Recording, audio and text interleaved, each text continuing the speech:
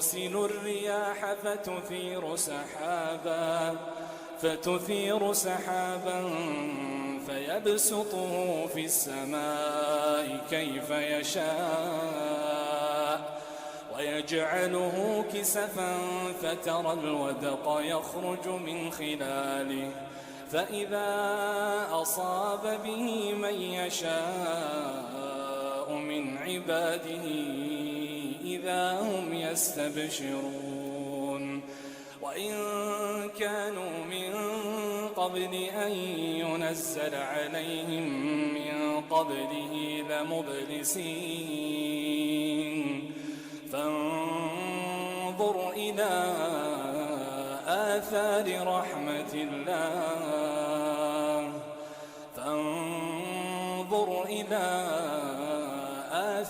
رحمة الله كيف يحيي الأرض بعد موتها إن ذلك لمحيي الموتى وهو على كل شيء قدير.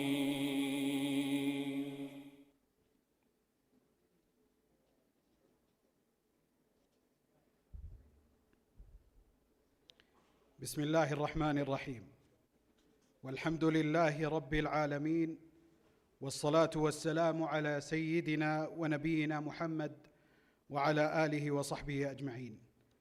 معالي رئيس جامعة الملك خالد الأستاذ الدكتور فالح بن رجا الله السلمي، أصحاب السعادة، الضيوف الكرام، السلام عليكم ورحمة الله وبركاته، وحياكم الله في رحاب جامعة الملك خالد وفي عسير القمم والشيم، وبرعاية كريمة من صاحب السمو الملكي الأمير تركي بن طلال بن عبد العزيز أمير منطقة عسير ورئيس هيئة تطويرها. نلتقي اليوم تحت مظلة مؤتمر الحلول المستدامة في الطاقة والبيئة، مؤتمر ينطلق من روح رؤية المملكة التي أيدها خادم الحرمين الشريفين الملك سلمان بن عبد العزيز آل سعود، وأطلقها ويدعم مسيرتها سمو ولي العهد الأمير محمد بن سلمان بن عبد العزيز آل سعود حفظهم الله. رؤية جعلت الاستدامة وحماية البيئة وتنويع الاقتصاد وتعظيم الاستفادة من موارد الطاقة من أهم أولوياتها الوطنية.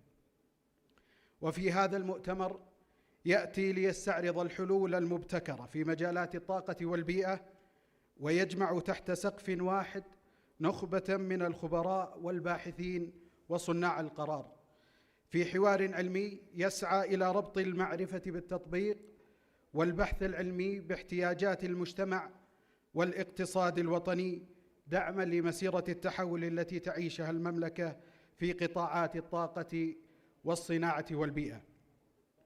أما جامعة الملك خالد فهي اليوم جزء فاعل من هذا الحراك الوطني، إذ تعمل على تسخير طاقات كلياتها ومراكزها البحثية وكفاءتها الأكاديمية لخدمة ملفات الطاقة والبيئة، وبناء شراكات مع مختلف القطاعات، وتقديم مبادرات علمية ومجتمعية تسهم في تحقيق مستهدفات رؤية المملكة على المستوى المحلي والإقليمي والعالمي.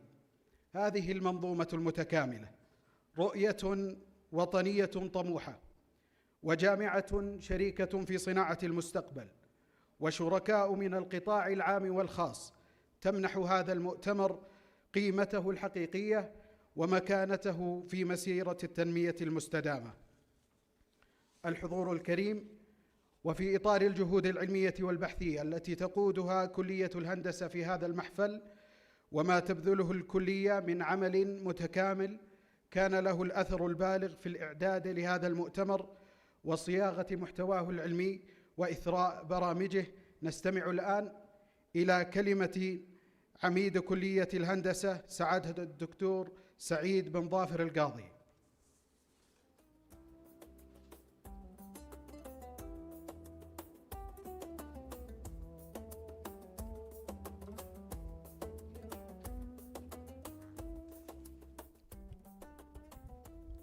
بسم الله الرحمن الرحيم.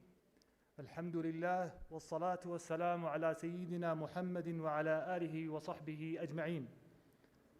معالي رئيس جامعة الملك خالد، أصحاب المعالي والسعادة، أيها الحضور الكريم، السلام عليكم ورحمة الله وبركاته. يشرفني باسم كلية الهندسة بجامعة الملك خالد أن أرحب بكم في مؤتمر الحلول المستدامة في الطاقة والبيئة، المنعقد برعاية كريمة من صاحب السمو الملكي الأمير تركي بن طلال بن عبد العزيز، أمير منطقة عسير ورئيس هيئة تطويرها. تأتي هذه الرعاية امتدادا لاهتمام سموه الكريم بالمبادرات العلمية والتنموية التي تسهم في تعزيز مسار الاستدامة والابتكار في المنطقة. الحضور الكريم، يجمع هذا المؤتمر نخبة من الخبراء والباحثين وصانعي القرار لاستعراض أحدث الابتكارات والتوجهات العلمية في قطاع الطاقة والبيئة، وهما من الركائز الأساسية في مسيرة التحول الوطني، كما ينسجم مع تطلعات منطقة عسير في تبني التنمية المستدامة ويتوافق مع مستهدفات المملكة لرؤيتها في 2030. يرتكز المؤتمر على 5 محاور. المحور الأول تقنيات الطاقة والطاقة المتجددة. المحور الثاني هو التقاط الكربون واستخدامه. المحور الثالث ابتكارات معالجة النفايات. المحور الرابع التأثير البيئي وإعادة التأهيل. والمحور الخامس الاقتصاد الدائري وتقنيات ذكية. يضم البرنامج جلسة افتتاحية بالإضافة إلى 5 جلسات رئيسية و4 جلسات علمية تعرض فيها أحدث البحوث والدراسات، كما يشتمل على 6 ورش عمل مقدمة من جهات مختلفة، من ضمنها شركة أرامكو السعودية، جامعة الملك عبدالله للعلوم والتقنية، وزارة الصناعة والثروة المعدنية، أمانة منطقة حائل، وشركة فلويد كودز. وتسهم هذه الورش في نقل المعرفة وتعزيز القدرات المهنية في مجالات الطاقة والبيئة. الحضور الكريم، نثمن دعم الرعاة والشركاء الذين أسهموا في نجاح هذا المؤتمر، وهم وزارة الصناعة والثروة المعدنية، مدينة الملك عبدالله للطاقة الذرية والمتجددة، هيئة تطوير منطقة عسير، شركة إسمنت المنطقة الجنوبية، أكاديمية الطاقة والمياه، شركة مستوى السلامة، وشركة إمباكت، فلهم خالص الشكر والتقدير. وقبل الختام، اسمحوا لي بأن أتوجه بهذه الرسالة لضيوفنا الكرام الناطقين بغير اللغة العربية. Before we conclude, we would like to extend the special message to our distinguished guests who do not speak Arabic. It's our distinct honor to welcome you to our conference. Your participation contributes significantly to the academic rigor and the intellectual depth of the conference. The themes addressed in the conference are energy and renewables technologies, carbon capture and utilization, waste treatment innovations, environmental impact and remediation, and circular economy and smart technologies that would reflect some of the most critical global challenges and emerging research frontiers in the sustainable development. We sincerely appreciate your presence and your valuable expertise that you bring this significant to this gathering. ختاماً، أتقدم بخالص الشكر والتقدير لراعي حفلنا صاحب السمو الملكي الأمير تركي بن طلال، ولمعالي رئيس الجامعة الأستاذ الدكتور فالح بن رجا الله السلمي، ولجميع المتحدثين والباحثين واللجان العلمية والتنظيمية على جهودهم المباركة. ونسأل الله أن يبارك هذا الجهد وأن يجعل مخرجات هذا المؤتمر إضافة نوعية في مسيرة الاستدامة والابتكار في وطننا الغالي. والسلام عليكم ورحمة الله وبركاته.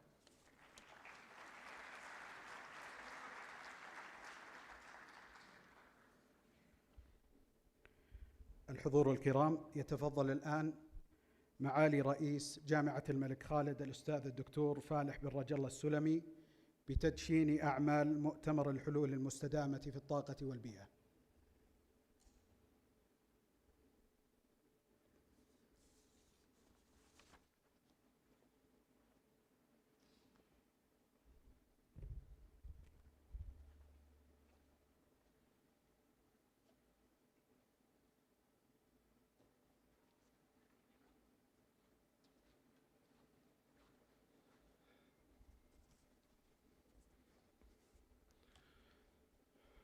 بسم الله الرحمن الرحيم. الحمد لله رب العالمين، والصلاة والسلام على أشرف الأنبياء والمرسلين نبينا محمد وعلى آله وصحبه وسلم.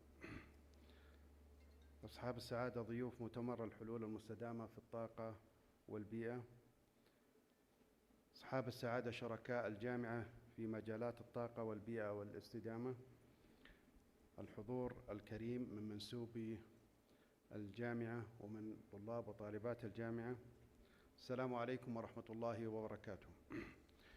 ويسعدني أن أرحب بكم في جامعة الملك خالد في حدث علمي يأتي في إطار التوجهات الوطنية متمثلة في رؤية السعودية 2030، وفي ظل دعم واهتمام حكومتنا الرشيدة بقيادة مولاي خادم الحرمين الشريفين الملك سلمان بن عبد العزيز وسمو سيدي ولي العهد الأمير رئيس مجلس الوزراء حفظهم الله، وفي سياق مستهدفات استراتيجية تطوير منطقة عسير واستراتيجية جامعة الملك خالد 2030 المتوائمة مع استراتيجية تطوير المنطقة.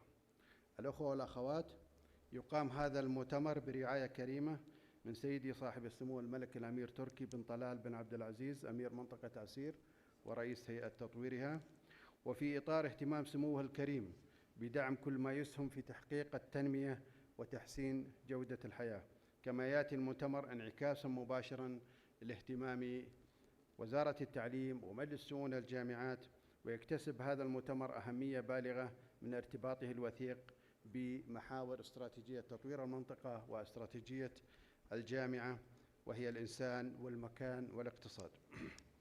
الحضور الكرام، يأتي هذا المؤتمر كأحد معالم اهتمام جامعة الملك خالد بمجالات الطاقة والبيئة والاستدامة، والجامعة أولت هذا الجانب اهتماماً عبر كلياتها المتخصصة ومن ضمنها كلية الهندسة، ومن خلال مبادراتها الاستراتيجية وعبر مراكزها البحثية المتخصصة، وفي مقدمتها مركز الأمير سلطان بن عبد العزيز للأبحاث البيئية واستدامة الموارد الطبيعية، ومركز الابتكارات الهندسية والتقنية، وعبر إنشائها مكتب التعليم المستمر والتنمية المستدامة، والشراكات التي عقدتها وتعقدها مع العديد مع الجهات ذات العلاقة، فضلاً عن تواجدها في المراكز 101 إلى 150 عالمياً في هندسة وعلوم الطاقة ضمن تصنيف شنغهاي للتخصصات العلمية للعام 2025، وجهودها في مجالات جودة الحياة وكفاءة الطاقة والمحافظة على البيئة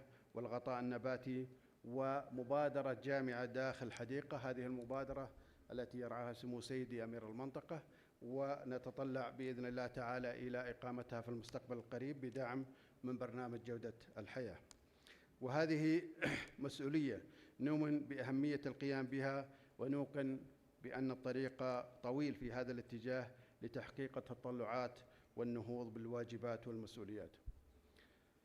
الأخوة والأخوات، شرفنا وشرفت جامعة الملك خالد ومنطقة عسير بحضوركم الكريم ومشاركتكم، ونحن سعداء بأن تجتمع تحت مظلة هذا المؤتمر قامات علمية من مختلف دول العالم، وقيادات ذات حضور وأثر، وشركاء جعلوا خدمة مجتمعهم نصب أعينهم. كما يسعدنا حضور المجلس الاستشاري لكلية الهندسة، آملين أن تكلل الجهود بالنجاح، وأن تجدوا في جامعة الملك خالد ما يلبي الطموح العلمي والشغف المعرفي والبحثي، وأن تشاهدوا في منطقة عسير معالم صعود عسير التي تشهدها في ظل وطن يسابق الزمن في التنمية والتطور.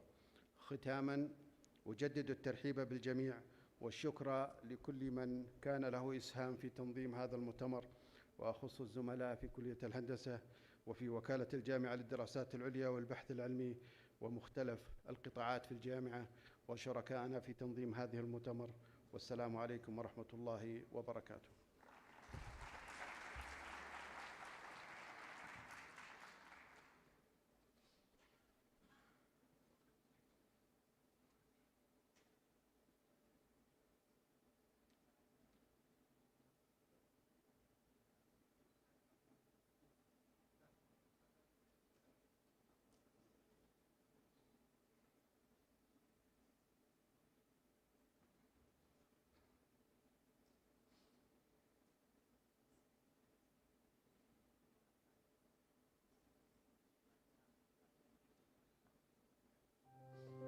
هنا تبدأ حكاية طموح يتحول إلى واقع. في وطن يقود التحول الأخضر وتحت رؤية تعانق المستقبل، تنطلق مبادرات الطاقة والاستدامة.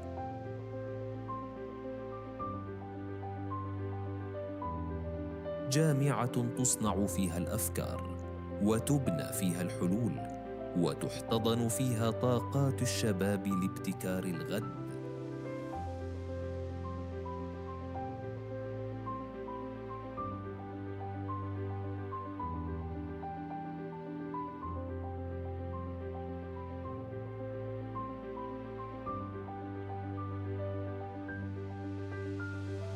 شراكات وطنية ترسم طريقاً جديداً للطاقة النظيفة، وشبكة معرفية تعزز مكانة المملكة عالمياً.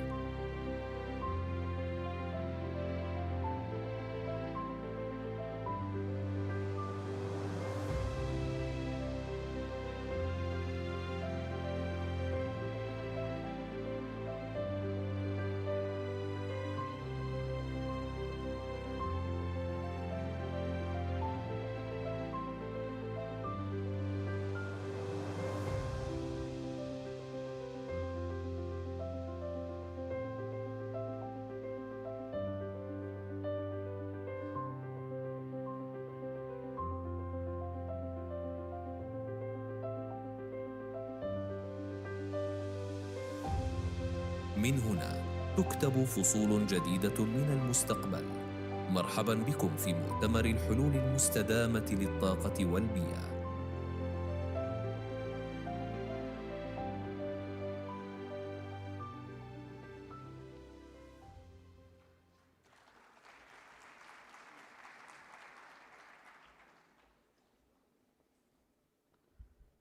الحضور الكرام، تتقدم جامعة الملك خالد بخالص الشكر والتقدير للجهات الداعمة والمشاركة في هذا المؤتمر، تقديرا لدعمها في دعم أعمال وتعزيز أثر هذا المؤتمر. وندعو معالي رئيس الجامعة للصعود على المسرح لتكريم الجهات المشاركة والرعاة.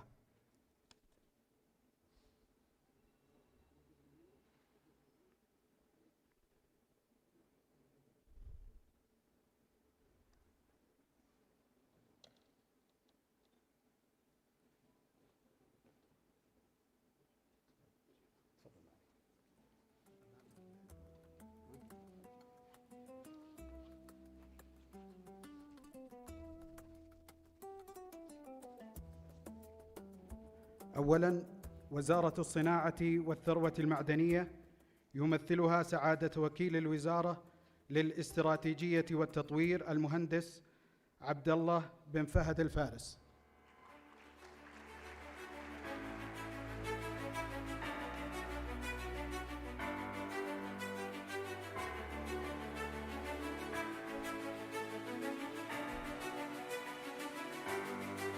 مدينة الملك عبد الله للطاقة الذرية والمتجددة ويمثلها سعادة الدكتور رائد الشريف.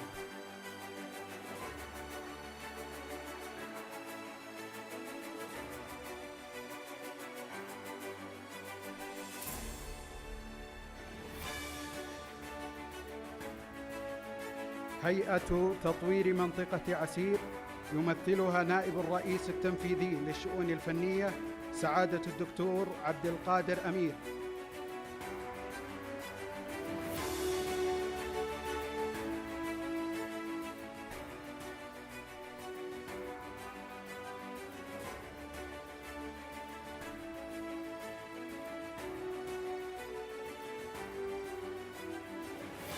شركة إسمنت المنطقة الجنوبية يمثلها نائب الرئيس التنفيذي للتشغيل والعمليات سعادة المهندس سعود بن سفر البرقان.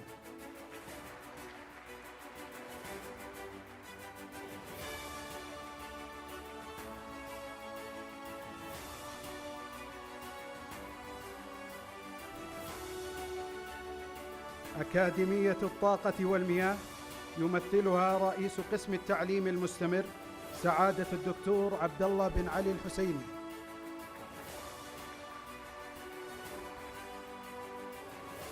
شركة مستوى السلامة يمثلها سعادة الأستاذ عبد الله بن عامر عسيري.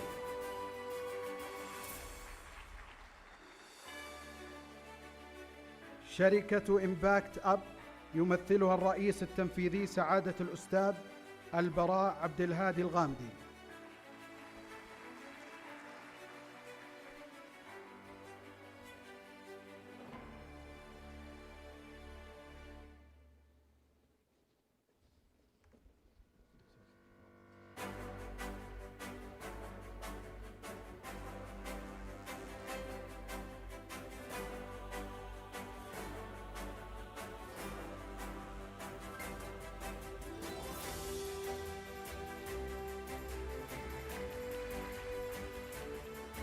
حضورنا الكريم، نستهل الآن أعمال مؤتمر الحلول المستدامة في الطاقة والبيئة بالكلمة الافتتاحية لمعالي مساعد وزير الصناعة والثروة المعدنية للتخطيط والتطوير ورئيس مجلس الاستدامة لمنظومة الوزارة، يلقيها نيابة عنه سعادة وكيل الوزارة للاستراتيجية والتطوير سعادة المهندس عبد الله بن فهد الفارس.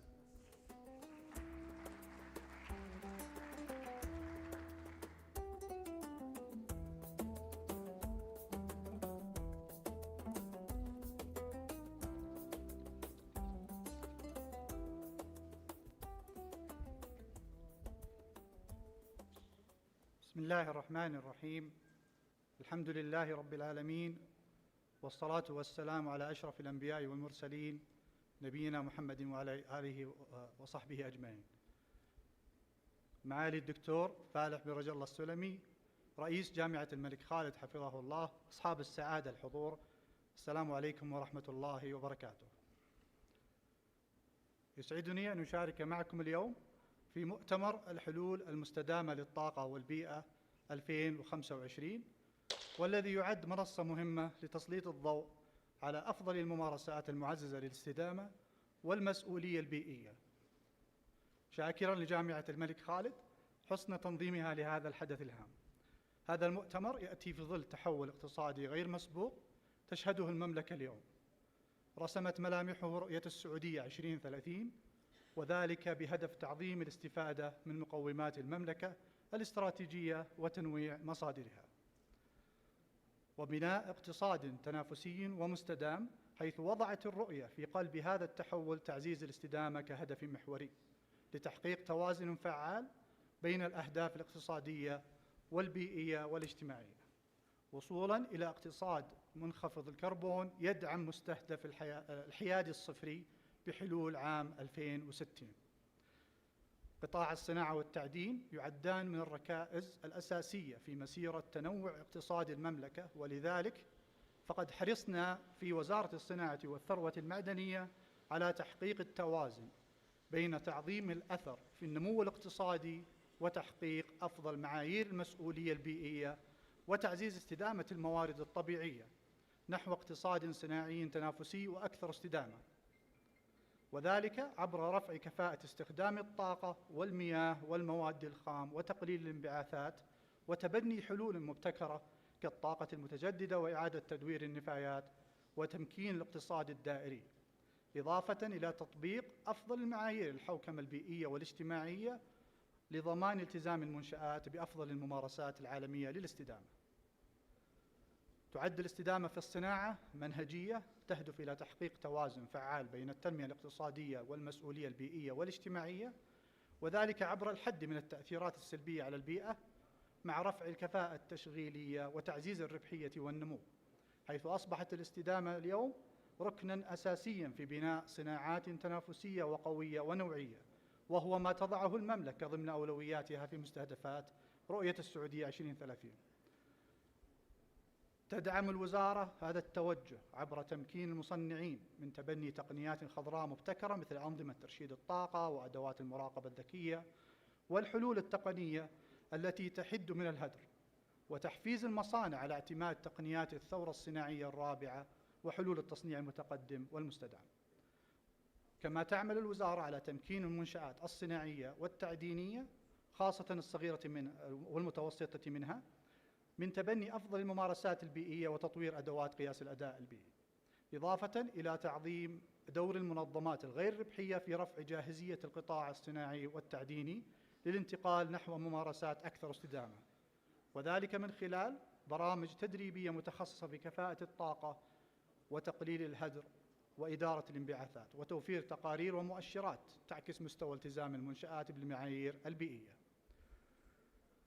الوزارة تشرف اليوم على أكثر من 12,500 منشأة صناعية وأكثر من 2,500 رخصة تعدينية سارية حول المملكة، وحرصاً منها لتعزيز الاستدامة في تلك المنشآت أطلقنا العديد من المبادرات، وأذكر على سبيل المثال: أولاً إطلاق مجلس للاستدامة في عام 2021 والذي يهدف إلى تنسيق الجهود في منظومة الصناعة والتعدين والجهات ذات العلاقة.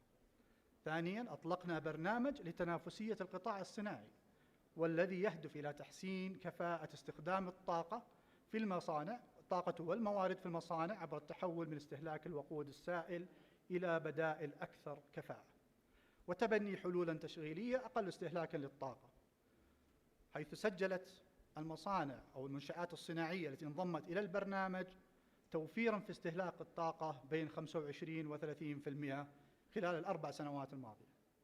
ثالثاً مبادرة تطوير الصناعات البيئية والتي تهدف إلى تعزيز الاستدامة البيئية وتطوير الاقتصاد الدائري وتمكين القطاع من الإسهام بفاعلية في تحقيق مستهدفات رؤية السعودية 2030.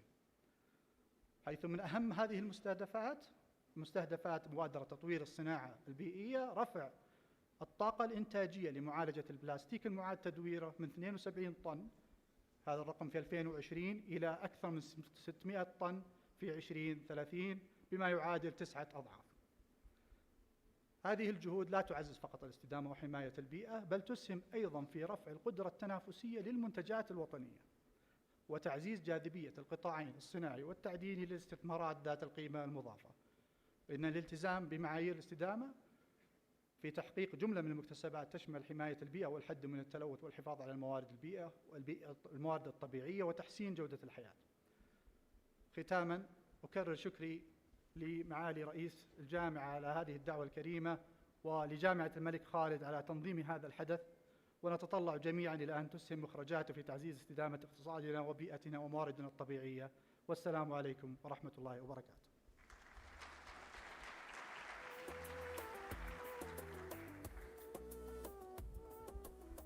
الحضور الكرام، ننتقل الآن إلى الجلسة الافتتاحية الرئيسية، وأدعو إلى المسرح سعادة الدكتور أنس الحجي، خبير أسواق الطاقة والمستشار في شؤون النفط والطاقة، لنستهل أولى جلسات المؤتمر بعنوان فهم النفط: الأبعاد الاستراتيجية والسياسية والاقتصادية.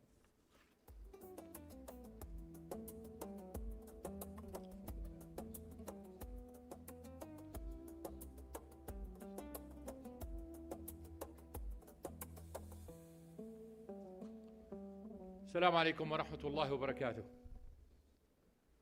معالي رئيس الجامعة، أصحاب المعالي، السادة الحضور، كان بودي أن أعطي هذه المحاضرة باللغة العربية، ولكن طلبت مني اللجنة المنظمة أن أتكلم باللغة الإنجليزية بسبب وجود الخبراء غير العرب أو غير المتحدثين باللغة العربية، فسأنتقل إلى اللغة الإنجليزية.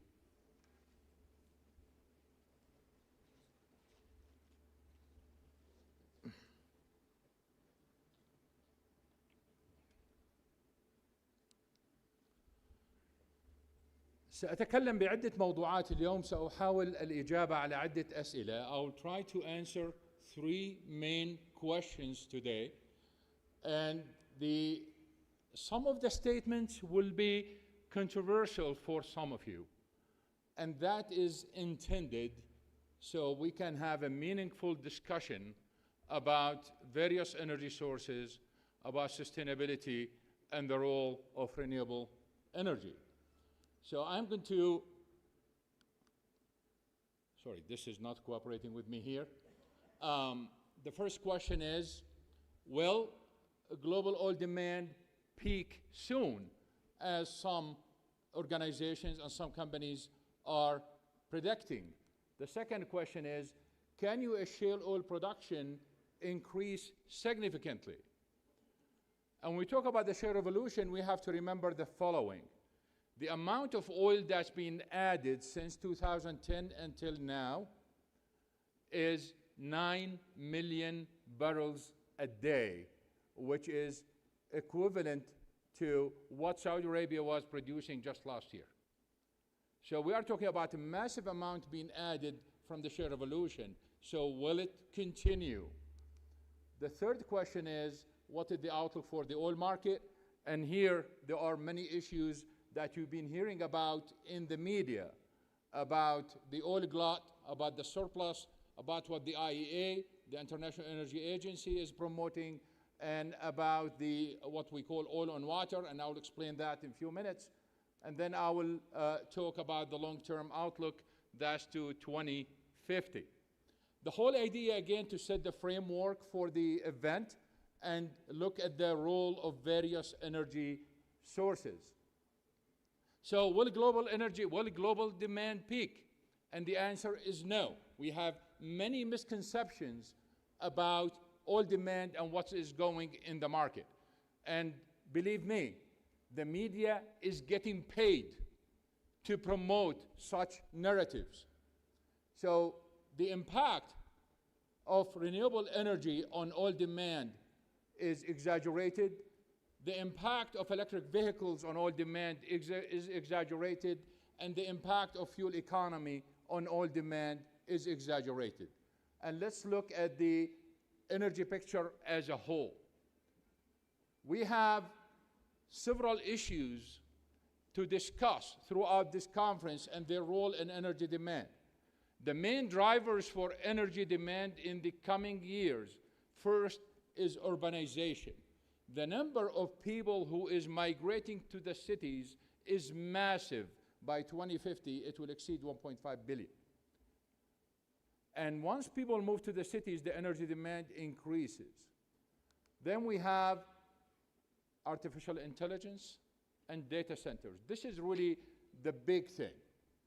Energy demand is increasing substantially to the extent that every single OECD country right now is afraid to have power shortages in the next couple of years, to the extent that the Trump administration is working on this almost on a daily basis, just try to avoid power shortages as a result of AI and data centers. Then we have autonomous vehicles. You know what Elon Musk and others are saying about autonomous vehicles. For those who do not know, the energy consumption of autonomous vehicles is AI plus. So there is another demand revolution coming from autonomous vehicles beside the AI and data centers. And then we have immigration. Let me put it this way. When the Biden administration brought in tens of thousands of Afghan families from Afghanistan, the moment those families landed in the United States and put into houses and apartments, their energy consumption increased by, listen to this, 70-fold. Not 70%, 70-fold. Those migrants from Africa coming to Europe or from South America coming to the United States, the moment they enter the United States, their energy consumption increases by about 30 to 40-fold. Ukrainians who are moving from Ukraine to Western Europe, their energy consumption increases by 4-fold. So when you look at the energy demand between all those factors, it is increasing at higher rates than what we've seen in the last 30 years. And how we are going to meet that? The bottom line is very clear. We need all energy sources. Those who are talking about the extreme case where we are going to have an energy transition where a source is going to replace the other, it's not happening. And it's not going to happen because of those drivers. So we do need oil, gas, and we do need solar and wind. We do need hydro. We need nuclear. We need coal. We need all those sources together to meet future demand. Now to go back to the implications of that. They are telling us coal demand peaked in 2015. Still has not peaked yet. They told us that oil demand peaked in 2019. It has not peaked yet. In fact, oil demand today is 8 million barrels a day higher than where it was in 2019. So no peak in coal, no peak in oil demand. And when you talk about natural gas and LNG is going through the roof, by the way. And I think there will be a time when the LNG trade is going to be higher than the oil trade. And when you talk about the oil trade, it is the largest in the world. So you can see where natural gas and LNG is going. Natural gas is not a bridge to the future. It is the future. So, and what we see here is that the narrative of the oil industry itself is changing. Now the narrative of the oil industry, whether you talk about the national oil companies or you talk about the international oil companies, the narrative is changing. All of them are moving to be energy companies, and all of them realize that we do need solar, we do need wind, and we do need all the other resources, including the biofuel.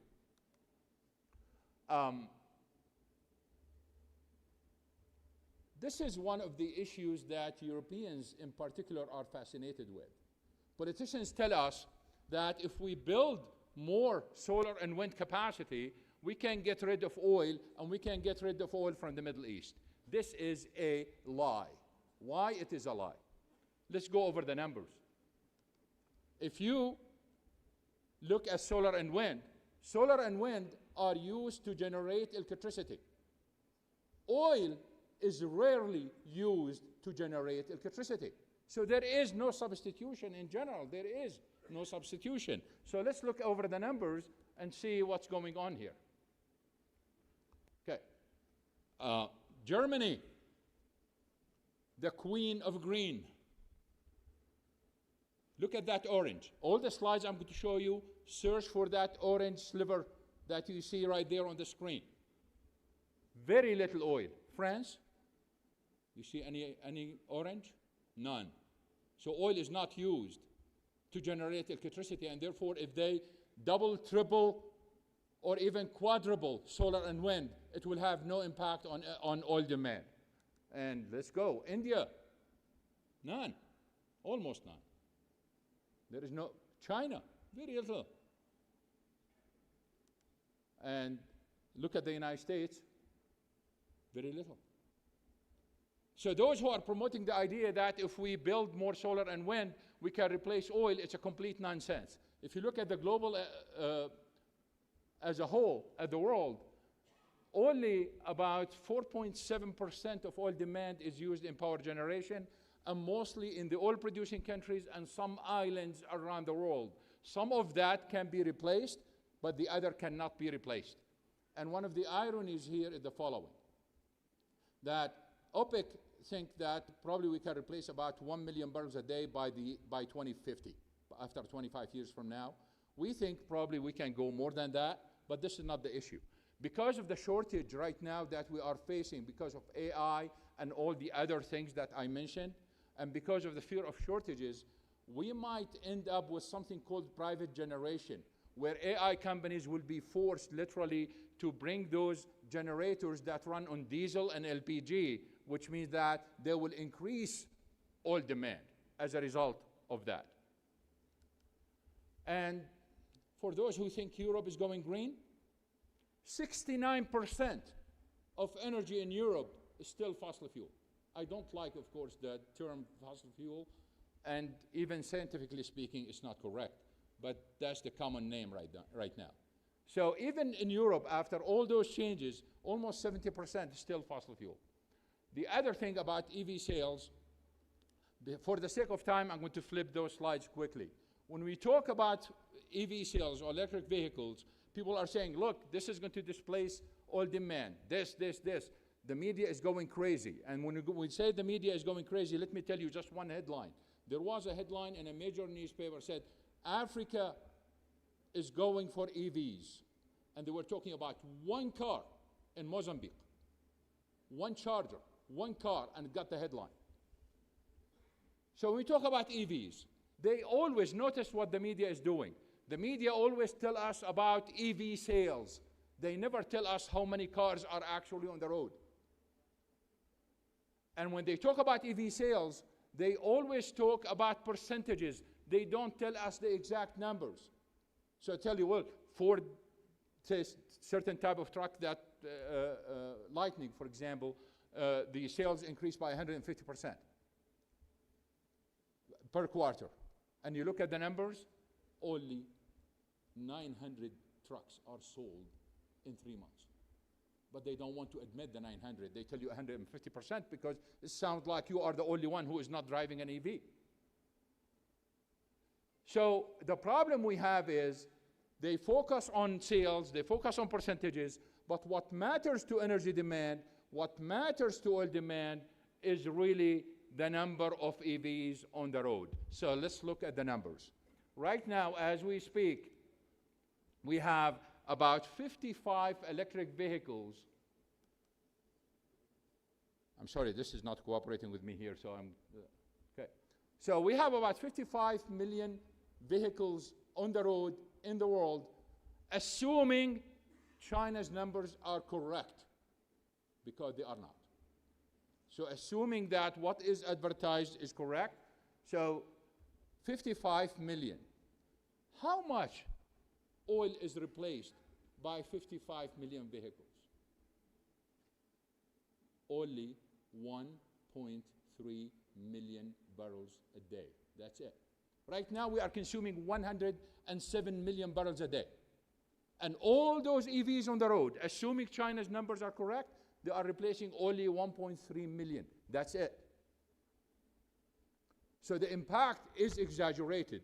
And this impact is not only exaggerated, it's the direct impact. Because to make an EV, you need more oil going to the EV than a regular car. So if you have two sisters, one electric and one gasoline, the electric one takes more oil than the gasoline because of the heavy weight of the battery. So they need to lower the weight of the vehicle by manufacturing it from composite materials that comes from petrochemicals. It also consumes tires. We did a study a few years ago between 2016 and 2022. Those extra tires being used by EVs increased oil demand by 60,000 barrels. So that's not included in that 1.3 million. So there is exaggeration there. This Norway 6 to 10, basically we've done another study on Norway. As you know, most of the sales in Norway are electric vehicles right now. And we found out that the way they are promoting electric vehicles worldwide, that you sell one electric vehicle, then you get rid of one gasoline or diesel car. It's 1 by 1 or 1 for 1. That is not the case in Norway. It's 1 to 0.6, which means that there is more use of gasoline cars, and it turns out that families have 2 cars, 1 gasoline or diesel for the long distance and 1 local for electric, so the number of miles is divided between the 2 cars. So the replacement is less than 1 to 1. Can US increase oil production significantly? Not anymore. Whatever the Trump administration is talking about will not happen. And all even the new strategy, basically, whatever they are talking about, the details of it is not going to happen. I'm going to run over those slides quickly so we can save time. There are several reasons why we cannot, because the shale revolution grew production when money was cheap, when interest rate was very low, and that's what financed the industry. Now interest rate is very high, and the industry cannot get the money it needs. I'm going to show you some numbers. Decline rates in shale wells are way, way higher than conventional wells. Here in Saudi Arabia, probably the decline rate is between 3 to 5%, depending on the age of the well. In the United States, listen to this, it's 40 to 70%. It's very high.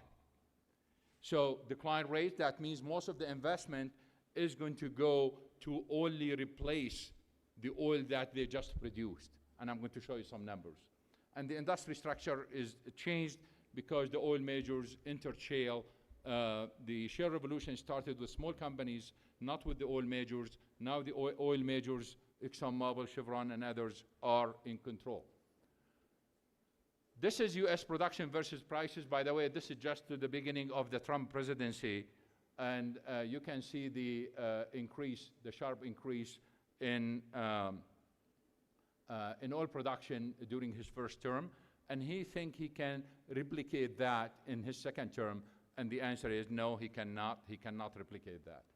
And this slide basically shows interest rate versus production. And you can see how cheap money fueled that increase in production.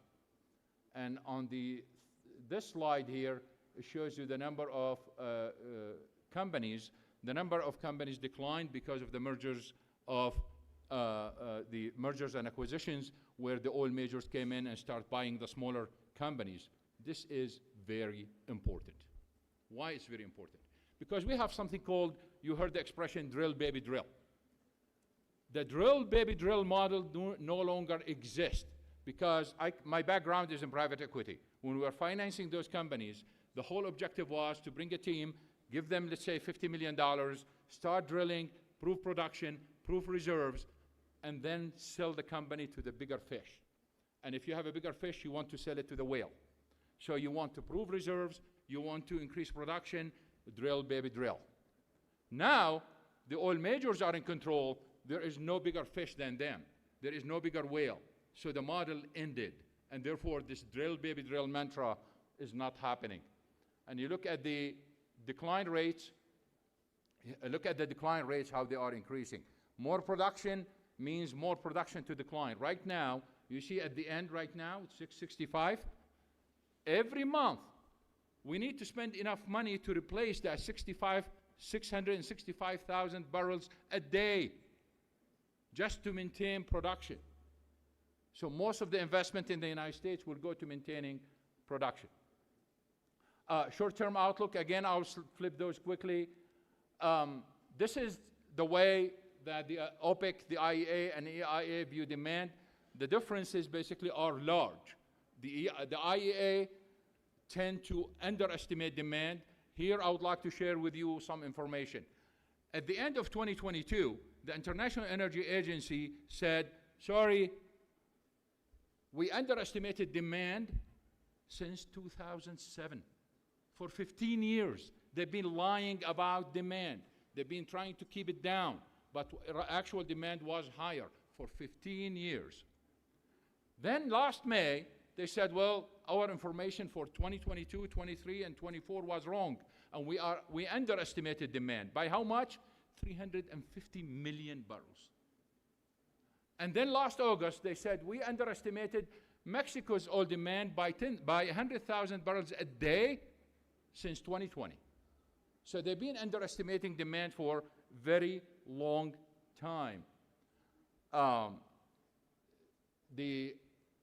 Here, we hear in the media about this oil surplus, how oil prices are going to decline to $30, and Bloomberg, Reuters, and all the media, the big media, is telling us that we are going to have a major oil surplus. The International Energy Agency is telling us that we are going to have the largest surplus in history in 2026. And that does not make any sense. And I'm going to tell you where the lies are. So I am debunking that narrative. This is the amount of oil added to the strategic petroleum reserve in the United States. Is this important? Yes. Why? Because the United States has been increasing production in 2025, but they were locking an equal amount of it in the strategic petroleum reserves. So the IEA and others counting the increase in production as surplus, while that surplus is being locked up. So what you see in this here, in this slide, on the left, these are the additions in production. On the right, what is being locked up in the strategic petroleum reserve. So the question here is, show me the surplus. Where is it? And you go farther. This is just a bigger picture about the SPR, the Strategic Petroleum Reserve, and that's when Biden basically used massive amount, 180 million, and now they are building it. The other problem is that the IEA and those who are talking about the surplus narrative are missing. The shale revolution is becoming more gassier, or becoming gassier. More gas is produced. And this chart basically is from the Permian, shows that when you drill for an oil well, you get more gas. This is good for the oil NG industry, good for US gas industry, but not good for the oil industry. The same thing in the back end. You see, more gas is produced from the same wells. This is not good news for the oil surplus story. Then you move on to the, again, I showed you this earlier, to the decline rates. Where is the surplus? Then you move on and look at inventories. These are crude inventories in the United States. And you look at where the black line is, it is even below the 5-year range. So where is the surplus? It is very low. You look at gasoline storage, the same thing. It is very low. Where is the surplus? You look at distillate that includes, of course, diesel. Where is the surplus? The whole narrative is made up. The media is making it up. Bloomberg and Reuters are making it up. And you look at US oil demand. US oil demand is very strong and robust. As you can see in the picture, look at the red line. And look at the right. At the right here, these are the International Energy Agency forecast for US oil demand. They started the year saying that oil demand is going to grow in the United States by 60,000 barrels a day. Then they said, well, probably it's higher, so they increased it to 90. Recently, they increased it to 120. But the actual demand is more than double that. So the IEA is literally manufacturing that surplus. They said there is a lot of oil on water. And for those who are interested, there is a space on that in Arabic. You can listen to it. But I just want to show you something here that is very interesting. You go back to this slide. This is Brazil's additions. Brazil's supply decreased in September and decreased last month. So please pay attention here. Supply decreased. But their exports to China increased substantially. So that increase to China came at the expense of the United States and Europe. Is that important for the amount of oil and water? Yes, because the distance to China is 3 times the distance to the United States and double the distance to Europe. So naturally, you end up with more oil on water. Again, where is the surplus? Then you look at this chart here. Iran exports most of its oil on what we call the dark fleet, those ships that turn off their signals, so you cannot follow them. Bloomberg and Reuters and others follow those signals electronically on their screens. If they are not on, they cannot track them. Several weeks ago, for some reason, every ship carrying Iranian oil turned on its signal. And all of a sudden on the screen shows a massive increase in Iranian exports. But production did not increase, and they did not have storage. So where did that oil come from? That was manufactured. That was made up. It's the same ship that existed on water, just turned on its signal. You can see them here. Before, we were not able to see them like this on the screen, the green arrows, because they turned off their signal. Now we can see them. So that's another issue. And another issue why oil and water increased, we have the IMO, that the agency that regulates the navigation in the seas, issued the new environmental regulations at the beginning of the year that forced the non-compliant ships to slow down, which means that oil tankers are slowing down. You can see the decline in speed in 2025, which means that more ships on water. And that's why shipping rates are going up. That's why oil tanker rates are going up, because I have more oil on water as a result of all those factors, including the increase in OPEC Plus production. Long term, and I'll end my presentation with that. When we talk about long term, just to show you the picture where we are right now, this is oil demand. And about 56% that transportation, within that 56%, what is going to be really replaced if we go for full electrification of the transportation sector are the small passenger cars. So this is the full picture of the oil demand. You can see that electricity is very small, little bit will be replaced, but most of the threat basically is coming from the transportation sector, especially from the passenger vehicles. And when you talk about EVs, policymakers around the world have 3 problems. The first one is financial. They collect massive amount of money, hundreds of billions of dollars every year in taxes on gasoline and diesel. Now they are losing them. How they are going to replace that? That's the first question. And the second question is environmental. If we end up with hundreds of millions of vehicles, EVs, on the road, how we are going to deal with those massive batteries that are pure toxic? Well, how we are going to deal with them? Well, some people are saying, well, we can recycle. Yes, but every recycling unit in the world needs subsidies. And then the last one is national security, because China controls most of the processing of the various minerals and metals that we need for those batteries, and that's creating a big problem for the United States and Europe. So as a result of that, we are seeing a contraction in the industry as a result of those factors.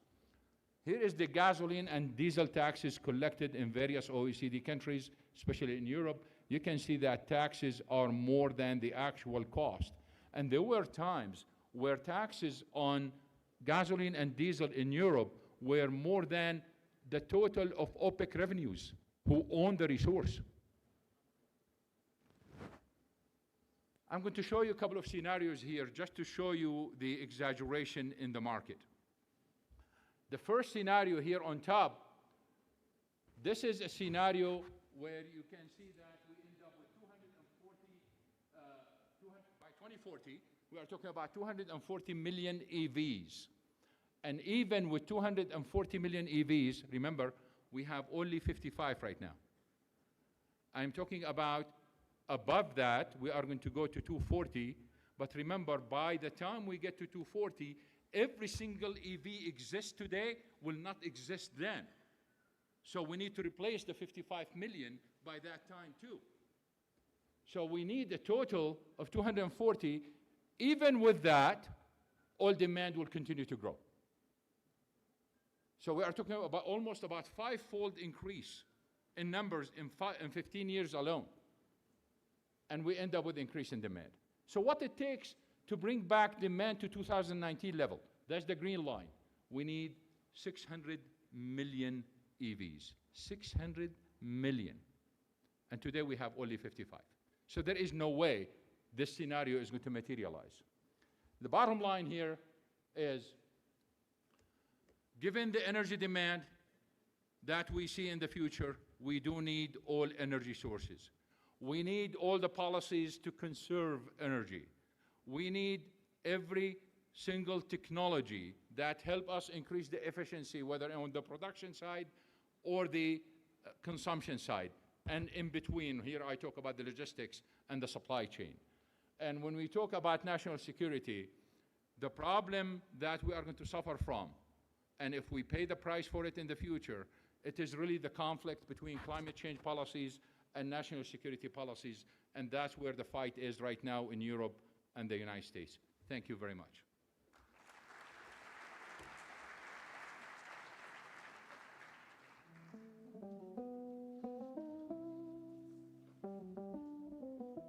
شكرا لكم دكتور أنس.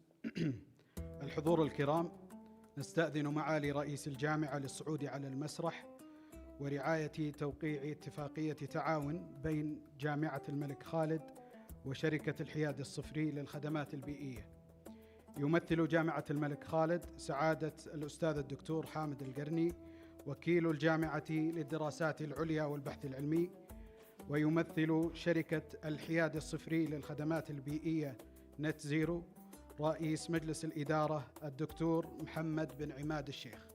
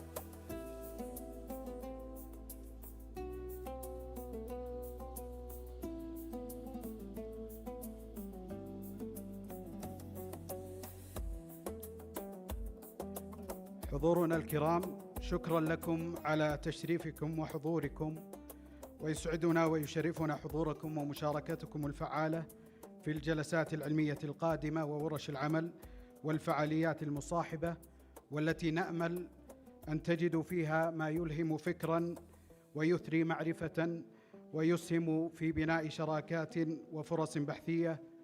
والسلام عليكم ورحمة الله وبركاته.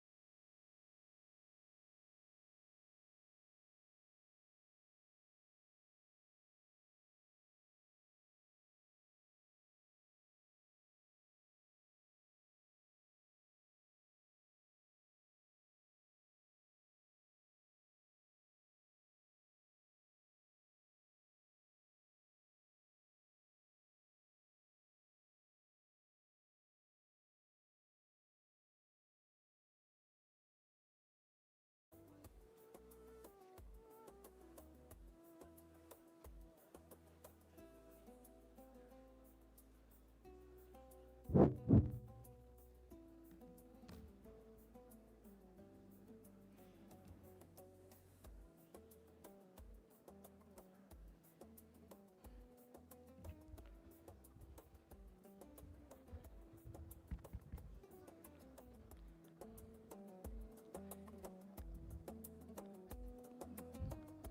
عليكم ورحمة الله وبركاته. Dear distinguished guests, faculty members, colleagues, and participants, it's my honor to welcome you all to this plenary session 1 entitled Energy at Seek 2025.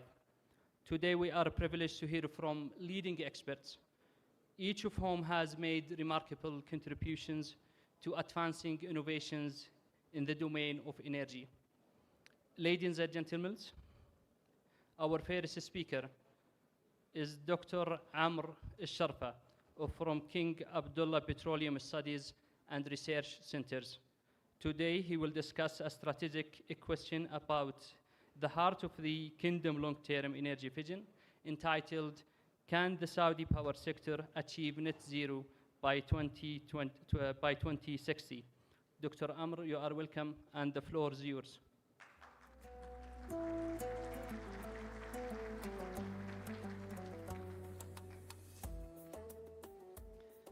Assalamu alaikum wa rahmatullah. Very happy to be here in Abha. Of course, it's very difficult to speak after Dr. Anas, but I'll try to be as interesting as possible. I'll switch between Arabic and English. يعني اللغة العربية جميلة فممكن نختار بعض الألفاظ لشرح ما يمكن أن نشرحه باللغة العربية and in English as well. Okay, so I'll be suffering of what Dr. Anas is also suffering. This is not cooperating with me. I didn't want to go to that slide, so if we go to the previous slides, please. Okay, so we will answer a very simple question. The answer took around 2 years to answer, but the question was very short. The question is, can Saudi Arabia achieve net zero by 2060? فهل يمكن للمملكة العربية السعودية لقطاع الطاقة أن يصل إلى الحياد الصفري في عام 2060. Now, we don't look at the power sector only, we look at other constraints, and really this is the only study, and you can trust me on that, this is the only study out there that looks at the power sector in Saudi Arabia up until 2060, looks at mineral constraints, looks at land constraints with an hourly load profile. فيعني النمذجة المحاكاة حتى عام 2060 بشكل ساعي. فهذه there's no other study that is publicly available except this one. So introduction, framework, results and conclusions. طيب طبعا يعني I give credit to its due. هذا فريق العمل. We are all from CAPSARC. كل الفريق من CAPSARC. There was no external consultants. Everything was endogenous to CAPSARC. All of these people, all of these colleagues are from CAPSARC. No consultants, no external experts. طيب, just to set the tone. We have 100 countries, more than 100 countries who have net zero targets. تمام? And it's very important to distinguish between absolute zero targets and net zero targets. تمام؟ حياد الصفري, you can still emit carbon emissions, but you can capture. Again, بس to distinguish between الصفر المطلق أو يعني المستقبل الكربوني الصفري المطلق أو المستقبل الكربوني الحيادي الصفري. They're two different things. تمام؟ 77% of the emissions come from G20 countries. طبعا Saudi Arabia is a G20 country. The most important thing, why does this study focus on the power sector? No matter how you slice the future, the power sector is at the heart of the energy transition. If you want to decarbonize your transport sector, you have to have a green power sector. If you want to decarbonize your industrial sector, you have to have a green power sector. If you want to have a green hydrogen sector, you have to have a clean power sector. So really, the power sector is the bedrock of the transition of net zero. So here we focus explicitly on the power sector. طيب. And of course, we all know that the renewable energy technologies have witnessed considerable cost reductions over the past 2 decades, and they have followed 10% learning curves, 20% learning curves, depending on the technology. طيب. So the main unique aspect of this study is really looking at the power sector, incorporating land constraints and incorporating minerals. We look at 38 critical minerals, 38. So all the, the neodymium, cerium, all the EMs in the periodic table, or the difficult, these elements that are in the, funny places in the periodic table. في عناصر ما يسميها العناصر الحرجة اللي موجودة في الجدول الدوري تحتاج معادن حرجة ونادرة في كثير من الأحيان حتى تصل إلى الحد الصفر في قطاع التوليد في قطاع الطاقة. So we look at that as well. We look at land. هل يوجد في المملكة العربية السعودية مساحات حتى تبني فيها محطات الطاقة الشمسية ومحطات طاقة الرياح والطاقة النووية إلى آخره. So we look at these aspects together simultaneously. طيب. If we go to the next slide. Again, I'm sorry, I promise the slides were not ruined. I don't know why this has changed. In any case, so we have 4 models interacting with each other. Really very, very big 4 models. The first model was a demand model. And this demand model, of course, forecasts your electricity demand up until 2060. What does it include? It includes electric vehicle deployment. It includes population growth. It includes industrial growth, economic growth, fertility rates, temperatures, elasticities, inflation. It takes all of that and forecasts the electricity demand up until 2060. Okay? So that's a full-fledged model done by an econometrician and economist. Then you have the power model. The power model includes every single technology known to man in terms of power sector. We have nuclear, we have SMRs, so small modular reactors. Of course, they're not commercial now, but it's, not too far-fetched to say that it is likely to have SMRs by 2040, 2050, 2060, so we include that. We include WEX, we include BECS, geothermal, طاقة الرياح, onshore, offshore, fuel cells, hydrogen. Every single technology that exists is part of the candidate technology, and of course the model picks it, if it is economic to do so. And the model is hourly. It's really a very big mathematical optimization model. We had to do it on the cloud. No computer can really accommodate the very large size of the memory required, because you're having an hourly profile up until 2060. The problem just blows up very quickly. We have a minerals model. As I said, we look at 38 models. So for example, when you want to build PV, you need copper, you need aluminum, you need silver, you need gold. If you're building wind turbines, you need magnets, permanent magnets, etc. So all of these minerals are taken into account. So at a certain point in time, you might need more or excessive amounts of a certain mineral that makes this technology not possible. You cannot build this technology. So you have to go back and rerun your power model. Sometimes you have not enough of a specific mineral for another technology, which means that you have to rerun the model again. So as you can see, there is some feedback between the minerals model and the power model. Then we have the land model, the GIS model.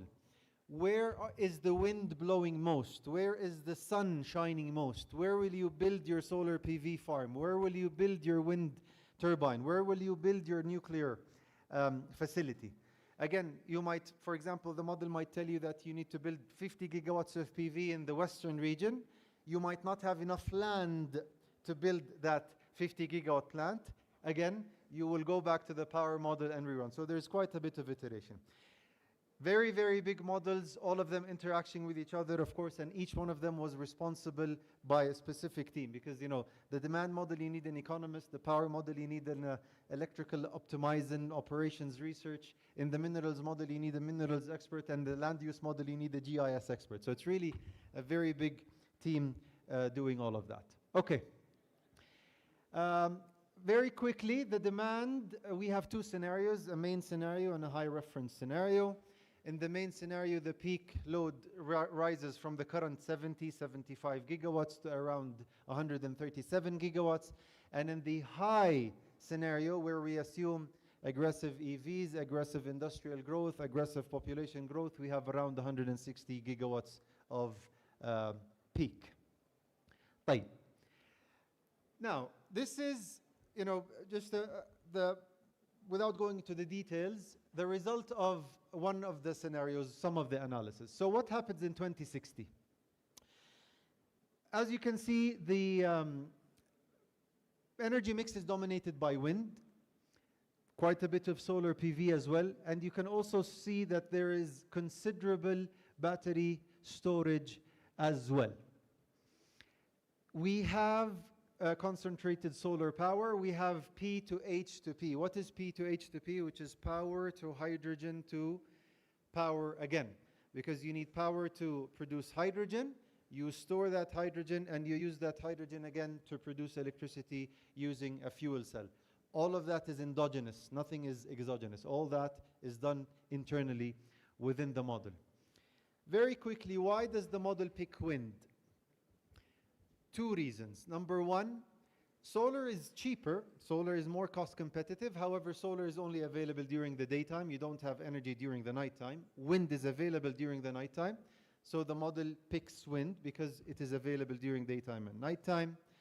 The other thing is that the capacity factor of wind generates electricity around 30% of the time, 35% of the time. Solar only generates 20% of the time. So you find quite a bit of solar. You might, go back please, if you might ask, if we're looking for net zero, why is there gas still existent in the energy mix? I mean, aren't we supposed to have no gas in the mix? The answer is no. Gas is available for reliability purposes, meaning it is there for emergencies, for reserves, for contingency. It's not necessarily there to generate. It's there to maintain the reliability of the sector. So that's why it's available. Even if it generates, of course, you will have other net negative technologies like BECCS or WECCS, or, for example, direct air capture. But, you know, again, this is, you know, a misunderstanding. Many people think that, you know, if you want to reach net zero, you can't have fossil fuels in the mix. That's not very accurate. In terms of how the profile looks like, as you can see, wind is, you know, serving as the base load. Solar PV is over-generating during the daytime, and the excess generator, or the excess generation from the batteries is used to, the excess generation from solar PV is used to charge the batteries. In terms of fuel cells, in these very different scenarios that we have used, really, hydrogen does not enter the energy mix except in the most strict emission scenarios. If you allow a little bit of emissions, hydrogen does not enter the mix. However, if you really want to reach a very strict scenario, net zero, and you really want to honor that, this is where the hydrogen starts to come into play, because hydrogen is generated through renewables. You produce the hydrogen from electrolysis, you store that hydrogen, and then you use this hydrogen again to generate electricity using fuel cells. All right. We've used different scenarios, of course. You know, again, I don't want to go into the details. We see a competition between nuclear and CSP. CSP being just a little bit more competitive. However, you know, we had a scenario that includes no CSP. And maybe just a tangent here for those who are interested. CSP is not picking up in the industries. We've had so many discussions with plant managers who are actually running CSP plants. They're not very optimistic of the technology.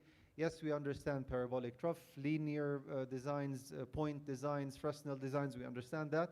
However, in general, you know, CSP is not picking up as quickly as other technologies. So we ran a scenario without CSP, and this is where nuclear becomes viable. But as you can see, you know, most of the mix becomes renewable. Parts of the renewable generation is used to charge batteries. Okay. Now let's look at what happens in terms of the land requirements. So is there enough land to build all this renewables? And the short answer is yes, there is. So the blue is where the wind generation is being built. Yellow is where the PV is being built, and the CSP is where the green is where the CSP being built. As you can see, because wind dominates the mix, we can see that wind is being built, you know, throughout the kingdom. Most of the wind is being built in the northeastern region. And this is one of the limitations that we have seen. This is sort of the first scenario where, you know, there are no constraints. As you can see, there's quite a bit of wind in the northeastern region, and considerable transmission capacity is built, because you generate a lot of wind and you need to evacuate that energy to other regions. The ratio, the amount of area that you require is almost, you know, 3 to 4% only of the kingdom's area. So really a very small amount of the kingdom's area is needed to build renewables and to meet the demand for the renewables. Next slide, please. Okay, so this is, you know, for those of you who are, you know, geologists or interested in minerals, it's very important to look at minerals. So what we've done here is that we looked at the global production of gold, silver, aluminum, copper, neodymium, dysprosium, dysprosium, selenium, all the indiums, all the IMs that we see in the periodic table. And we calculated through some economic modeling, through GDPs, through trade, what is the share of Saudi Arabia out of this production? So if the world produces 100 units of copper, obviously Saudi Arabia is not going to be getting 100 units of copper, right? The same applies to gold, silver. I mean, Saudi Arabia will get a share of the global production of gold, silver, etc. Out of the 38 critical minerals, 7 are a problem. There will be 7 materials that will be, you know, in shortage, that will be scarce in the journey of the energy transition of the kingdom. The one that is most, you know, scarce will be neodymium. Neodymium is used to manufacture magnets, mainly for wind. So what the solution would be is technology substitution. So rather than using direct gear wind turbines, you can use geared wind turbines. In the other materials, rather than depending on solar PV, for example, that is silicon-based, you can move to thin film technologies, cadmium telluride, you know, other technologies. We assumed also perovskites might be also potentially commercially available by then. You know, it's 20, 30 years from now, so it's not a very far-fetched assumption. For solar, for example, again, it has 10% of the market or 15% of the market globally, and it's not based on silicon. So through substitution, stockpiling, and storage, you know, you can buy more in a certain year, and you can store part of this materials and minerals for future years. If you do that with the stockpiling, with hedging, with futures, these technologies, they become not a problem, but because you were proactive in dealing with these minerals ahead of time. So these are the seven minerals that will pose a shortage risk. Being proactive, thinking about them beforehand, you will deal with them, and as long as you're below the red line, you're fine. If you don't do anything, some of the materials, you will have shortages in them. Next slide, please. And of course, the most important slide out of all of them, how much will all of this cost? The numbers, based on our assumptions, is that the net zero assumption will be around 3 to 4 times more expensive than the reference scenario, than the business as usual. It's a very costly endeavor. of course, you know, all of the details, all of the models, and all of the assumptions that we have are, you know, I'll share them with you shortly. But of course, you know, we look at the carbon prices, we look at the carbon taxes. Again, you know, depending on your assumptions, the carbon tax, the equivalent carbon tax can, you know, reach from roughly $100 onwards. Short story is the reference scenario is approximately, you know, 3.5 times more expensive than the business scenario, and in the high demand scenario, it's more expensive. If we move to the next slide, which is my last slide here, and similarly, Dr. Anas answered 3 questions. I answered 3 questions as well. The 3 takeaways, really the most important takeaways to answer in this presentation that, you know, take away from me. Can Saudi Arabia achieve net zero in the power sector by 2060? The answer is yes. Number 2, is there enough land for Saudi Arabia to build all these renewables in Saudi Arabia? The answer is yes. Land is not a constraint to build all the renewables, solar, wind, CSP, nuclear. Land is not a constraint. Number 3, are there mineral shortages or mineral scarcities that will be faced during the transition? The answer is yes, there will be. However, you can mitigate them, as I said, with stockpiling and technology substitutions and hedging and futures and storing during the years where there is abundance of production. You will buy more and store them for future years. And just as a last nugget, we find hydrogen being very, very, very expensive. Hydrogen is, you know, for all practical purposes, as we've seen from our heavy modeling over 2 years, is overhyped, really. It will only be viable, it can only play a role if you want a very strict carbon future. If you're looking for a near net zero, and we discussed this in detail in the paper, rather than an NZ scenario, an NNZ, a near net zero scenario, really hydrogen doesn't really have any role. Thank you very much. Happy to answer any questions or discussions after the thank you.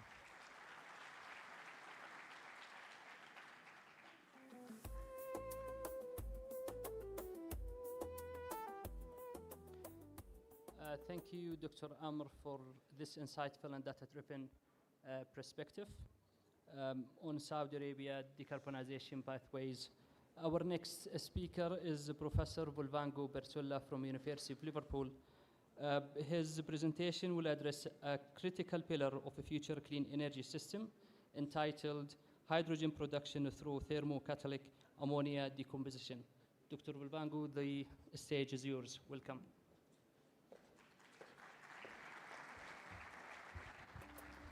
Thank you, Mr. Chairman, and good morning, everyone.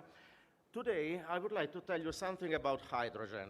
We have heard from the previous presentation that hydrogen can be in the picture more or less depending on the lawmaker. However, it is always there.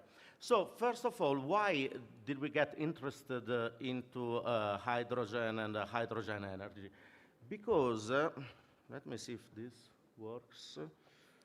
Because, hydrogen, at the end of the day, is the most abundant element in the universe. We have so much hydrogen, and it is the element that has the highest energy content. If we compare it with any other fuel, if you see in the graph below, it is the fuel that contains more energy per unit mass. Okay? It has a lot of advantages. First of all, in a zero carbon scenario, it is a strictly zero carbon fuel. It is the ideal fuel for fuel cells, which is one of the future energy conversion technologies. And of course, there are also some issue with this. First of all, it is not a primary energy source, so we must consider it only as an energy carrier. It has a low density, so this gives issues with transportation and storage. It has a high flammability, so there are some safety issues. It is very, very permeable through materials. It can sneak out anything and can cause corrosion and embrittlement in steel structures. Today, most of the hydrogen that is produced is coming from fossil fuels. Okay? So only a tiny fraction comes from renewable or alternative sources, and still among these alternative sources there is always some efficiency of production. So we can have reasonably good efficiencies in electrolysis, which is between 60 and 80%, but for example, biophotosynthesis has a very, very low efficiency of the order of less than 10%, let's say. This picture, however, gives you an idea of how well hydrogen is inserted in our industrial energy ecosystem. Okay, we can obtain it from a range of primary sources, including renewable, nuclear, fossil. It can be used in turn to generate electric energy. It can be used to store energy, and then has applications not only in the domestic and transportation energy sector, but also in the process industry, in the chemical industry. So it is something we should consider. And now I would like to focus more directly on the production of hydrogen from ammonia. Okay? So the chemistry is quite simple. We take 2 molecules of ammonia, we make them react together, and they yield 1 molecule of nitrogen and 3 molecules of hydrogen. Okay? And there is absolutely no carbon involved. This reaction happens if we supply heat, so we need to give some energy, and we require also a catalyst, which is a key element for the conversion of ammonia into hydrogen. So the process has been known for centuries. However, it's only in the past 20 years that the research activity in this area became very, very active, because there are a lot of potential applications. And it turns out that the most effective catalysts to carry out this reaction make use of precious metals, which are costly and scarce, such as ruthenium, platinum, etc. However, ammonia has a number of advantages as a hydrogen carrier. First of all, it contains a lot of hydrogen, almost 20% in weight, so which is good. We have a fully developed industrial infrastructure for production, storage, and transportation of ammonia, so that's not an issue. As I said before, it is strictly a zero carbon, and the hydrogen that is produced is pure. Okay, so there are no impurities, so it's ideal for fuel cells, because we know that if we feed dirty or hydrogen with impurities to fuel cells, their performance will decay very, very quickly. And another nice characteristic of ammonia is that if we liquefy it, we can transport it in a liquid state under mild conditions. So ambient temperature, about 10 bar of pressure. So it's safe and viable, okay? And one interesting application is for transportation. I'm not thinking about cars, I'm thinking more about marine motors, marine engines, trains, buses, because ammonia is itself a fuel. So mixtures of ammonia and small amounts of hydrogen can mimic the performance of conventional fuels, and then we can retrofit existing internal combustion engines with this type of zero carbon fuels. So the objectives of our research were, first of all, to develop a viable catalyst, a low-cost catalyst. So first of all, we wanted to avoid the use of precious metals. We wanted to achieve a very high activity at moderate temperatures. Most catalysts today require 800, 900 degrees of temperatures. We wanted to stay around 500. And we wanted something that remained stable over time, so did not lose performance during the use. And our approach was to put together different non-precious metals, in particular aluminum, cobalt, and cesium, to obtain a synergistic action of the three metals. Then we wanted to create a structure with large pores, okay, because this increases the activity of the catalyst and at the same time increases the durability. Because small pores, when the catalyst works at high temperature, tend to close, tend to disappear. If the pores are large, they will stay. And we developed two synthesis methods, one in homogeneous phase, which we use for characterization, and then we developed another process where we integrate the synthesis of the catalyst with the manufacturing of the reactor to accelerate also the production process. And this is an example of 4 formulations that we developed. These are electron microscope images, and you see this porous structure, okay, with large pores. We characterized it so we could identify oxides of the different metals, in particular cobalt and cesium, and the aluminum oxide provided the structure of the porous material, the matrix, and therefore it does not appear in a crystalline state, but only as an amorphous phase. And we also made an elemental mapping in the next panel of this slide. Okay, that shows so the different colors correspond to different elements, and this is just to show that each of the metals we use, or the metal oxides, are distributed homogeneously in each sample, so they are not localized into small islands. So how about the performance? So we achieved for the different formulations we obtained a performance of 100% ammonia conversion at a temperature of around 550 degrees. And of course, if we increase the flow rate, the conversion rate decreases, but it settles even at high flow rates at about 50%. And by comparison, the red diamonds indicate a commercial catalyst based on a precious metal, and these graphs show that our catalyst is cheaper but performs slightly better than the ruthenium catalyst. And we made a stability test, so over several hours of thermal cycling between 550 and 500 degrees, and we showed that our catalyst does not lose performance, so it continues to work very well. And in this map, we compare the performance to other catalysts. So the top ones, the ones on the top of the graphs, are those that achieve 100% conversion of ammonia. So we are there. And okay, those who perform better at higher flow rate use either expensive metals or work at higher temperatures. Then, how did we use this catalyst? We wanted to create a reactor for the conversion of ammonia that was very efficient. So we used a rectangular shape in order to increase the surface covered by the catalyst.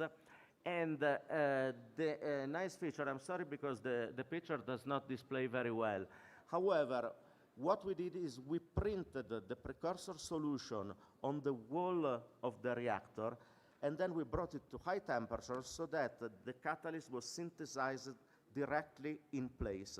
And that was a way to integrate the synthesis of the catalyst with the construction, the fabrication of the reactor, and saves a lot of production time and also energy. And this was just a layout of our test rig. So basically, we were feeding ammonia on one side, and we were extracting the nitrogen and hydrogen mixture from the other side for analysis. So how did this reactor perform? Oh, this is just some theory. The calculations of this reaction are a bit more complicated than a normal fluid mechanics problem because we have to take into account the continuity of species and the chemical reaction rates in the next slide. Okay, so we have the chemical reaction and the equations for the speed of the reaction rate. However, beside these that we used to compare our experiments with the the theoretical calculations, we can move on to the performance of our reactor. So that will be, and the key thing to understand when we design a reactor for the conversion of ammonia is that the flow of ammonia must penetrate into the catalyst layer, flow for a while through the catalyst so that the reaction happens, and then get out after a while as a mixture of hydrogen, nitrogen, and some leftover ammonia. And in order to design this correctly, we have to make sure that the main flow, the free flow, is slow enough to allow some ammonia to penetrate into the porous medium. And then the diffusion in the catalyst must be slow enough to enable the reaction to happen, okay? We characterize this using some numbers. So the Peclet number that tells us about the ratio between the advection rate and the diffusion rate. So we want to work at low Peclet numbers to have a fast diffusion. And then we use the Damkohler numbers in order to compare the reaction rate, so how fast the reaction occurs, compared to the flows through the pores and in the main channel. And we can see in the next graph that our reactor is well positioned with this design because it has low Peclet numbers and high Damkohler numbers. Okay, so it is driven entirely by the kinetics of the reaction, which is very fast compared to the flow, to the fluid dynamics. So how does it perform? It performs again well at around 550 degrees. However, we obtain a 100% conversion at twice the flow rate than the standard cylindrical reactor that we used for the characterization. So this is probably the optimal solution for this type of reactors. And okay, these figures just show one important issue. In particular, the left figure shows that the kinetic rate is highest at the inlet. So the inlet of the reactor is a critical point because there we have 100% of ammonia and the rate of reaction is fast, so we need to input right there a lot of thermal energy to enable this reaction to happen, okay? And then as the flow goes on, the conditions and the energy requirement becomes milder. Just to say that the behavior within the reactor is not homogeneous, it's not the same everywhere. And if we move on, okay, these figures show the same concept using different quantities. So at the inlet we have the highest acceleration of the flow. So that's another thing that says that the inlet is a critical point. And this figure where the flow goes from right to left shows that after a while that the reaction goes on in the channel, the reaction rate is more or less homogeneous. So even if the driver is the porous layer, okay, all over the cross-section of the channel, the conversion and the concentration of the various chemical species is homogeneous, and that is important for the functioning of the reactor. However, that was just for tests. How can we scale it up in order to achieve something industrially viable? And one good thing about our design is that it is modular, so we can stack several of this layer. However, there are issues with the materials because we need materials that can work at high continuous service temperature over long times. We need a hydrodynamic problem so that the porous catalyst is accessible to most of the flow. And the most important thing is the non-homogeneous heating, because the requirements of heat from the reaction are different at different points of the catalyst, of the reactor. So the solution we proposed was to stack several rectangular channels with the catalyst applied to the surface of the walls of these channels, the plates constituting the reactor are heated internally using electric heating, standard nichrome wires. The distinctive feature, though, of this arrangement is to have a region near the inlet that is just about heating. So it's a preheater that is about 20 to 30% of the total length of the reactor. And then in the rest of the stack, we have the catalytic reaction. And we will see in a minute why this preheater is necessary. So if we go on, we can see quickly the performance.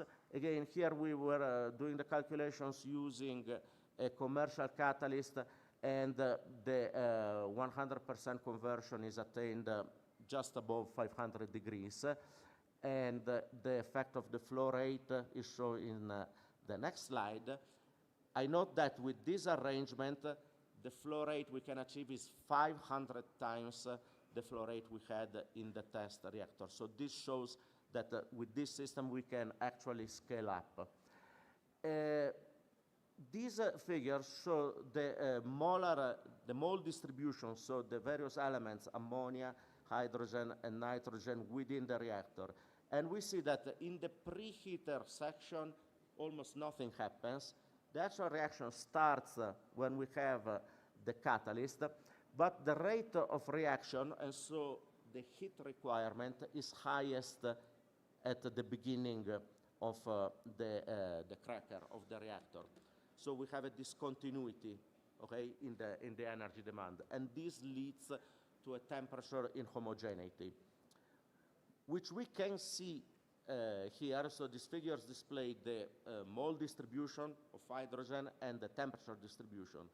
Span-wise, so across the various layers, it is more or less homogeneous. But there is, especially if we look at the graph displaying the average temperature, there is a sharp discontinuity at the inlet of the reactor zone, because this is where the reaction absorbs more heat. And therefore, we need a number of control strategies, which could be, for example, differential heating, or some logic like a PID controller to control the reaction. Now, yeah, so these arrows indicate the various temperature changes, and then we listed some of the control strategy. Another strategy could be having different heaters in different regions of the channel.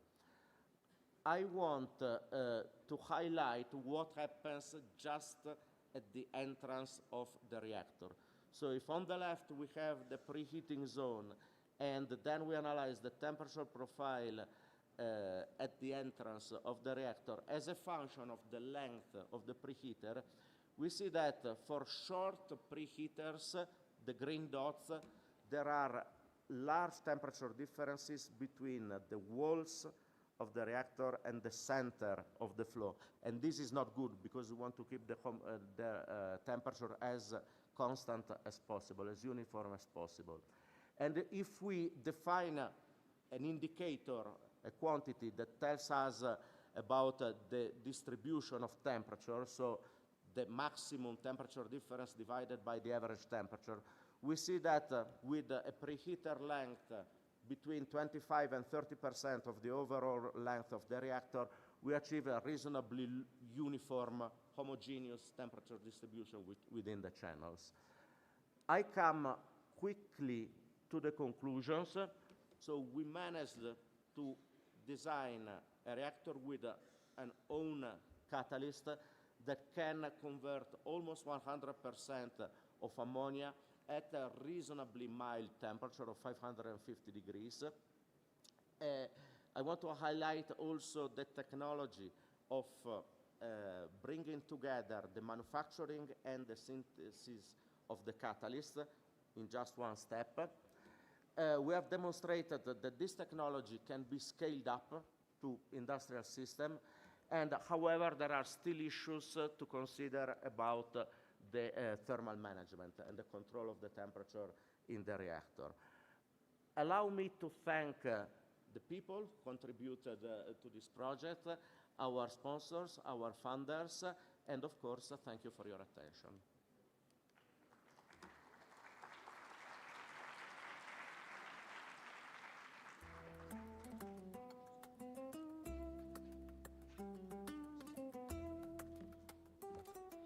Thank you, Professor Berzulla, for advancing our understanding for hydrogen technologies and high-efficiency reactor system. Our next presentation is from Raed Sharif from King Abdullah City for Atomic and Renewable. Today, Dr. Raed will address one of the fastest growing sectors in the kingdom's energy landscape in a presentation entitled Solar Technologies and Their Opportunities and Challenges in the Saudi Arabia. Welcome, Dr. Raed. Thank you. Okay, Assalamu alaikum everyone. It's nice to be here. Thank you so much for inviting me, and I'm looking forward to giving this presentation. So the subject I'm going to talk about is clearly solar technologies. I'm going to be focused on that and discussing the challenges and opportunities in general, and particularly in the kingdom. So I was told this one, okay. So just like to set the stage, when we talk about solar energy, there are fundamentally two ways to convert the sunlight into electricity or into useful energy. One of them is the known photovoltaics, direct conversion, light in, electricity out. That particular technology is modular and scalable, which makes it quite attractive. However, it does not have energy storage associated with it.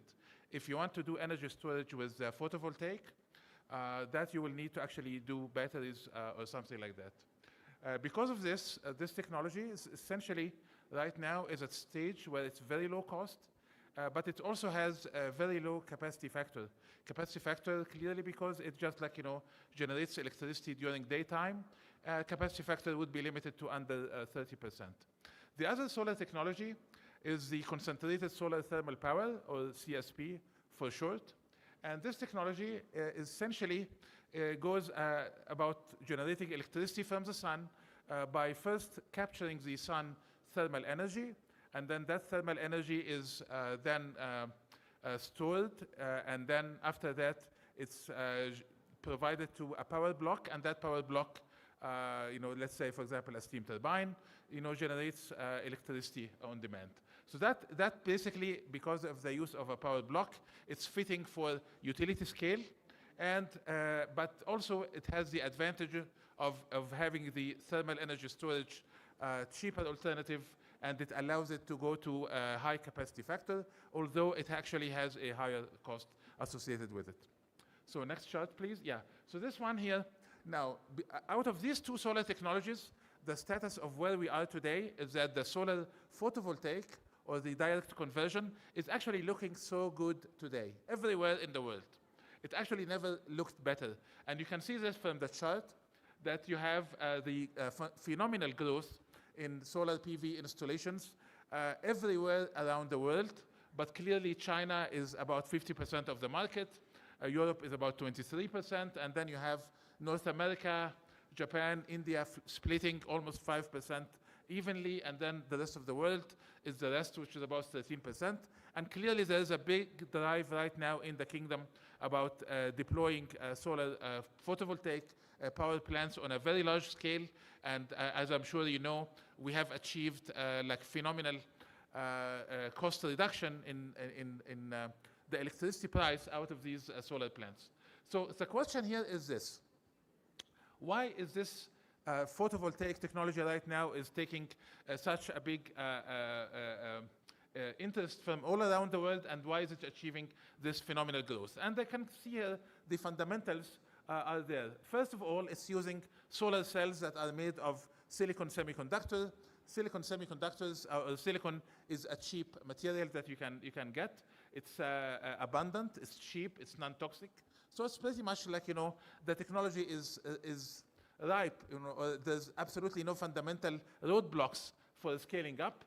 Clearly, it's the technology to take these solar cells and put them into solar panels is mature, it's low cost, it's high volume, automated manufacturing. It's happening all around the world, and particularly in China. And because of this, you get very low cost of the solar panels. There was a time when I started in this business, like maybe 20 years ago, when these solar panels cost a lot of money. Like right now, like maybe you're talking about $1 per watt, $1.5 per watt. Right now, these solar panels are less than 10 cents per watt. So you can imagine the advancement that happened in this particular application. And then not only these solar panels and the solar cells keep on increasing their efficiency by advances in the solar cell, but also the solar panels themselves, you have a lot of innovation that happened in them, including, for example, the most important one is the introduction of the bifacial panels. So you can generate electricity from the sun on the front of the panel and also from the back of the panel. And clearly that increased generation and reduced cost.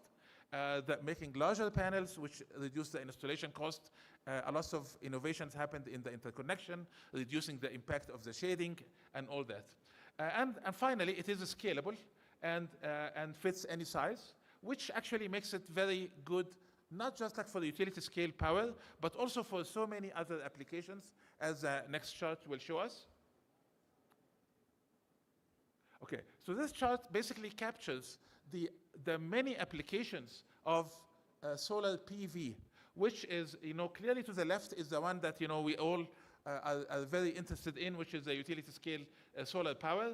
But there are so many other applications, including, for example, the one to the very far right, bottom very far right, which is the space power generation.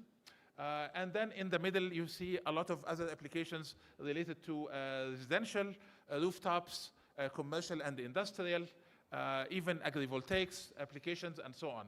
Now, in each one of these applications, you have different drivers that really makes this technology or what the application is looking for.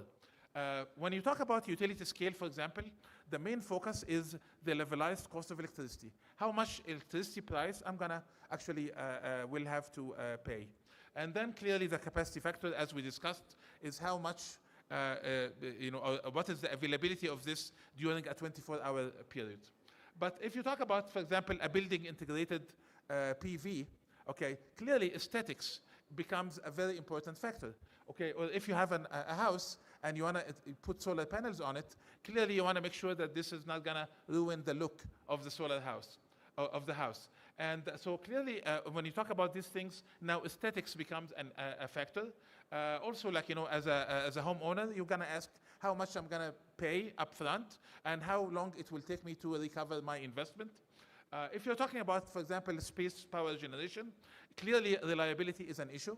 Okay, because you want to make sure that whatever you're launching into space, is not going to fail, and you don't have to do any repair work on it. Lightweight is going to be very important because when you launch a satellite, you pay by the kilograms or the pounds. When you talk about agrivoltaics, land utilization is important, and the impact of the introduction of the solar panels on the microenvironment of the plants and the water consumptions becomes important as well. Next slide. So now, if you look at the PV technologies landscape, I'd like to think of them as now, given the status of the technology and the status of the market, into crystalline silicon-based and non-crystalline silicon-based. So we're going to lump all the non-crystalline silicon-based in one category and the silicon-based in another category. Because the silicon now, especially the monocrystalline silicon, there was a time when there was a polycrystalline, cheaper but lower efficiency, and a monocrystalline, which was slightly more expensive but slightly higher efficiency.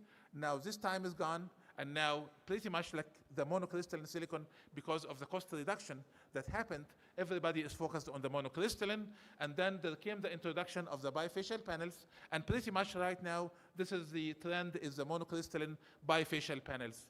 And this crystalline silicon basically has dominated the terrestrial power generation market because of continuous improvements in the cell efficiency, that the efficiency keeps going up, the cost keeps coming down, the introduction of the bifacial panel helps again with more power, more energy, and therefore less cost. If you look at the other technologies, and I think my colleague talked about some of the thin film in the first presentation of this session, there are three main thin film technologies. Cadmium telluride was the most successful one of them. That was the first solar panels. But there was also copper indium gallium diselenide, CIGS, as well as the amorphous silicon. However, these thin film technologies as of today, actually, if you try to buy one of them, it's going to be a very tough one. Okay? Actually, I was advising one of the universities, Princeton Northern University, and I wanted to kind of like get a cadmium telluride panel just like for educational purposes. And that was not an easy task. We had to contact the manufacturer in America in order for us to get that. So really right now, if you look in the market, pretty much thin film is unable to make any progress in the market that is currently dominated by crystalline silicon. So there was a time when the split in the market like maybe was 85% silicon, 15% thin film. Right now, it's like 98% to 2%. Okay, and next year is going to be 99% to 1% because all the new panels that are going to be installed are going to be crystalline silicon. That kind of just to give you an idea of how dominant the silicon technology today is. And then there is a category that we call 3-5 multi-junction cells. These are the cells that go into the space. These are the gallium arsenide based cells, and they are very high efficiency, but also they are very high cost. So application for them on Earth is kind of not practical unless you use a concentrating photovoltaic to make the solar cell cost small part of the overall system cost. So this particular technology is still dominating the space because of the reliability and because of the high efficiency, which translates into fewer panels to generate the same amount of power. However, it has been very difficult for this technology to penetrate the market on the terrestrial application. And then the last one is an interesting one. This is the perovskite family. Okay, and perovskites actually, as we're going to be seen in the next couple of slides, perovskite is a very efficient light absorber, and it is viewed as the future of solar technology, solar PV technology, as we understand. But as of today, it's not yet commercial because of challenges that we're going to be discussing in the next couple of slides. So next one, please. Okay, now, so we talked about how great the PV market looks. So essentially, if you want to just like use solar energy, what is the problem of just like deploying solar PV and deploying more solar PV and deploy more solar PV and just like achieve your 50% of renewables just like from PV? What is the problem? Is there a problem? And I think the answer in my mind is yes, there is a problem. First of all, by the nature of the electricity that's coming out of PV, it is intermittent, and it is only happening during the daytime. We really cannot inject into the grid this much intermittency without having some issues with the grid.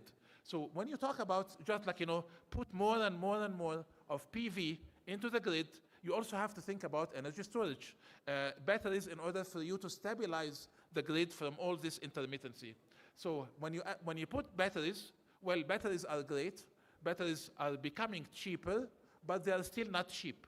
So when you put batteries, that actually will increase the cost substantially.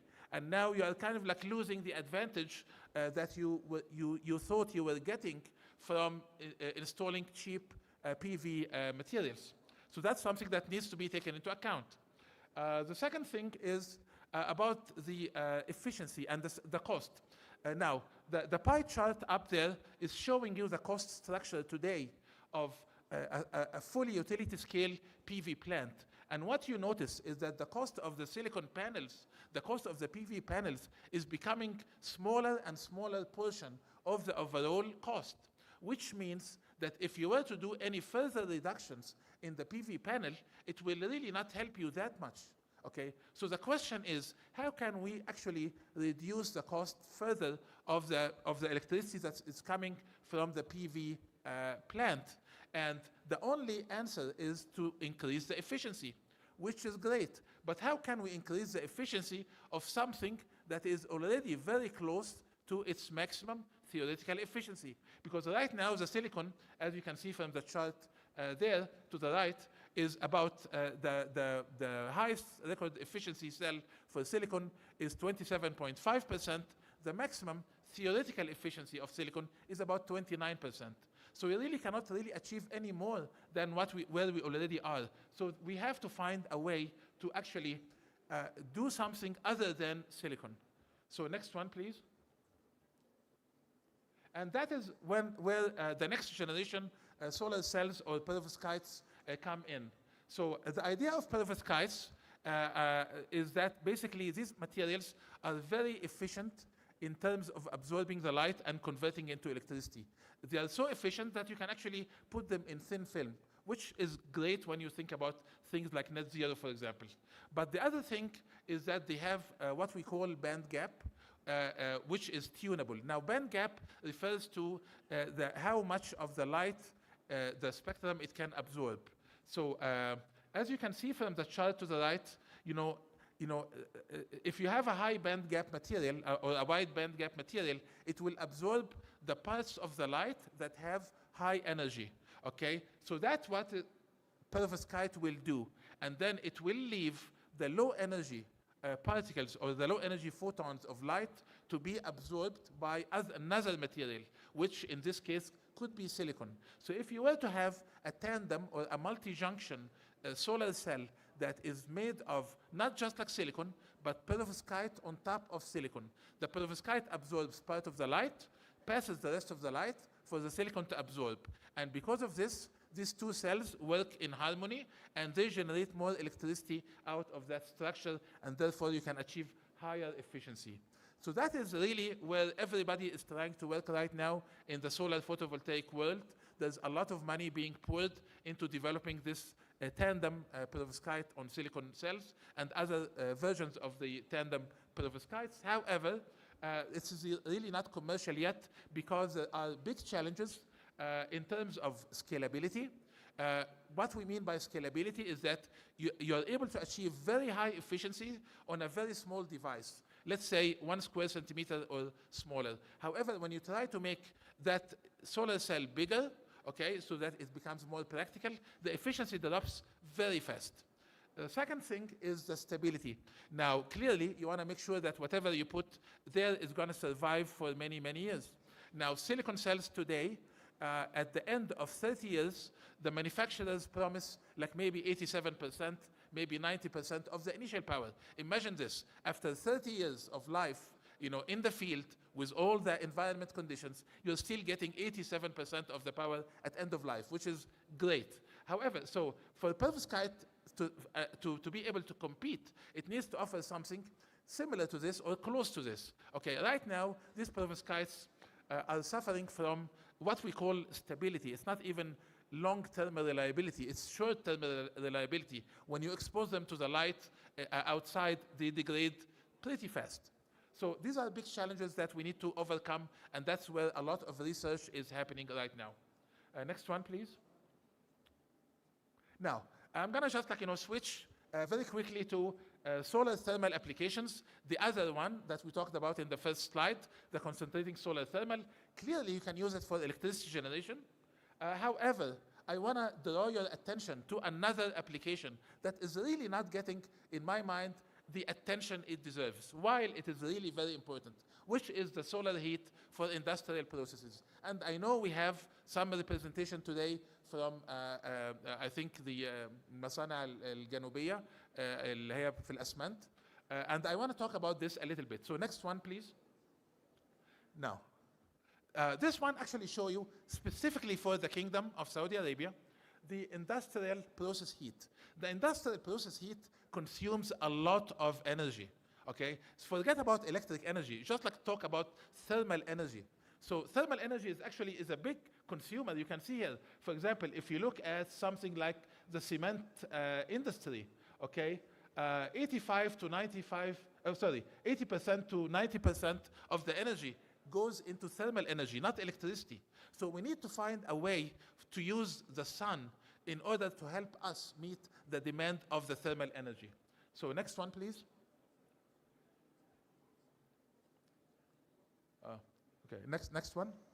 Okay, now, when we talk about the thermal energy, okay, we are differentiating between what we call low temperature, medium temperature, and high temperature. Low temperature is anything less than 150 degrees Celsius. Medium is between 150 and 400, and high temperature is anything above 400. And as you can see here, the amount of thermal energy that's being consumed in factories right now is phenomenal. It's like, you're talking about like 360 terawatt hours in 2024 in the kingdom. Okay, and most of it is the dark red, which is the high temperature application. You can see cement, most of it like 24 terawatt hours, and most of it actually in temperatures above 400 degrees Celsius. Actually, some of these processes reach to 950, even 1,450 degrees Celsius. So next one. So the question here is how we can meet this. Now, here's a very interesting thing that happened. CSP, concentrating solar thermal power, when it was trying to compete with PV, one of the issues was thermal energy storage. And when you talk about thermal energy storage, okay, they had this molten salt that they were able to store the thermal energy. And that actually was an expensive option because the material is very difficult to handle. You need to always keep it at high temperature. It's corrosive. It has a lot of issues. Now, one of the developments that happened, one of the innovations that happened recently is the particle-based thermal energy storage. In this case, for example, we're talking about sand. You're storing the thermal energy in sand particles. And you can imagine sand particles is so cheap, right? So here in this innovations, we are able to actually store the thermal energy in sand particles and then heat up air instead of heating up water to become steam, heating up air, and then you can use it with a gas turbine and generate electricity. But forget about electricity. Let's look at the thermal energy.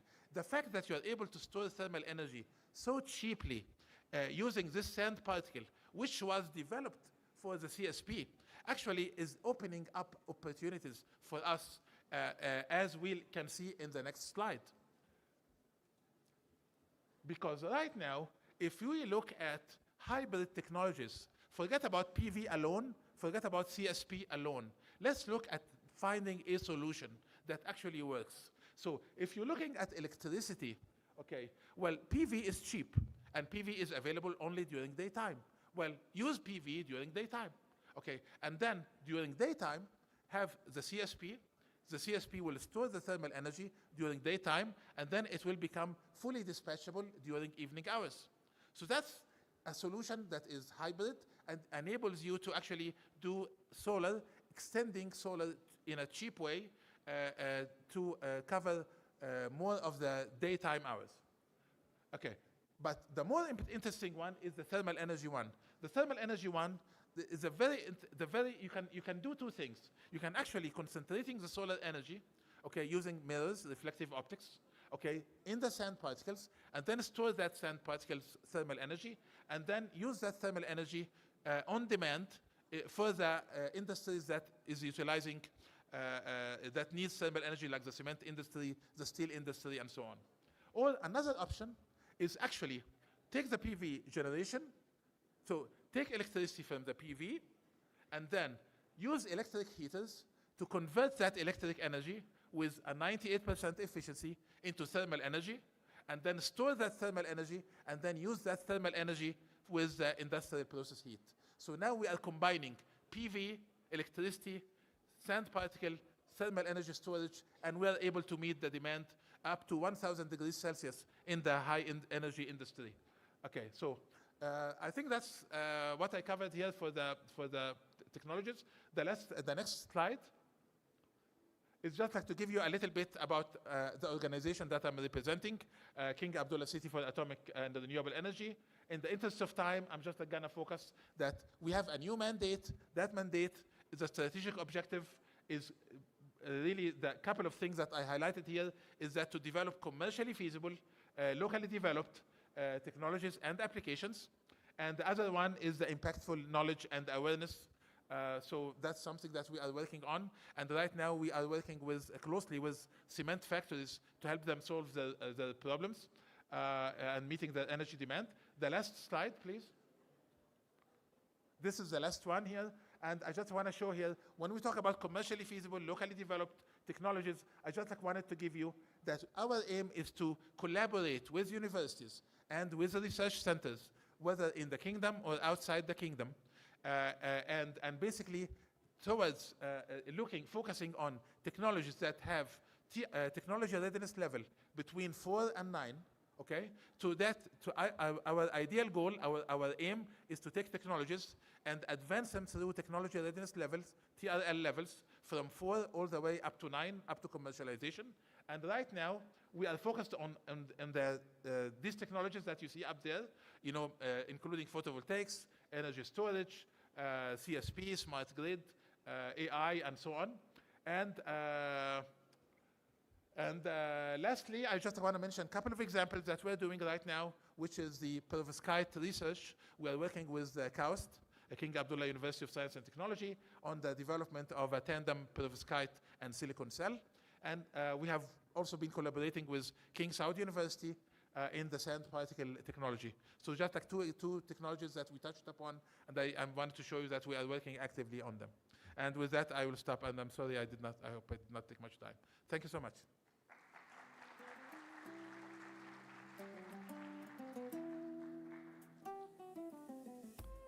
Thank you, Dr. Raed, for that comprehensive overview of solar development in Saudi Arabia. Our next presentation is from Dr. Midhat Khalil from Milwaukee School of Engineering in the USA. Dr. Midhat will explore a broader perspective, reviewing the past and the current trends of global energy consumption in the presentation entitled The Human and the Energy. Welcome, Dr. Midhat.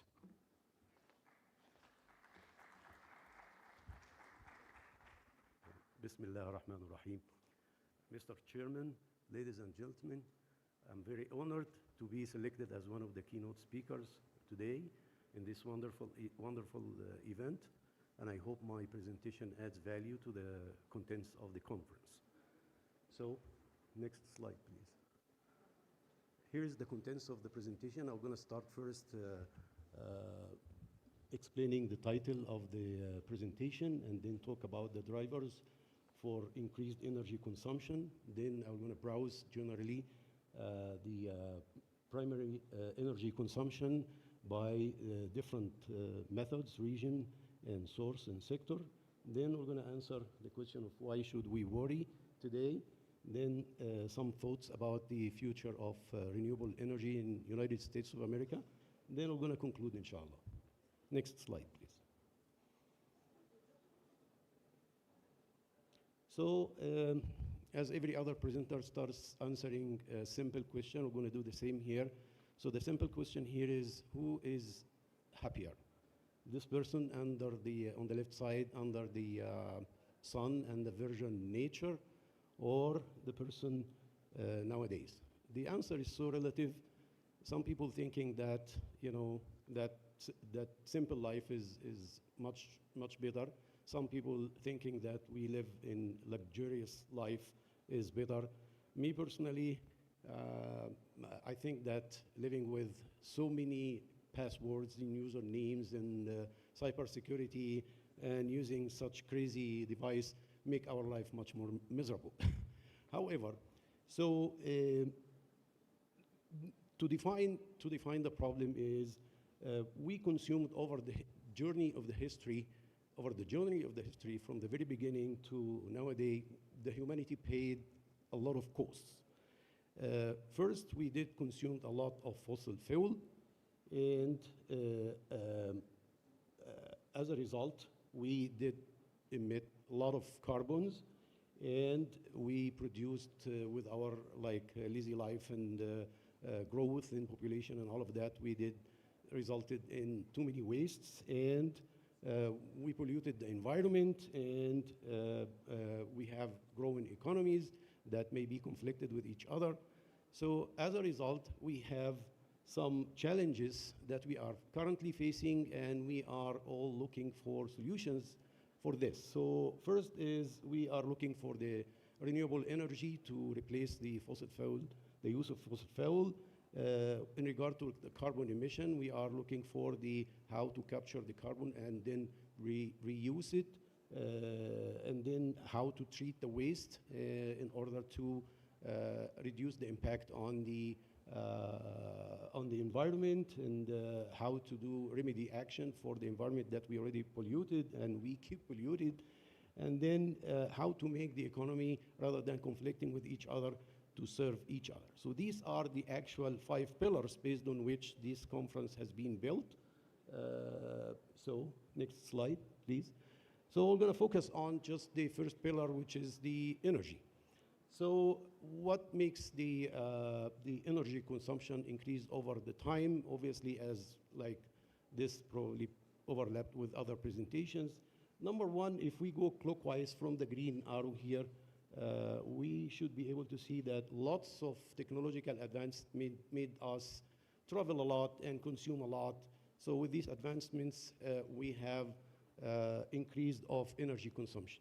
And then the blue one is with the economy increased, whether agricultural economy, industrial economy, entertainment economy. So that requires even wars and conflicts and all of that. That requires a lot of energy to be consumed. Then the population, you can see that we are almost hitting like 8 billion worldwide right now. In addition to some of the geopolitical conflicts that requires like to produce weapons and wars and all of that, that consumes also a lot of energy. So if we started by 8K by the 18th century, the records now is by the 20th century is about like 160K, which is approximately 2,000% increase of the energy consumption. So next slide, please. So this slide gives kind of an overview about the countries that contribute to the energy consumption, and we can just find out the fact that Asia and North America, particularly USA, are responsible for 75%. Asia by itself is 50%, while the Asia plus North America, particularly USA, are responsible for 75% of the energy consumption of the whole world. Next slide, please. You should be able to, on the next slide, a video that shows the progress over historically, what is the progress of the energy consumption. So please play the video clip. No, the previous slide, please. Yes, and hit play button if you can. Oh, okay. If you can't, that's okay. But if you hit the play button, that will gonna work. Next slide. That's supposed to be a video playing. However, so we can just go to the next slide.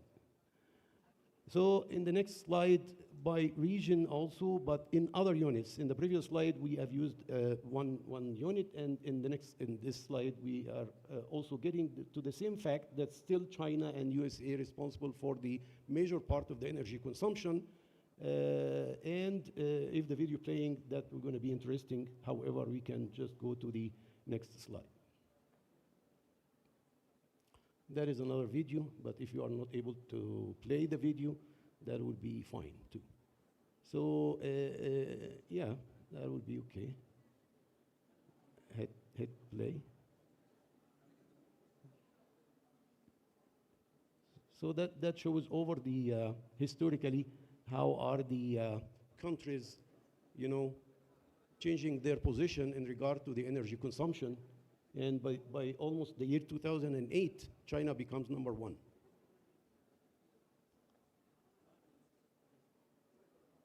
Okay, you can go to the next slide then. Then by source, we can see obviously that the fossil fuel is still the highest source for producing energy with a percentage of 34%. In total, the fossil fuel, including the oil, coal, and natural gas, is 85% of the energy production So go to the next slide, please. So by sector, we can obviously see that the transportation and industrial together are 50%. So both the transportation and industrial consuming almost 50% of the energy. And here is my core specialization. I'm leading the program of fluid power education at Milwaukee School of Engineering, aiming to teach fluid power technology to industry professionals. And we lead some research work to improve the efficiency of both the mobile machines and industrial machines, targeting like 10% improving on the efficiency. If we were able to improve the hydraulic-driven machines in both the mobile sector and the industrial sector by 10%, this is going to have a huge impact on the energy consumption. Other than that, the other like 50% approximately is for electric power. And we can see that electric power still by itself, electric power generation, still by itself the highest, energy consumption sector. Next slide, please.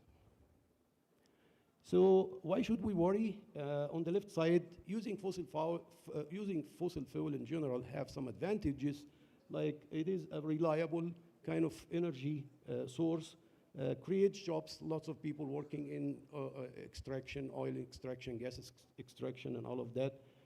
Some of the nations can be fully independent from other countries when it comes to the energy.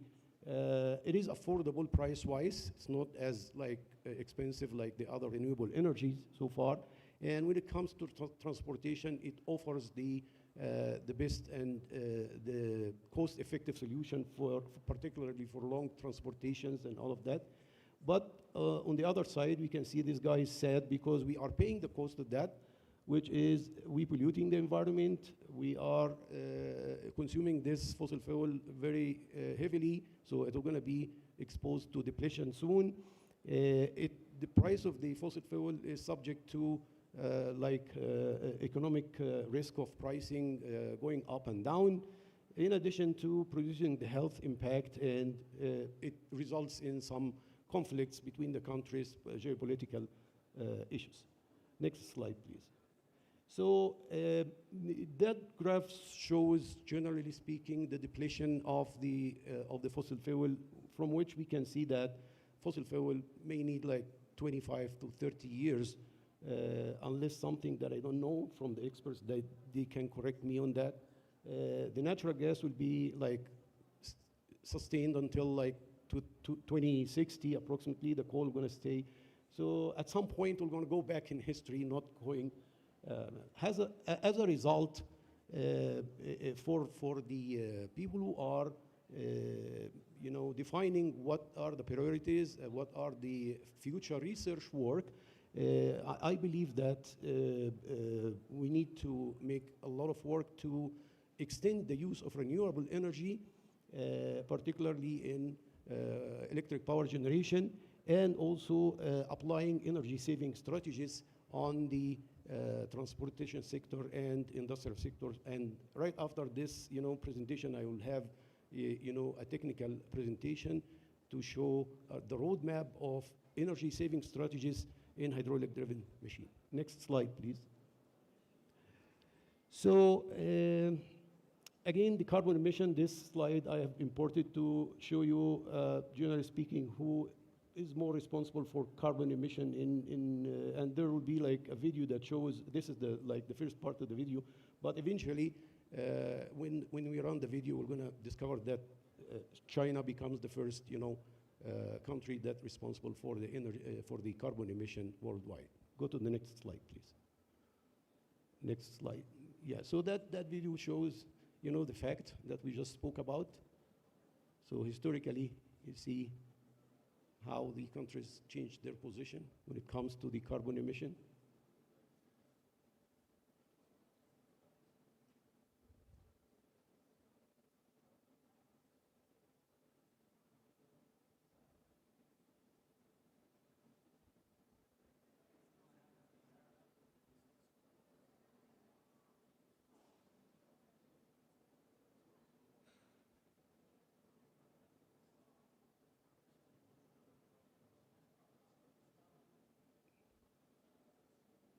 So you see the growth in China and how they are jumping up.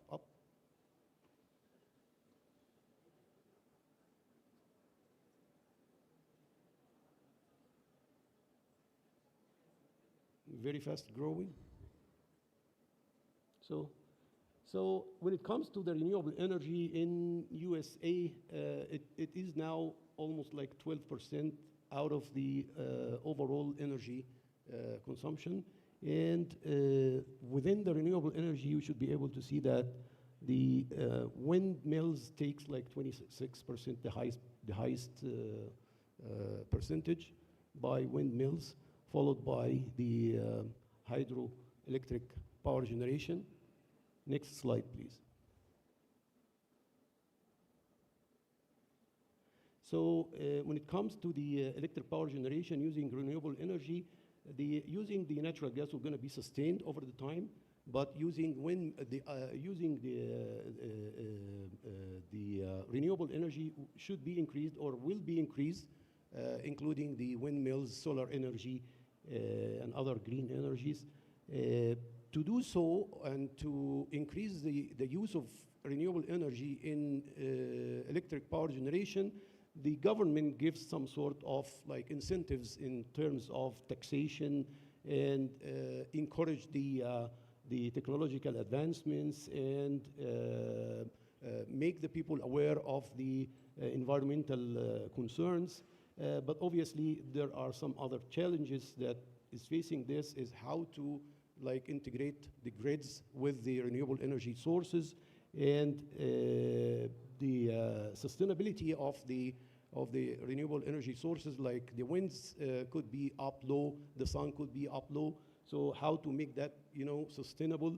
And the big, in my opinion, the big challenge here is how to store the energy out of the renewable energy.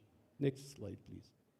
So with these facts here, we can conclude these facts like Asia and North America are responsible for like 75% of energy consumption.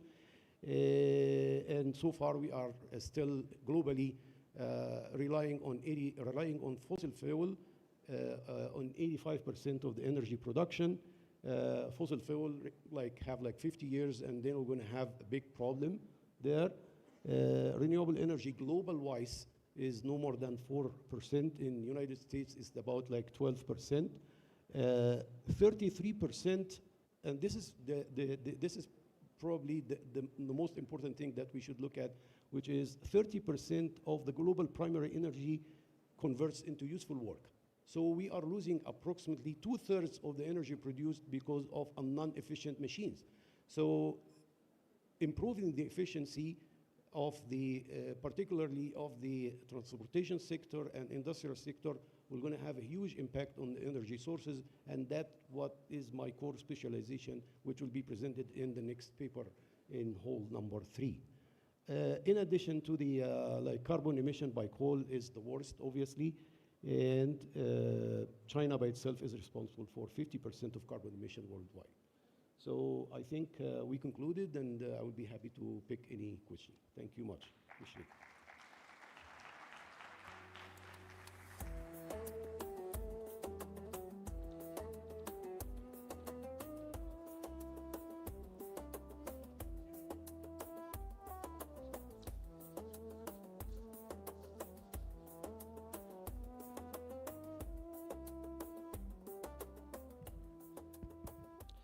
Thank you, Dr. Medhat, for your insightful presentation.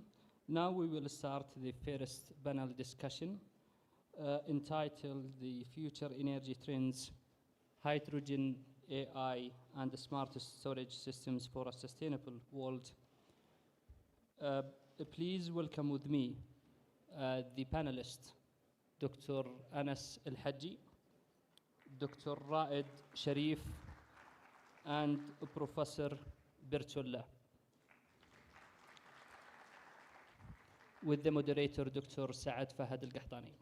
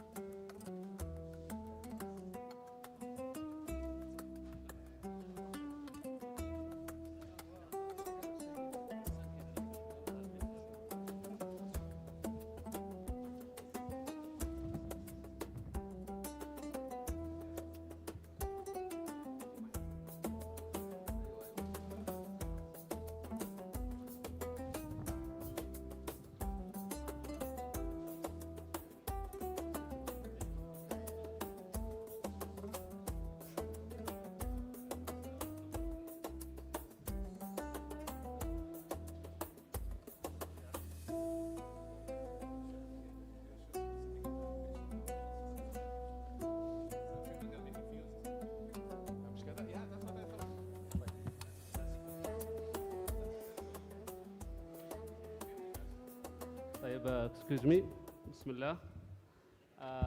Dear guests, dear participants, welcome to the first panel of Seesc 2025, which is titled The Future of Energy Trends, Hydrogen, AI, and Smart Storage System for Sustainable World.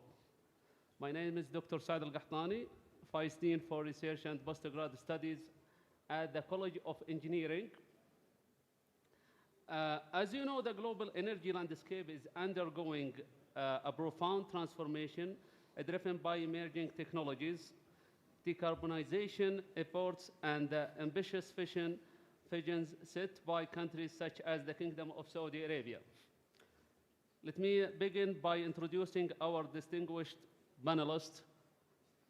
Panelist one, Dr. Anas Al-Hajji, our first panelist, one of the world's leading energy market experts, and Dr. Raed Ahmed Sharif, our second panelist, and he's senior expert at King Abdullah City for Atomic and Renewable Energy, and Prof. Folfango Bertolla is our third panelist, and professor at University of Liverpool, Mechanical Engineering. Let me start with Dr. Anas Al-Hajji. Many people wonder why a country such as Saudi Arabia, with abundant oil and gas, is moving strongly toward renewables and hydrogen. Can you explain the key reasons behind these directions? Yes. First of all, any country in the world has the right for energy security to ensure its national security. And that requires energy diversification.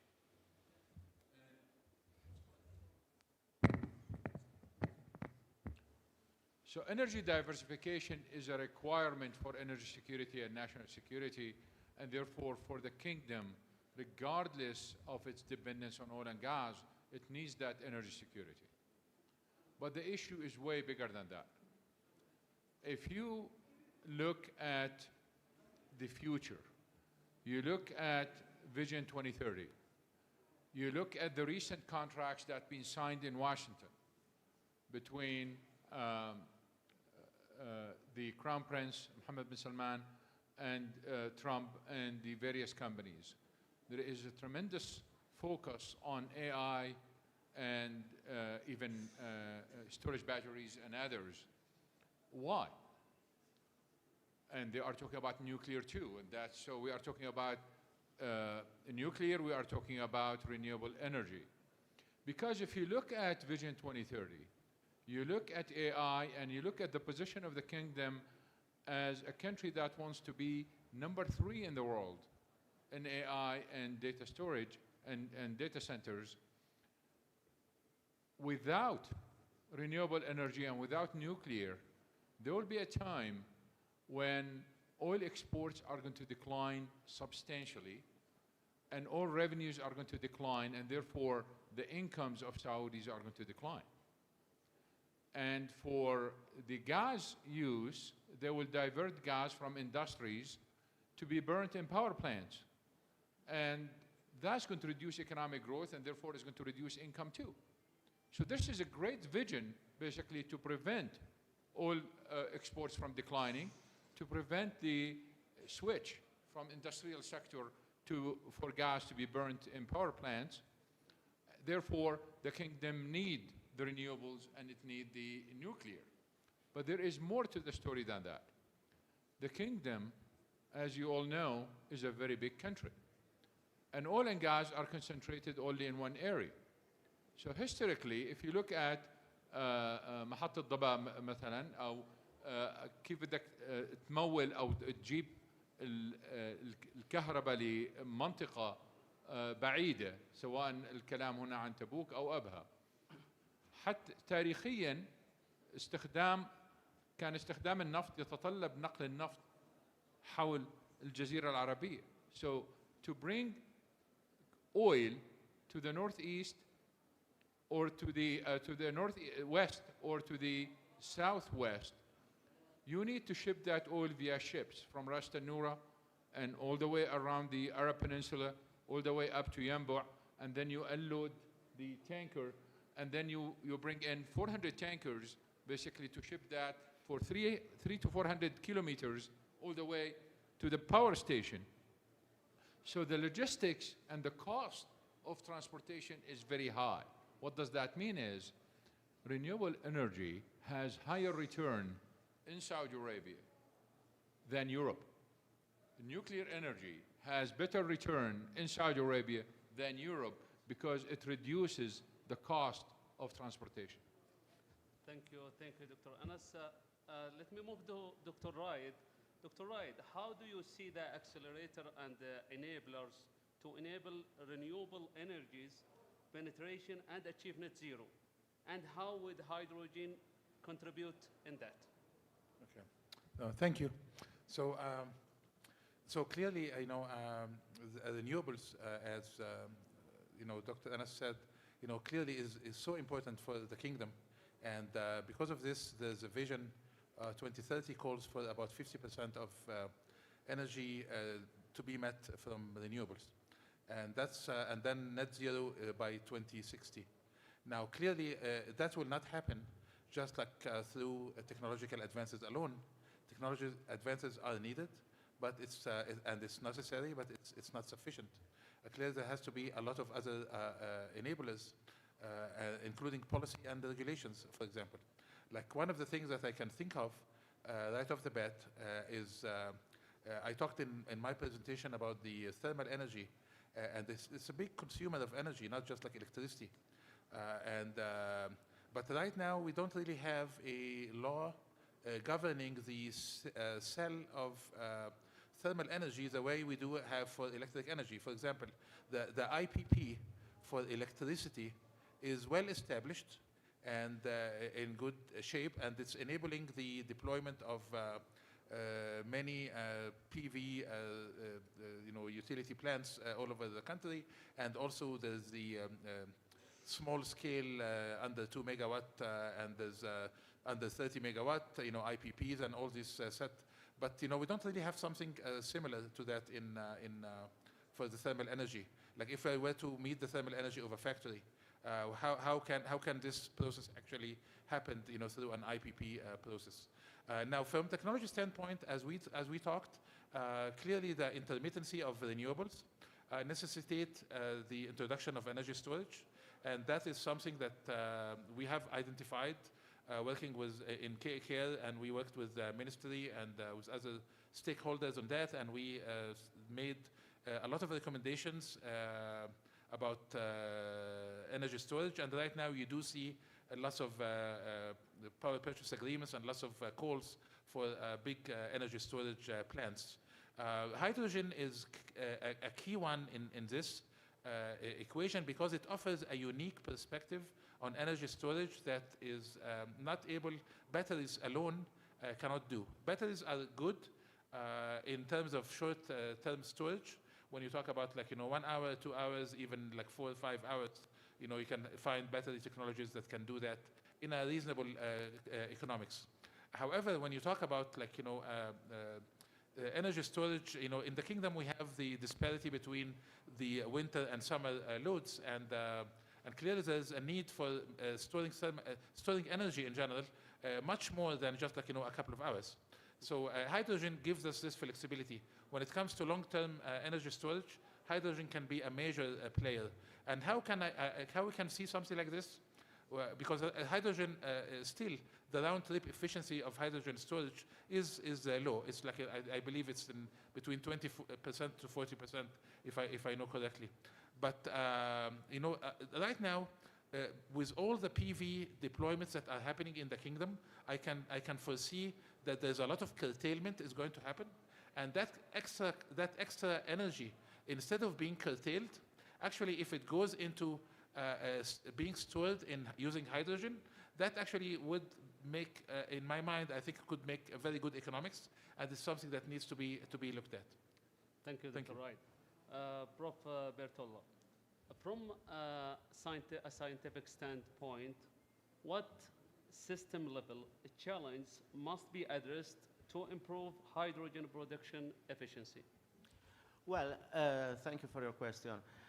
There are different issues to consider depending on the technology we are using to produce hydrogen. For example, when we use as primary source renewable energies, can be wind or solar or even nuclear energy as primary source, the preferred technology is electrolysis. That's the most common way to obtain hydrogen. And in this case, the critical issue where research is needed is on the electrodes, the materials of the electrodes, because they are subject to corrosion, to degradation, so loss of efficiency, loss of performance.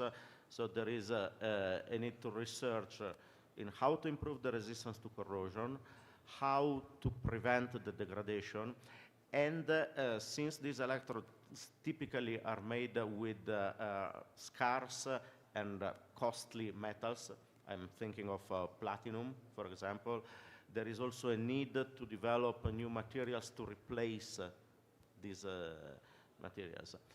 A different story is if we consider the production of hydrogen, so-called gray hydrogen from fossil fuels, from hydrocarbons. Because in these cases, hydrogen is produced as a component of a syngas, so it is mixed with CO, CO2, and other elements. And in this case, the critical issue is how to separate hydrogen, how to obtain pure hydrogen from this syngas. And so there is all this business about the development of more efficient filtration technologies, membranes, etc. And another issue with this production technology is the high temperature. So high temperature means it requires a lot of energy, and also it affects the duration, the resistance of material. So we need to work in two directions, improving the filtration technology and reducing the process temperatures. Thank you, Professor. Okay, let me move to another topic, that is artificial intelligence, and asking you, Dr. Raid, how is AI contributing to advancement in renewable energy? Okay, thank you. So AI clearly is entering into pretty much everything. And right now, when it comes to renewable energy, whether you're talking about generation or energy storage or the operation and maintenance of the solar and renewable energy plants in general, you're talking about clearly a massive amount of data that is being generated. It's dynamic, it's coming at high speeds, you know, and it's changing fast. And so one key area that we're looking at for AI is the data utilization of data for projections and predictions of output power and energy, as well as maintenance of the larger scale power plants that will in the gigawatt scale, and all the data that's coming out of it. There's a lot of need in order to optimize the operation and maintenance, to identify whether a drop in output power is caused by a fault that needs to be attended to, or something that is part of the, just like because of the changing weather climate. That's on the operation and maintenance stand. From the technologies themselves, something like the perovskites, or something like the batteries or the hydrogen and all the materials that are involved there, AI can contribute a lot in terms of identification of the material combinations. Perovskites is a big family, for example. It's not just like one material. And selecting the kind of materials that enables you to achieve the transparency and the performance, and at the same time does not sacrifice the reliability, and then the processes that involving the scaling up and all these things. These are all things that takes a lot of time and iterations to do, and we believe that AI is something that can contribute to accelerating this development cycle. Thank you, Dr. Anas. From energy market perspective, how will artificial intelligence reshape energy market forecasting and influence global investment strategies? The countries that are going to lead in the future are the countries that are abundant in energy, and they have adopted AI on a massive scale, not only in terms of use, but in terms of production on the other side. And that's why you see the new national security strategy by the Trump administration. He really wants to control the world through energy abundance and AI. That's why you see the leadership of Saudi Arabia wants to be the third one in the world, having the energy on one side and AI on the other. So the picture for the future is very clear. Energy on one side, AI on the other. Here is the problem. You cannot have AI without energy. At the same time, you can use AI to enhance energy efficiency, whether you are talking about the production side or the consumption side. But here is one thing that I did not talk about this morning that is related to this discussion. One of the reasons I mentioned earlier that energy demand is increasing rapidly because of migration, because of urbanization, because of AI and data centers, because of autonomous vehicles. And the thing that I did not talk about was increasing incomes. And increasing income is not like the typical thinking of increasing income. Because if you have middle class or higher, someone with or rich enough, if their income doubles overnight, you are not going to see them eating 2 breakfasts or 2 lunches or wearing 2 jackets above each other. What you are going to see the money spent on, especially for the poor when they get richer, is on comfort. And what comfort means is air conditioning. And when we talk about air conditioning, it's one of the largest consumers of energy in the world. It's very energy intensive. You add it to the picture, and now you can see why we need AI to be used in air conditioning, because we really want to make air conditioning more efficient in this case. The last comment regarding this is, given the speed that AI needs energy, while we are not able to build enough power plants to meet that demand, the possibility of a political backlash is very likely. In fact, we've already seen this in the last 2 months, where consumers are complaining about higher energy prices, higher electricity prices, and the companies like Google and others basically are consuming that energy. If we end up with shortages along higher prices, we are going to see backlash from the public. And in countries like the United States and Europe, that backlash basically will force politicians to kind of slow down the process of AI as a result of that. The problem we have is why we are not building enough power plants. And the problem is where the money will come from. Show me the demand, show me the money, I will build power plant. Therefore, we are going to see a switch in the financing model in power plants to what we call the LNG model, where you cannot even do anything when everything is on paper. You guarantee your consumption, you guarantee your suppliers, and then you go to the bank, get the financing, and you build the power plant. Thank you, Doctor. Prof. Bertolla, how can AI improve modeling of multi-phase flow and thermal process in hydrogen and energy systems? Yeah, well, this is a very technical question. However, at present, there are 2 major trends where AI is being used in thermofluids research. The first one is the prediction of flow patterns. So flow patterns in fluid flows, and particularly in multi-phase flows, are critical to determine the pressure drops as well as the heat transfer coefficients. So they are fundamental.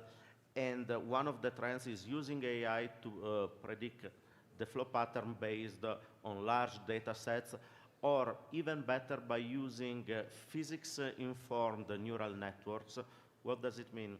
It means that this AI machine, which from our point of view can be considered as a black box that is fed with data and then throws out a result that is as realistic as possible.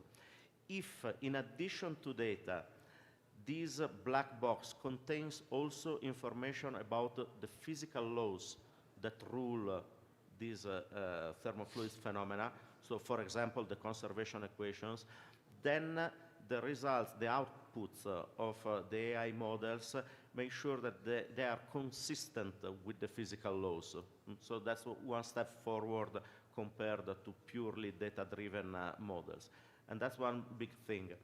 The other sector, the other thing where AI is being exploited in thermofluid science is to accelerate numerical simulations. So nowadays we have capabilities to carry out very accurate, high-fidelity simulations, CFD simulations of any kind of thermofluid flows, either single or multi-phase flow, compressible flow. However, these simulations typically take very, very long times and require supercomputing capabilities very often. And not to mention molecular simulations, which is one of the other trends.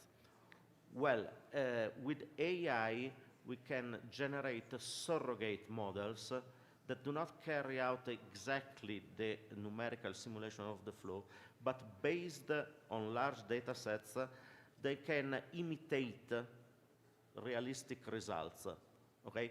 And the benefit for us is that we get a simulation that is almost as accurate as the traditional high-fidelity simulation, but in a much shorter time. Okay.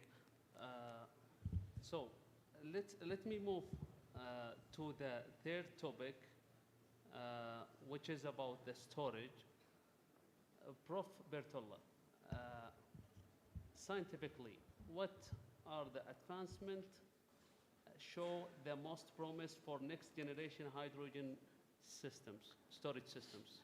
Yeah, well, besides the traditional methods, there are some new technologies that are being developed, and in my opinion, one of the most interesting ones is the reversible bonding of hydrogen to an organic liquid. So the idea is to take an organic liquid such as benzyl toluene, now it's not important what kind of liquid, to enrich it with hydrogen, so chemically bond some hydrogen, but in such a way that this bonding is reversible easily. For example, with a change of temperature or pressure. In this way, we can store our hydrogen into a liquid fuel, okay? And therefore, we can use all the existing infrastructure for fuel storage or fuel transportation, okay? And then when we need it, we take it out with a simple operation. It is similar to the idea that led to the development of metal organic frameworks. So you store the metal into some organic compound, and when you need it, for example, when you need to deposit it on a surface, you remove the organic framework by evaporation, and you get the metal out. And we can do something similar with hydrogen. Another interesting technology that is being developed in the aerospace industry is to use hydrogen with a dual purpose. For example, using it both as a coolant and as an energy reserve. So we would have the cooling system of anything, of an aircraft, for example, that also acts as an energy storage. And then there is a lot of material research to try and obtain pressure vessels that work at very, very high pressure. I'm talking about over 900 bars, right? But this, in my opinion, is less viable. Okay. Dr. Wright, how can hydrogen and solar technologies be optimized to support large-scale grid storage? Okay. Yes. Yeah, this is the part where I think I kind of like briefly touched on, which is the fact that, you know, hydrogen is good for long-term energy storage, which is an advantage that, you know, other battery technologies cannot do.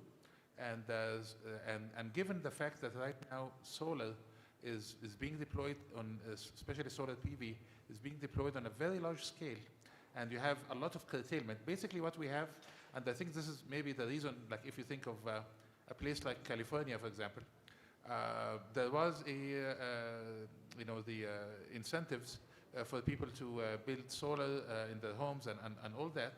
And now that's switched, and now they are basically, they just don't want all the solar electricity that can be generated during daytime to be generated, because really what's happening is that you are displacing, solar is displacing solar. That's really what's happening. And right now people are starting to add batteries so that, you know, hey, they can charge the batteries during daytime and then use that energy during nighttime. Now, what's going to happen, especially as we are approaching large levels of penetration in the grid, and clearly, you know, 30% and above, we're not there yet, but once we are reaching these levels, and definitely when we are coming closer to 50%, then the problem of curtailment. I looked at some of the existing power plants in the kingdom. I think I looked at the first one, Sakaka, and I looked at other solar plants as well. And in the summertime, there's a lot of curtailment. Okay, which means that, you know, hey, you talk about a 300 megawatt plant. In the summertime, you can generate more than 400 megawatt. But, you know, but you're only giving out of that 400, you're giving 300. The rest is being intentionally curtailed. And if you can use that curtailment, and imagine this level of curtailment happening in the summertime, okay, and you know, that's basically is a wasted energy. Okay, so if you can use that curtailment with a medium that allows you to do long-term energy storage, like hydrogen, that really can make a very good balance, and then you can optimize your generation and your demand in order for them to be more in line. So I think that the solar and hydrogen can really be great partners in that. Thank you, Dr. Raid. Dr. Anas, let's end this session by this question. How will a smart storage system reshape global energy competitiveness and supply security? One of the problems we have with storage until now is that the whole technology is still subsidized by governments. So everything is still limited. At the same time, it's very logical when you see the amount of energy that's being wasted, because if you have a solar farm, or especially when it comes to wind, and wind is blowing after midnight and people are asleep, we are wasting that energy. So that wasted energy can be either stored in batteries, as you know, or stored as hydrogen. So hydrogen becomes the battery in this case. The issue is that while it makes sense, at the same time it is expensive. On the other side, I mentioned earlier today about the national security issues, that the minerals and the metals you need is mostly controlled by only one country in the world, and that is China. And if there are sanctions and there are problems with China, a country like Saudi Arabia, for example, might have problems even dealing with China to import those minerals and materials. So a lot of politics involved in these minerals and metals and the storage facilities. So you put the economics and the politics together, you can see where the difficulties are, despite the fact that it makes perfect sense. Thank you, Dr. Anas. As we come to the end of this insightful discussion, I would like to extend my gratitude and thanks to Dr. Anas Al-Hajji, Prof. Bertollah, and Dr. Raid for their valuable perspectives and rich contribution. On behalf of King Khalid University and the College of Engineering, I thank you all for being part of this important conversation. Thank you. Thank you.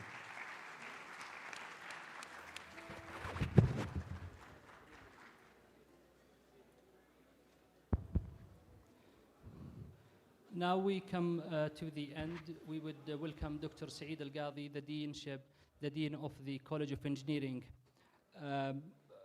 to introduce the recognition for the distinguished speakers for their valuable contributions and inspiring insights. Dr. Anas Al-Hajji, Dr. Amr Al-Sharfa, Dr. Bulvango Bertulla, Dr. Raed Al-Sharif, Dr. Medhat Khalil. Welcome to the stage.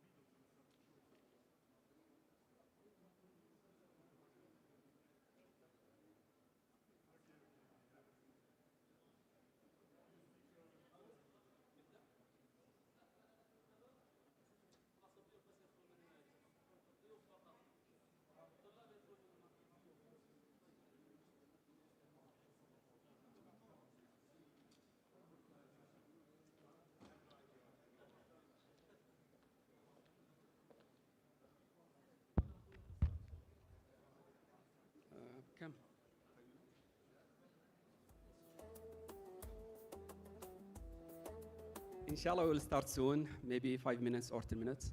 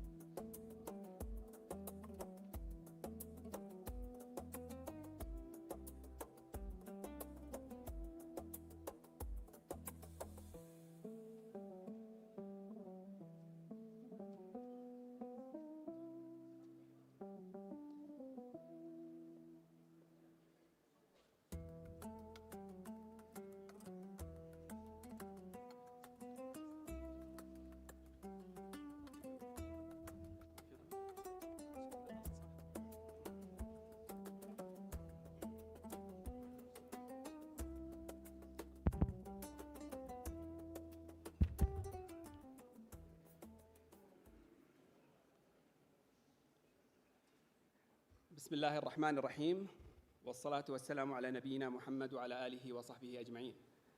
السلام عليكم ورحمة الله وبركاته. Good afternoon, everyone. I hope everyone is having a great time in this conference with the beautiful campus, beautiful city, beautiful country, and of course, beautiful people. Welcome to plenary session 2 entitled Carbon Capture and Utilization. Our first speaker is Professor Hamid.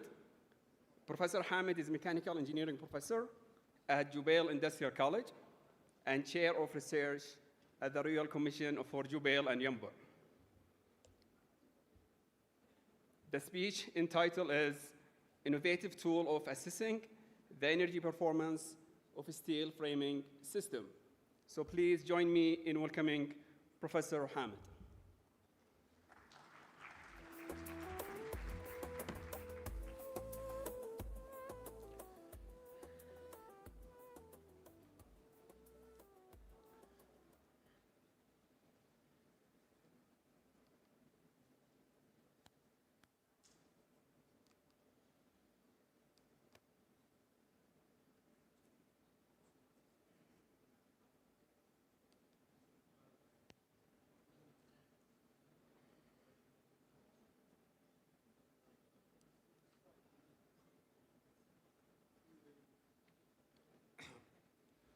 Good afternoon, everyone.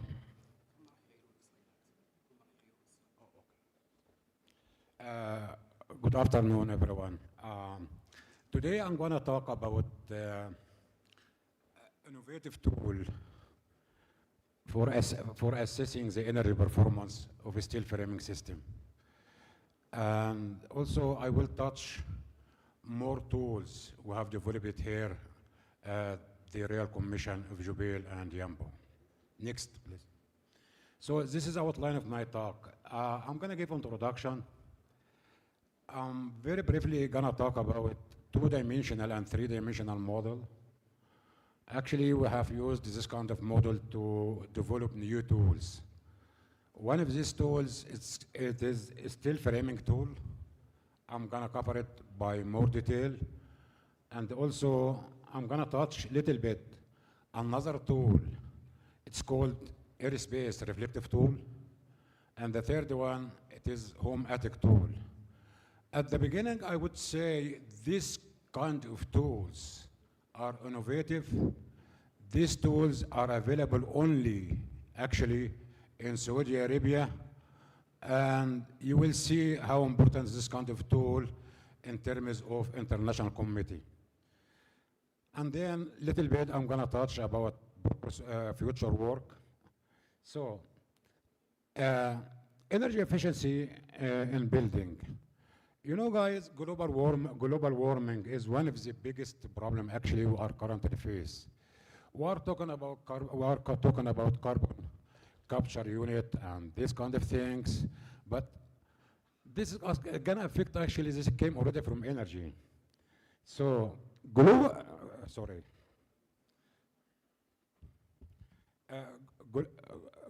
globally, building consume from 30 to 50% from the total energy at the international level. In Saudi Arabia, we are consuming around 70% of energy production. We are consuming that in the building. Try to imagine now 70% goes only to buildings, cooling building, whatever it is. The other 30% are related to industry, transportation, and these kind of things.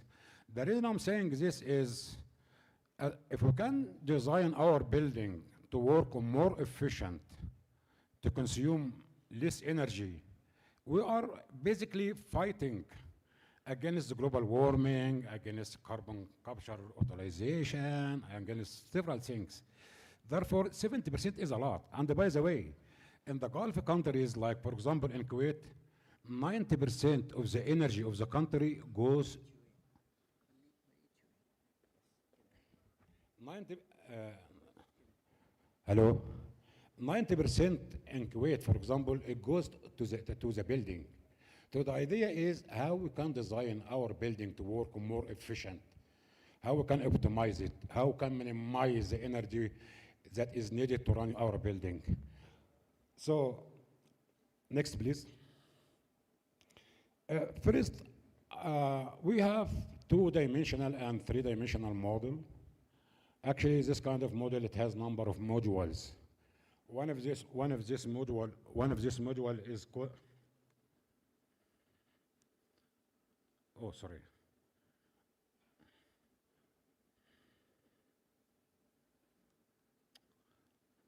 Go back again, please. Yeah, next. Okay, one of those modules is it account for surface radiation. And this kind of module is very important, specifically when we are dealing with heat transfer by radiation, reflective insulation, you name it. Another module, actually, it does what is called hygrothermal model. Hygrothermal basically means I need to assess the energy of my building as well as the mutual performance. Why mutual performance is important? Because now you can have your building run, but you can have mutual accumulation inside the envelope, and this kind of mutual accumulation, it can cause a lot of bad things like forming mold, we call it afan. And as you know, guys, the mold is not good for health and several things. The third one, my model here, it has the CFD capability, competition fluid dynamic capability, because now inside the envelope you can have air movement. For example, in the glazing system, if it is double glazing, you have air gap, so you have to count for all of these. The last module here is called risk for mold assessment. And basically, when we run this kind, all these kind of four modules are coupled to each other. The older version of this module is currently being used at National Research Council of Canada. And actually, I developed that model before I joined here in Saudi Arabia. And currently, still using the old version. And the reason I'm saying using the old version, because in the last few years, we have done several updates for this kind of model to account for other stuff that the original model at National Research Council of Canada doesn't have this kind of capabilities. This model basically it solves heat, air, and moisture transport inside the building envelope. And also, we have used this kind of model here in several projects, client projects in Saudi Arabia, in Kuwait, in United States, in Canada. Also, the main task here, because this model was extensively validated for all building applications. So now we use this kind of model to develop new tools. I'm going to talk about this kind of tools because the time will not allow me to explain exactly the validation of the model and things like that. Next, please. No, so now we are using this kind of model to assess the energy performance, moisture performance. We use this kind of model to do some kind of parametric analysis, and you know the model works very well because we validated this model for a lot of building application. So then we use this kind of model exactly as lab. We have done, parametric analysis, tons of parametric analysis, and with my colleague, Professor Saleh Sheri, he's a professor in computer engineering.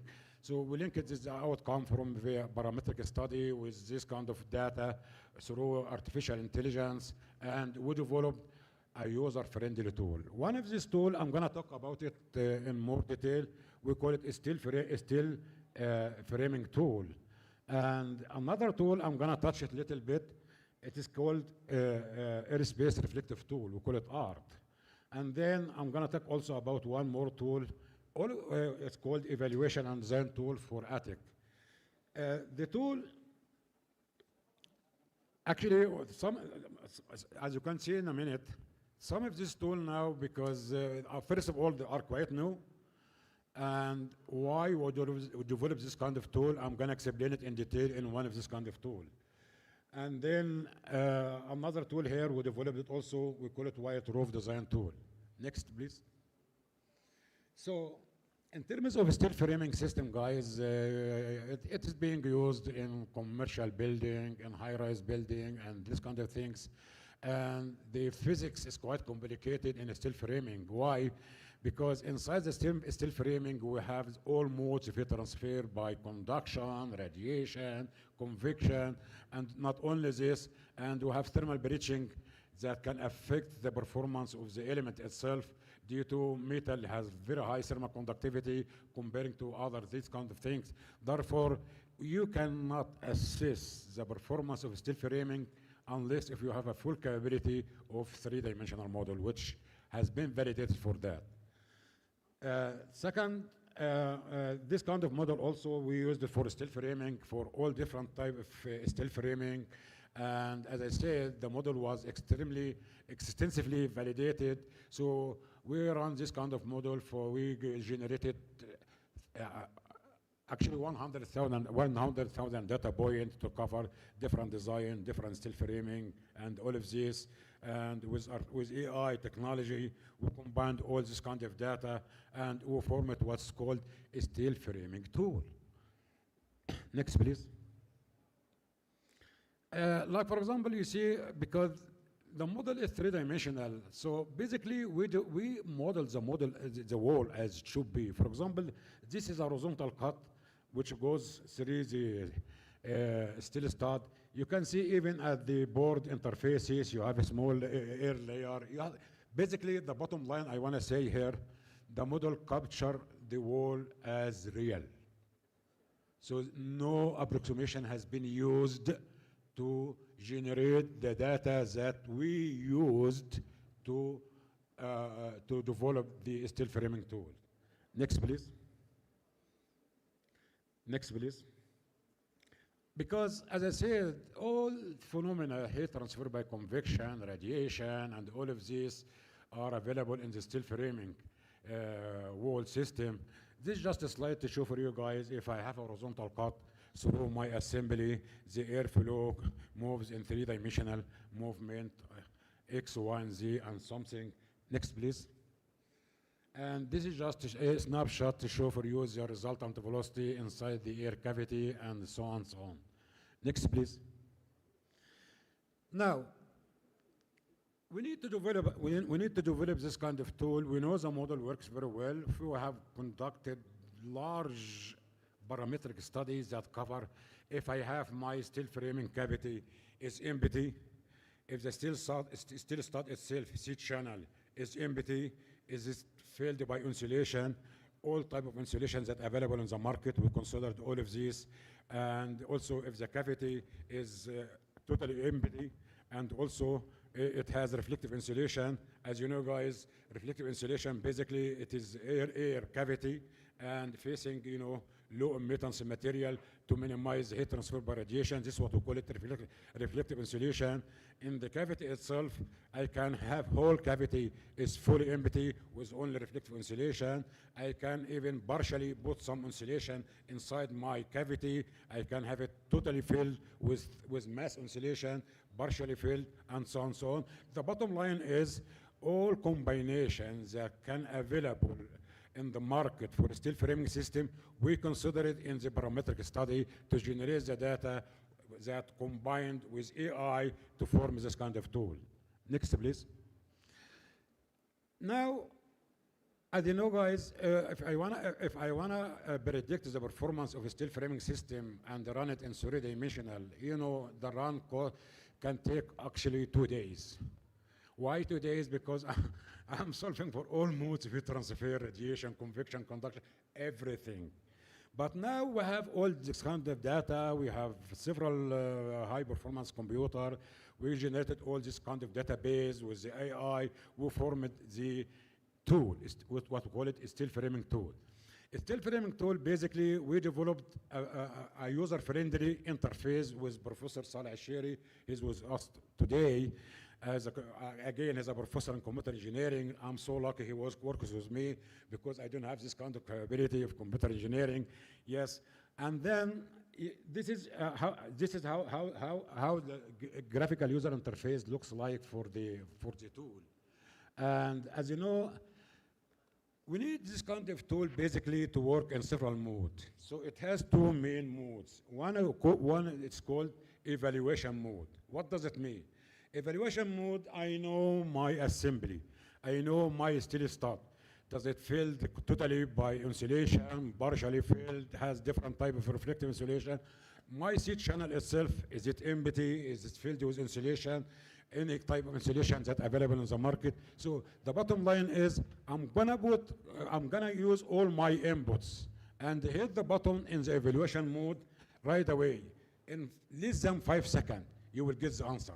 what could be the R value for this kind of whole system. This is what we call it evaluation mode. The second mode, we call it a design mode. Design mode, it has two branches, for example, because in the building code, sometimes you have to fulfill some kind of requirement. They're gonna tell you, hey, your R value for the R value means thermal resistance, supposed to meet a certain level. So now in design mode, so I can specify the target by the code, and I have other constraints. Other constraints, like for example, the height, some constraint, I need to use it, but I can live only with one of the input parameter. We call it a design parameter. And that one, when you specify your value, your target that is needed by building professional, building code, and so on, you hit the button, and now you can find out what kind of the value for the design parameter to meet your requirement. This is what we call it a design mode in terms of dimension point of view. Another design mode also in terms of product point of view. I need to meet certain requirement by the code, whatever it is, and I need to see what kind of product, like for example, mass insulation, reflective insulation, what type of this kind of insulation, I need to use it to meet my requirement. This is what we call it a design for product. And the good news in this one, again, is when you hit the button, whether it is in design mode or evaluation mode, you will get your result in less than 5 seconds. Next, please. This is just example here to put your input here and click evaluate. Right away, you will get your value in few seconds. And this is what we call it evaluation mode. Next, please. Here, for example, here in design mode, I need to get certain requirement, R value, to meet code requirement. So in that case, to get this value, I have some constraints. I'm gonna use them, but I'm gonna design only for one of the parameter. And based on that, I can calculate what kind of value for that design parameter to meet your requirement. Next, please. Also, we have one more mode. We call it research mode, and the research mode basically means I need to give it to universities, national lab, to use it as a research. So I need to find out how my performance is changed, for example, with each of this kind of parameter, whether the type of product, thermal insulation, thermal conductivity, type of reflective insulation, whatever it is. So we call it a research mode. And basically, this kind of tool, we design it in a way, after you finish your work, you're gonna hit a button. So automatically will give you the evaluation report without doing anything. Not only this, you're gonna get your evaluation report as a PDF file. If you wanna get your data and you wanna plot it with different software like EasyPlot, SigmaPlot, TickPlot, whatever it is, you can save your data in Excel file and import your data and do whatever you like with your data in terms of research mode. One more advantage in the research mode also, it is gonna be used as optimization mode. Optimization basically means for my system, I need to maximize the energy efficiency. So I can go through all this kind of parameter that can affect the performance of my system and identify what could be the highest possible performance that I can obtain for my system. Next, please. This is, for example, if my seed channel is filled with insulation, if it is empty, you can get it right away. Next, please. Next. Okay. One of the most important thing here, guys, the very famous design guide by American Iron Institute. This kind of design guide, it doesn't have a reflective insulation at all. So if anyone has a reflective insulation, has no other option actually but to do guard hot box test, which costs you around $13,000 up to $17,000. Now, the American Iron Institute, actually, we are working with them. They contacted us because they need to upgrade their design guide in order to add the reflective insulation in the design guide. So hopefully, maybe, I believe, the mid by the mid of next year, inshallah, you will find information in this design guide that is being used at international level that to include the reflective insulation, and this tool is going to be used for that purpose. Next, please. Okay, I'm going to jump a little bit to another tool. We call it aerospace reflective tool. We call it ART. Aerospace, guys, it does exist in many building applications. It does exist in the, for example, in the curtain wall, if you have double glazing, in window, if you have double glazing window, in the wall system, if you have reflective insulation, in the roof, and so on. So aerospace itself, with reflective, with low emittance, high emittance, whatever it is, the aerospace actually, it has many applications in the building envelope. Basically, currently, everyone across the globe are using the current standard. We call it ASHRAE standard. Next, please. Next, yeah. Stop here for a minute. ASHRAE standard, basically, guys, it gives you the R value for reflective aerospace, and this kind of standard actually extremely very limited. This kind of standard has only very few operation conditions in terms of temperature. It doesn't see a whole dimension for the whole space. For example, here, I'm just picking only here. Oh, that's great. Thanks a lot. I'm using just one example, guys, here to show for you the current standards that everyone is using it now based on ASHRAE. ASHRAE, it has very limited. First of all, aerospace can exist with different inclination angle, either horizontal, vertical, or 45 degree. However, it can exist also at different angles. This is number one. ASHRAE, it has only 3 operation conditions, which they design it actually for cold climate. It's not, for example, but we have no other option like, for example, in Saudi Arabia to use it, or other part in the world. Second, if you can see here, because ASHRAE is standard, actually doesn't see a whole different dimension of the airspace, for example, the height. Therefore, now you are limited only in that, in only one height. That height was 32-inch long, but there is no other data. The question was, if the 32-inch, for example, long, is it gonna be approximately or acceptable to use ASHRAE? The answer is no. Because, for example, here you see, for example, if you are seeing, different height for ASHRAE, you can see your ASHRAE actually by here in the red square. If you can see it here specifically at low emittance, you can either overestimate or underestimate your value by almost 100%. The question is, can we still use it? The answer is yes, because we don't have otherwise.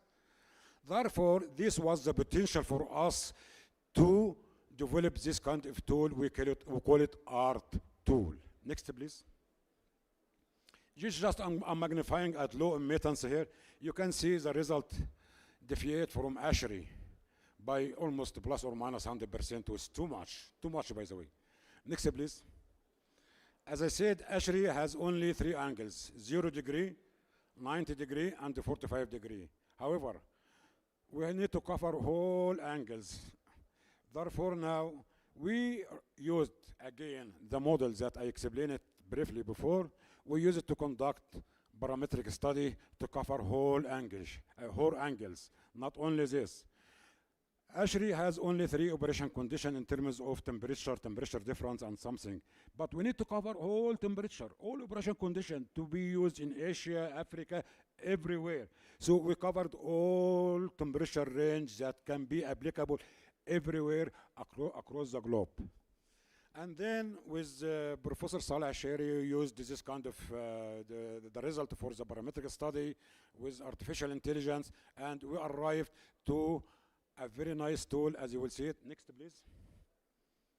Next. We arrived at this kind of tool here, and this tool has the same feature like steel framing tools. It works in evaluation mode, in design mode, in research mode.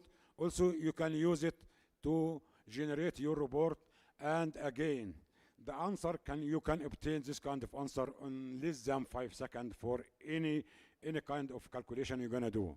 Next. Basically, this is the final graphical user interface for this kind of tool, and because we use this kind of tool in MATLAB, so but some other people they don't have MATLAB. Professor Saleh Shehri, actually he developed what's called web-based. Web-based, actually, right now I invite everyone to access to the coming website. Next, please.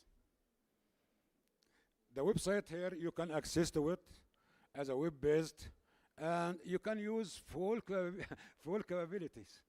So you don't have to have, we converted, the code in MATLAB, became web-based, so you can use it actually everywhere as long as you have access to the internet. You can use it for for different mode, calculation, design, research, produce your report and something and so on. So please go ahead, please try to visit this kind of website and see the good jobs that Dr. Saleh has done for this kind of tools. Next, please. Now, one more tool, actually, we developed it for the home attic. And for home attic, actually, because the home attic, it used radiant barrier, reflective insulation, and so on and so on. So we developed also one more tool for this one, and that one, I'm gonna move very fast. Next, please. Next.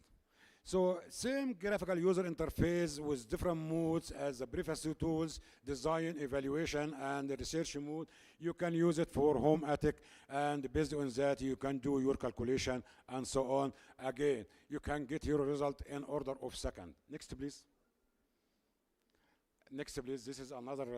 Okay, in the design mode, for example, if you need to reach certain target, but you cannot achieve it, so you will get a message saying, hey, you cannot get this kind of value, so you have to play with another design variable to get it. Next, please. Also, this is another one in the research mode to show the effect of different parameters in the performance of the attic. Next, please. Next, please. Oh, go back. This. Oh, sorry. Actually, the full capability for the attic actually is supposed to be presented today in the Clearwater, Florida, in the building 16. But I prefer to be with you guys today. So I asked one of my colleagues to present it, but it will be presented today as a full capability for the home attic tool. Next, please. Now, the attic tool also will be used. We have started already with the international standard ASTM C 1340 to update this kind of standard with the attic tool. Actually, they were working on this, so within maybe 9 months, 8 months, that kind of standard you will see a new modification. But this modification basically came from this kind of tool. Next, please. Okay. So far, with the expert of Dr. Saleh, he developed, we need to install this kind of tool in your cell phone. So basically, Dr. Saleh has finished actually finishing 2 apps for this kind of tool to be installed in your cell phone. You don't have even to have your computer with you. You can use your application like app share application, this kind of application, and you can do this kind of work. 2 tools Dr. Saleh has already finished from this kind of tools, but the plan is to make app for the other tools. Next, please. Next. So in summary, guys, extensively validated 3-dimensional model. 3-dimensional model has been used to develop this kind of tool. So far, we developed 5 tools, and the 5 tools can be used in evaluation, design, and research. And this kind of tools, you can get the result in less than 5 seconds. Plan again to have application, to put it in your smartphone, to use it. And again, with great honor, I would say this kind of tool has been developed here in Saudi Arabia, and it is not available anywhere else. All of it are new. Most of these tools are being used to modify the current standard, like ASHR standard, ASTM standard, and so on and so on. And last June, The Department of Energy in the United States, through the Oak Ridge National Lab, has invited us to give a full day workshop for these 5 tools, so that they're gonna maximize the use in this tool in North America, specifically in the United States and Canada. And we are planning actually in the near future, I didn't know how, but Dr. Salah with me, to make a workshop at the Real Commission in Jubail, and invite you guys to have a full day workshop, and we can go through these tools one by one and show for you how easy, how friendly to be used this kind of tool, and so on.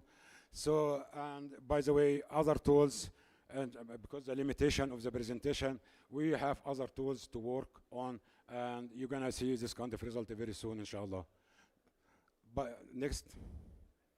By this, guys, I finish my presentation, and I will be available during the conference. And if anyone has any question, he can ask my boss, Dr. Saleh Al-Sheri, or ask myself. Inshallah, I will be happy to, to give you more information about this kind of tool. Thanks a lot for your time.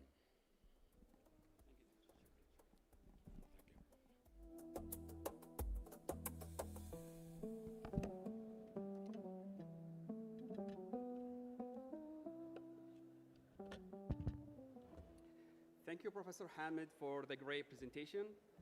Next speaker is Professor Erdem. He is the head of Low Zero Carbon Energy Technologies Center at Recep Tayyip Erdogan University in Turkey. The title is Innovative Thermal Resistance Materials for Low Zero Carbon Buildings, from Bio-Based Insulation to Fire-Resilient Plasters. Let's welcome Professor Erdem.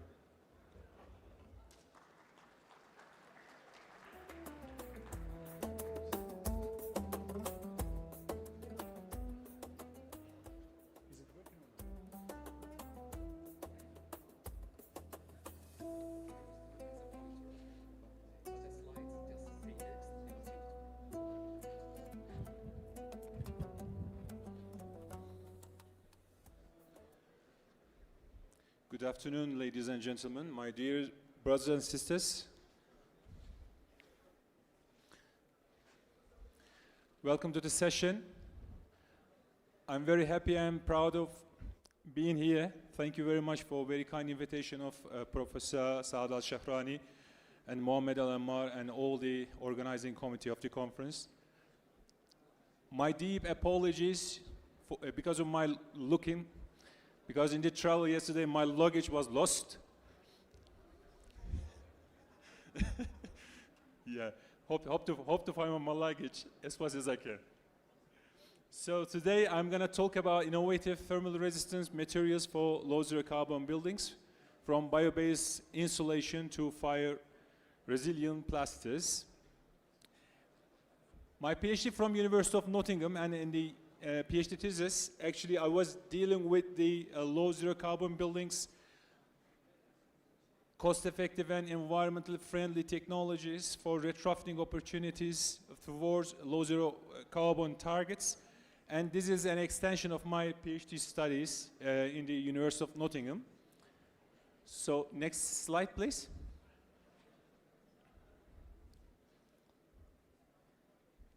Next slide.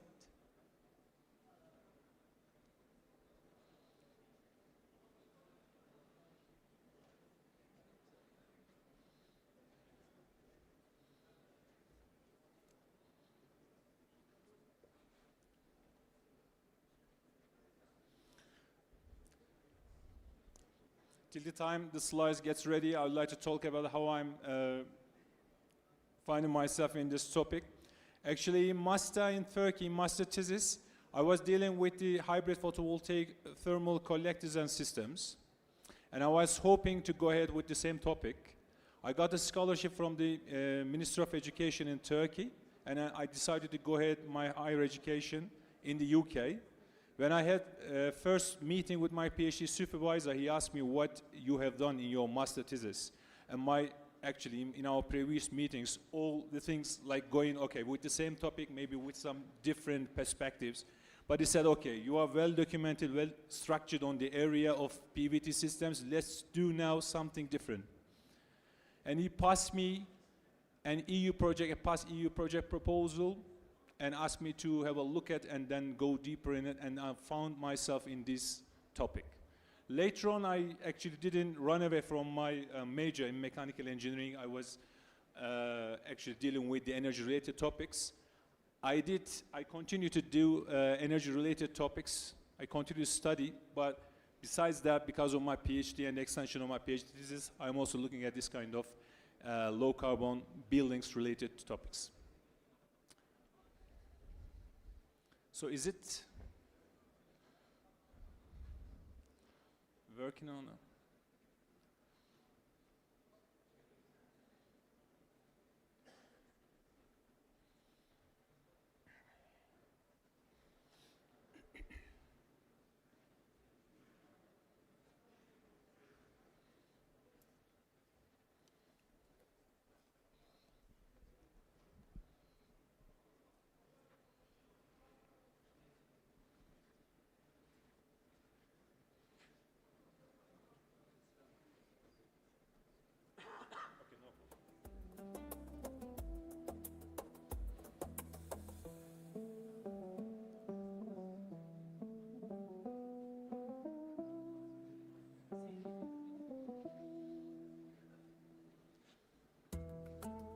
So currently I am visiting professor at the University of Nottingham.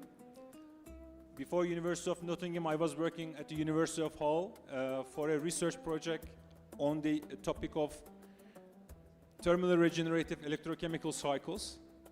So as I said, my main majors are related to energy and energy-related subjects, but low-carbon buildings, because of it's important to meet the standards and targets of the 2030 and 2050, we are trying to do also some good things on the area. So I am the head of the Low Zero Carbon Energy Technologies Laboratory at Recep Tayyip Erdoğan University. Today I'm going to talk about a little bit on the innovative materials that we developed recently for low zero carbon buildings. So insulation plasters, that was in the title of the presentation. First of all, a couple of sentences why it's important. It's important because buildings still are responsible for more than 40% of the total world energy consumption figures in the world. That is not just in developing countries, but also in developed countries like in the UK. They are also suffering from the poor insulation characteristics of the current building stock. And they should do something for it, otherwise they will not be able to meet the latest standards of building codes of 2030 and 2050. So a recent study that we published in Case Studies in Thermal Engineering, a Q1 platform. So what we do here is actually we develop some insulation platters. I'm going to talk about later on the details of them, material characteristics and details. We develop some insulation plasters, we integrate them, retrofit them with the conventional building materials, and we have a look at the performance characteristics in terms of different aspects like mechanical strength, thermal behavior, durability, etc. Next slide, please. So by starting with the conventional materials, we are developing some novel solutions, and then we are also touching the organic materials that can be used as an aggregate in the fabrication process, manufacturing process of the conventional elements like briquettes, clay bricks, etc. Next slide, please. So as I said, buildings still responsible for more than 40% of energy consumption, as said. And if you have a look at the building characteristics in the world, in both developing and developing countries, what we see, I'm going to give you detail from the UK case. UK has a building stock which is almost 50–60% of them hard to treat buildings. What does it mean, hard to treat buildings? You can't treat the building because of some aspects, because of some necessities, like you can't touch, for example, the exterior facade of the building because of the historical heritage. You can't do, for example, internal insulation because the internal space in the UK house is very small, so they don't want to I would say, get reduction from the internal living spaces. So it should be cost effective. It shouldn't damage the historical heritage of the country. And you should do something which is different than the conventional materials, conventional solutions in market. So that is the starting point of this research. So buildings, so through the images, thermal camera images, we can easily say like, if you don't properly insulate a building, that's gonna come up with a considerable amount of heat losses from your building facade. So insulation is a term which is misunderstood in most of the countries. We just insulate, for example, external walls and we don't do anything for the windows. Then your windows behave like a thermal bridge tool.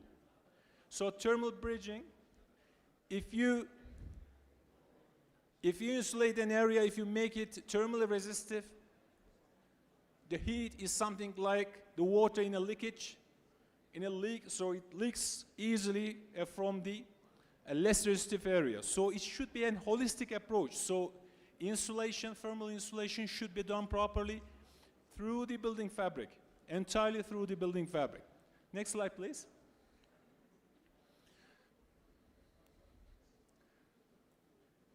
So external walls is taking the majority of the heat losses from the building facade. Why? Because of the poor insulation characteristics, thermophysical properties of the facade materials we have in our hand now. Yes, next slide. Windows also important, as I said. So because of the functional features of windows, you can insulate them. What you can do, you can develop new, for example, window technologies like multi-layer glazing. For example, rather than using a single glazing, using multi-layer glazing, double or triple glazing, changing the gas between the window panes, like rather than using air, using other inert gases like argon, krypton, xenon, etc. Or you can develop different window technologies, like for example, vacuum glazing, PV glazing, transparent insulation material glazing, phase change material glazing, low emissivity coating glazing, different glazing materials you can develop and utilize. But you should bear in mind that should be consistent with your external walls. There should be a balance in terms of thermal behavior, otherwise it's going to be a very easy way of creating undesired thermal bridging issues in your facade. Next slide, please. So what we have different types of materials, as we are all aware of now in building market, but still we are complaining about the huge amounts of heat losses from the building facade. Why? Because of the undesirable thermal conductivity and other thermophysical properties of the materials. In the current conventional materials, what we have in terms of the lowest thermal conductivity figures, we have only 0.03 watt per meter Kelvin from some polyurethane or from some mineral wool materials. But it's not enough. It's not enough to meet the latest standards. If you ever look at the standards for UK, for Finland, Norway, we can easily say it's very difficult to meet the standards. Why? We are intending to use it at reasonable thicknesses, these materials. And it is giving you just a simple and not desirable U value or R value. This time you need to use it in a thicker scale, in a thicker dimension. This time it will give extra weight to your building, or it will, if you do it internally, it will reduce the internal living spaces. Next slide, please. So that gives an idea to us, like, okay, what needs to be done? So we are complaining about the poor insulation characteristics of the conventional materials, but we didn't do everything in our hand. If you ever look at the nature, there are many materials. There are many materials that we reinforce our conventional materials, or that can improve our thermal behavior of our building materials, building facades.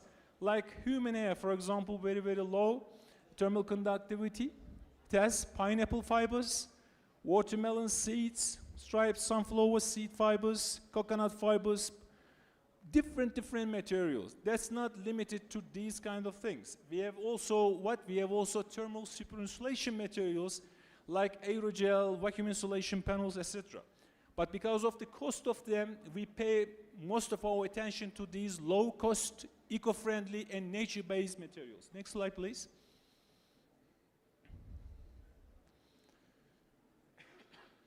Why plasters? Because it's very easy to retrofit. It's very easy to reinforce a conventional and a ready house.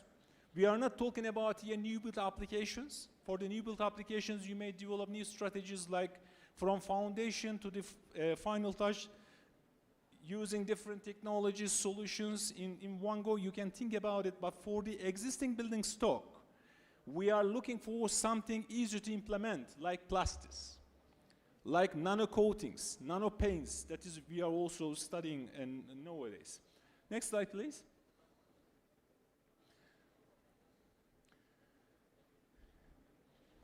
So why internal insulation important, and what we need to pay attention here? Just a good example that we published in Energy and Buildings years and years ago. So even if you use thermal insulation materials in your house as a retrofit, if you don't do it properly, what happens? That's characterizing, that's illustrating that. So on the left-hand side, there are two sections.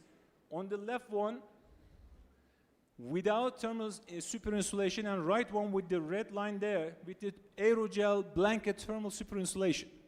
We have a look at the heat penetration in both cases, okay, at non-insulated and insulated case. What we see from the separating wall in the middle, there is a huge amount of heat loss after the internal thermal super insulation retrofit. Why? Because you can't keep the heat in there because the entire building stock is not insulated properly. So that is reflecting the figures on the right-hand side on the heat flux values. So why I'm showing there, so if you, for example, pay attention to insulation plasters, and if you think about the one side of your facade, it's going to be a complete action, complete measures. If you do it properly, with the proper material components and with the proper thickness, you can get what you want from that insulation material or building material. Next slide, please. So in this regard, we pay attention, as I said, to the nature materials like pineapple leaf, sunflower, seed shells, watermelon seeds, etc. So first of all, we have a look at the thermal conductivity values of these materials and their availability, abundancy. So their durability, if we use these materials as an aggregate, their durability in the entire briquette production. So we look at these parameters and we make an assessment. We make an assessment and we make a plan, a methodology to study these nature-based materials. Okay? These are the thermal conductivity values of these materials within the room temperature range. Next slide, please.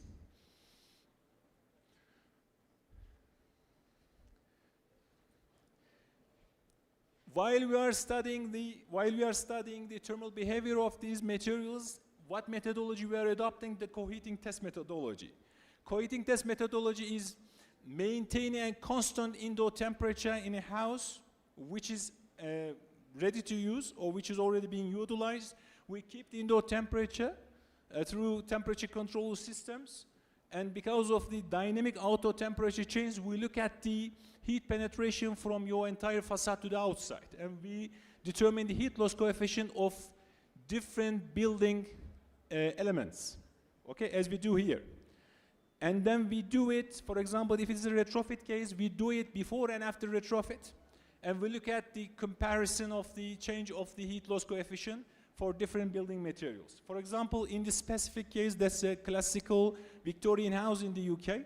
So one test bedroom was internally insulated by aerogel blanket, and we look at the thermal bridging, hot and cold spots, heat loss figures, heat loss coefficient values before and after in the test bedroom and in the whole house.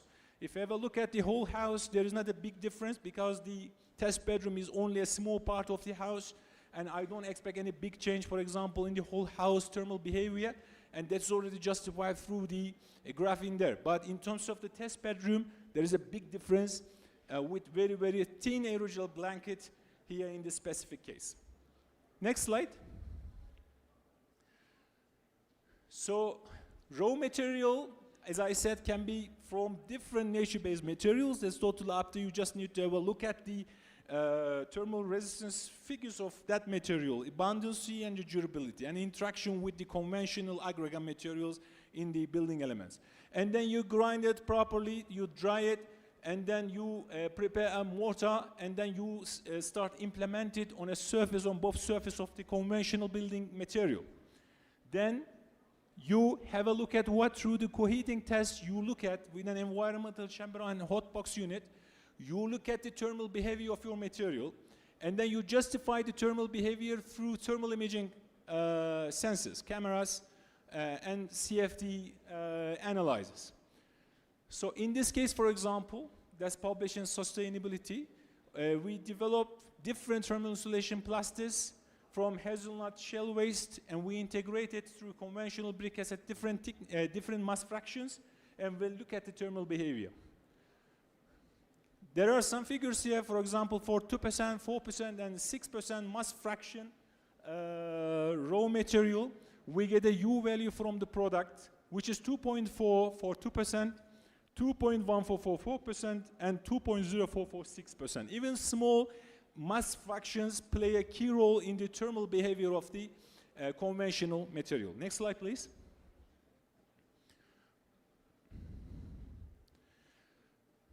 So another study published in Case Studies in Thermal Engineering, from the bamboo fibers, we implement a similar study for different bamboo fiber. We implement, prepare, integrate to the aggregate in the preparation of the briquette. We look at, again, the thermal behavior of the conventional briquette. Next slide, please. Next slide. So what we see from the SEM images, for example, after the implementation, for example, we see some micro nanoscale air pores, which improves the thermal behavior, thermal resistance of the product. We see easily the cementitious material as an aggregate in the SEM images, and also polymer fibers for the improvement of the mechanical strength. Next slide, please. That's the preparation stages of the conventional material. I don't want to waste time on it. Next slide. This is from the coheating test. So as I said, so thermal imaging also done after getting the experimental data from the system, environmental chamber hot box unit, for experimental determination of the thermal behavior of the unit. Next slide, please. These are the figures, characteristic figures, overall heat transfer coefficient and the average U value from different structures. 0, 0 is the conventional case, 1, 1, 2, 1, and 2, 2. Actually, that's the centimeter from both sides, the thicknesses of the insulation platters. Next slide. And that is the reduction of the U value, we can easily see. So conventional 5.49 and 2 briquette giving us a U value 2.86. You see the reduction in the U value. Next slide. Next slide. Yeah, because of the time issues, I don't want to go ahead. So these are all characteristic coheating test results. We can go ahead. Next slide, please. And for the different briquettes reinforced with different mass fractions of bamboo fibers, and in comparison with the conventional briquette, these are the U values from the bamboo case. Next slide. And that's a comparison of different scenarios with the bamboo and also with the insulation plasters reinforced with both sides in comparison with the conventional briquette. Next slide. Next slide. Next slide. Next slide. So we also look at, this is the last one, we also look at the mechanical strength of these materials in the case of fire, because it's very important. After we had a fire disaster in the Kartalkaya Hotel in Turkey, so we look at the mechanical strength of the concrete materials. So if you reinforce the concrete with these insulation plasters, we see also durability in the case of fire. For example, for 120 minutes, for 2 hours, the mechanical strength of the concrete samples reinforced with these insulation plasters is still 27 megapascal, which is okay, which is not perfect, but which is okay. There's also something like we do as an assessment on the mechanical strength of these materials. Next slide. Next slide. Next. Yeah, there are many things. Actually, I'm going to share all these materials in the conference. You can approach me. I can easily share the content and the ongoing and the past works with you. Thank you very much for your very kind attention. Thank you very much for your attendance.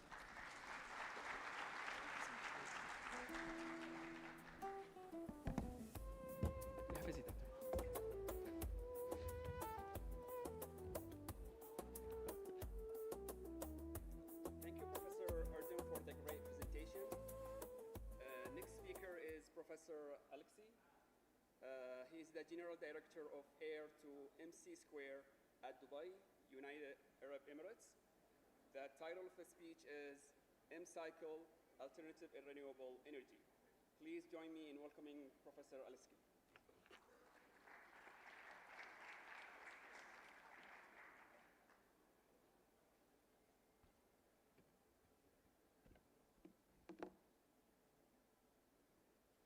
Assalamu alaikum. I'm happy to talk about my Seesc cycle. It's not publication or scientific presentation. It will be storytelling. Life of Dr. Professor Seesc and his invention through 5 decades of continuous research and development. Okay. Everybody has smartphones. Probably it's better. You can just Google Seesc cycle, and you immediately will see about 1,000 publications and probably many thousands of searches of information. But I would like to share our experience here, not as academicians, but as startups. As startup with deep tech technology. I would like to start with video. 3 parts inside video. Personal greetings from Dr. Professor Seesc and our team, our traction in MENA region with our technology, and unique test. You first who see the unique test, how we test our prototype of air cooling unit. I believe you will enjoy. Nothing is impossible. With M-Cycle, almost everything is possible. Can we share video? Good morning, everyone. I was given the privilege to address everybody this morning on the future of energy, where we've been and where we're heading. Hello, my name is Stan May. And together with Dr. Professor Valery Seesc, we represent 2 generations of M-Cycle family. M-Cycle is thermodynamic conception to capture energy from air. And this energy can be realized for producing power, for producing cooling and heating capacity, for distillation water, for heat recovery processes, and etc., for many applications. Dear friends, we are very proud to present to you our newest, most advanced, and most affordable product on the 3rd generation of M-Cycle cooling technology, brought to you directly by Seesc. Testing of the 5.9 model at 47 degrees Celsius, 56 degrees Celsius, provided with this little heater on the back. Temperature delivered 12.2 degrees Celsius. Power consumption 15 watts at 12 volts, 1.2 amp. 56, 12.2. Continuous video, 65, 7 input, serving temperature of PLA plastic. We will not be going higher than that. Output remains 12.9, consumption 15 watts, 12. Yes, and now please my presentation. It is unique air cooling technology dew point evaporative air cooling. It's different from everything we have so far in traditional air conditioning and in evaporative air conditioning.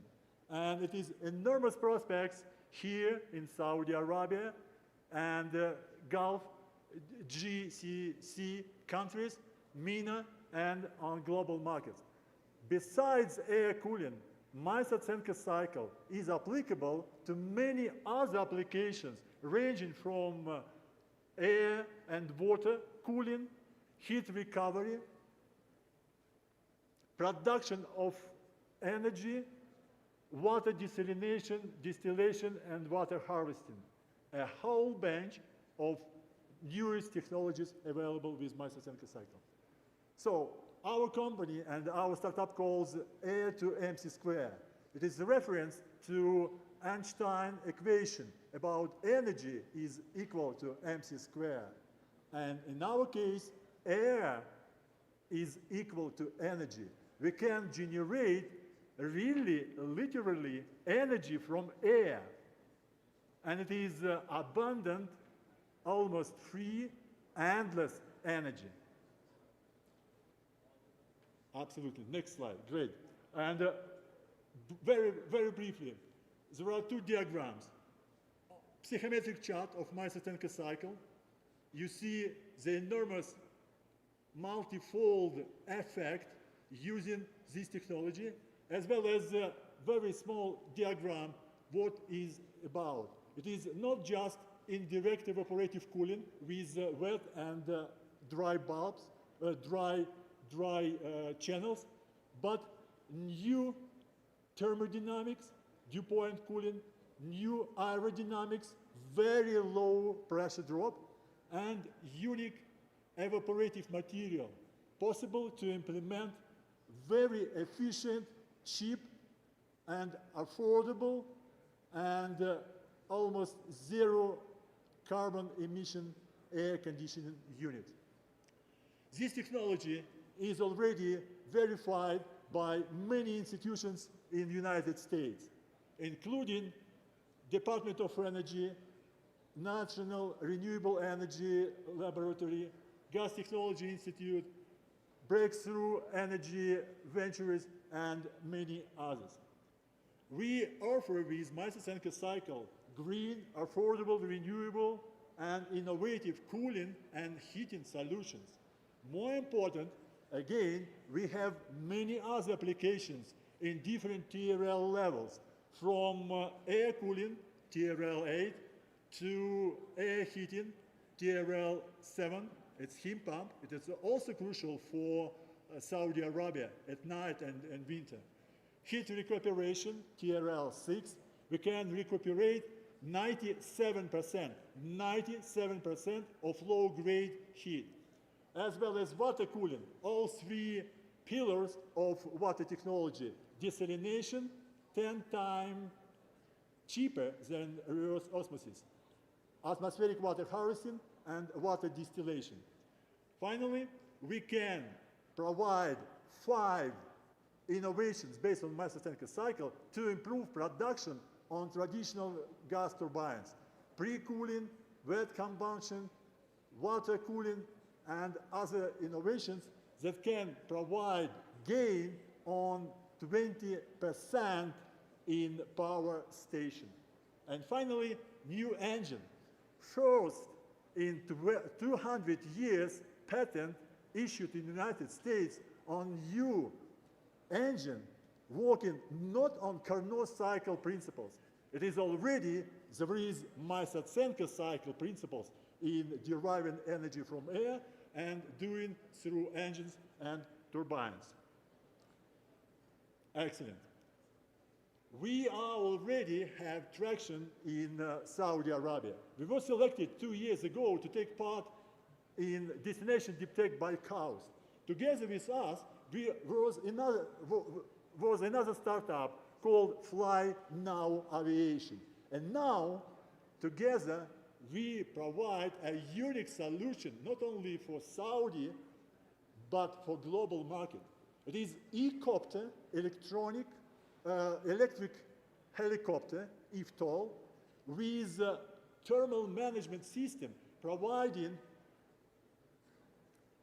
higher and longer range, because we use only small fraction of battery to provide cooling, to provide ultimate control for passengers, as well as providing cooling for batteries, gaining another up to 30% in your range, in your capacity. It is a unique solution. It is already on the Saudi market, and we are happy to develop it further.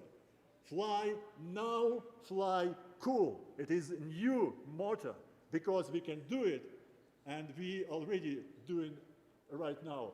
There are a few technical characteristics, but more important, it is already verified by local investors, including well-famous family offices. So we are happy not only sell our technology, we are happy to cooperate in Saudi market with Fly Now to deliver new solutions extremely needed for Saudi to fulfill Vision 2030, to fulfill net zero target and United Nations sustainable goals. Next, please. We have already 2 commercialized generations of Master-Senka cycle worldwide, in China, in Australia, and in the United States. And now we brought the next one, even better, 3rd generation of Master-Senka cycle. We call it Gen 3 or Tri-Gen, Tri-generation. We can generate heat and cool, we can generate water, we can generate energy with one unit. It is really unique, not only for Saudi or MENA market, it is unique even for China market, even for global market. And we have tested our prototypes and have unique results, 20 times, not percent, 20 times reduction on carbon emission, because we do not have refrigerant and we save enormously energy. We save up to 50%, not percent, 50 times energy, because we deleted engine and compressor consuming a lot of energy. And finally, it is affordable. It is 10 times cheaper, because we use unique 3D printed approach with unique proprietary evaporative and weakened material to provide enormous technical characteristics. And we have our traction with already with KAUST. We have been in KAUST. We have been selected as Saudi technology to be presented in Innovative Hub in Shenzhen. And finally, we are here not asking about investment, but proposing to start production locally and to commercialize this technology and ready to provide transfer of this technology as soon as possible to local players, as Zamila see in energy, in air cooling, as water cooling technology companies, as energy production companies. So we are ready to start transfer of technology as soon as possible. Next, please. So 5 next verticals of Master-Senka cycle. We have M-cycle cooling tower, liquid desalinator, all climate air conditioner. It works in any climate, relying on absolute humidity, not on relative humidity. Then water harvester for different applications, and ultimately M-cycle heat pump. It is for Gulf region economies, for MENA region, and for global markets. It is for Aramco, NEOM, industrial zones, many district cooling companies. It is for Vision 2030. And it is also for further development of e-copter. It is new mobility, and we are happy that Saudi is already home for this technology and could be powerhouse for the whole region with other applications of Seesc cycle. Next, please. You can check with organizers our presentation about water cooling, dew point water cooling tower.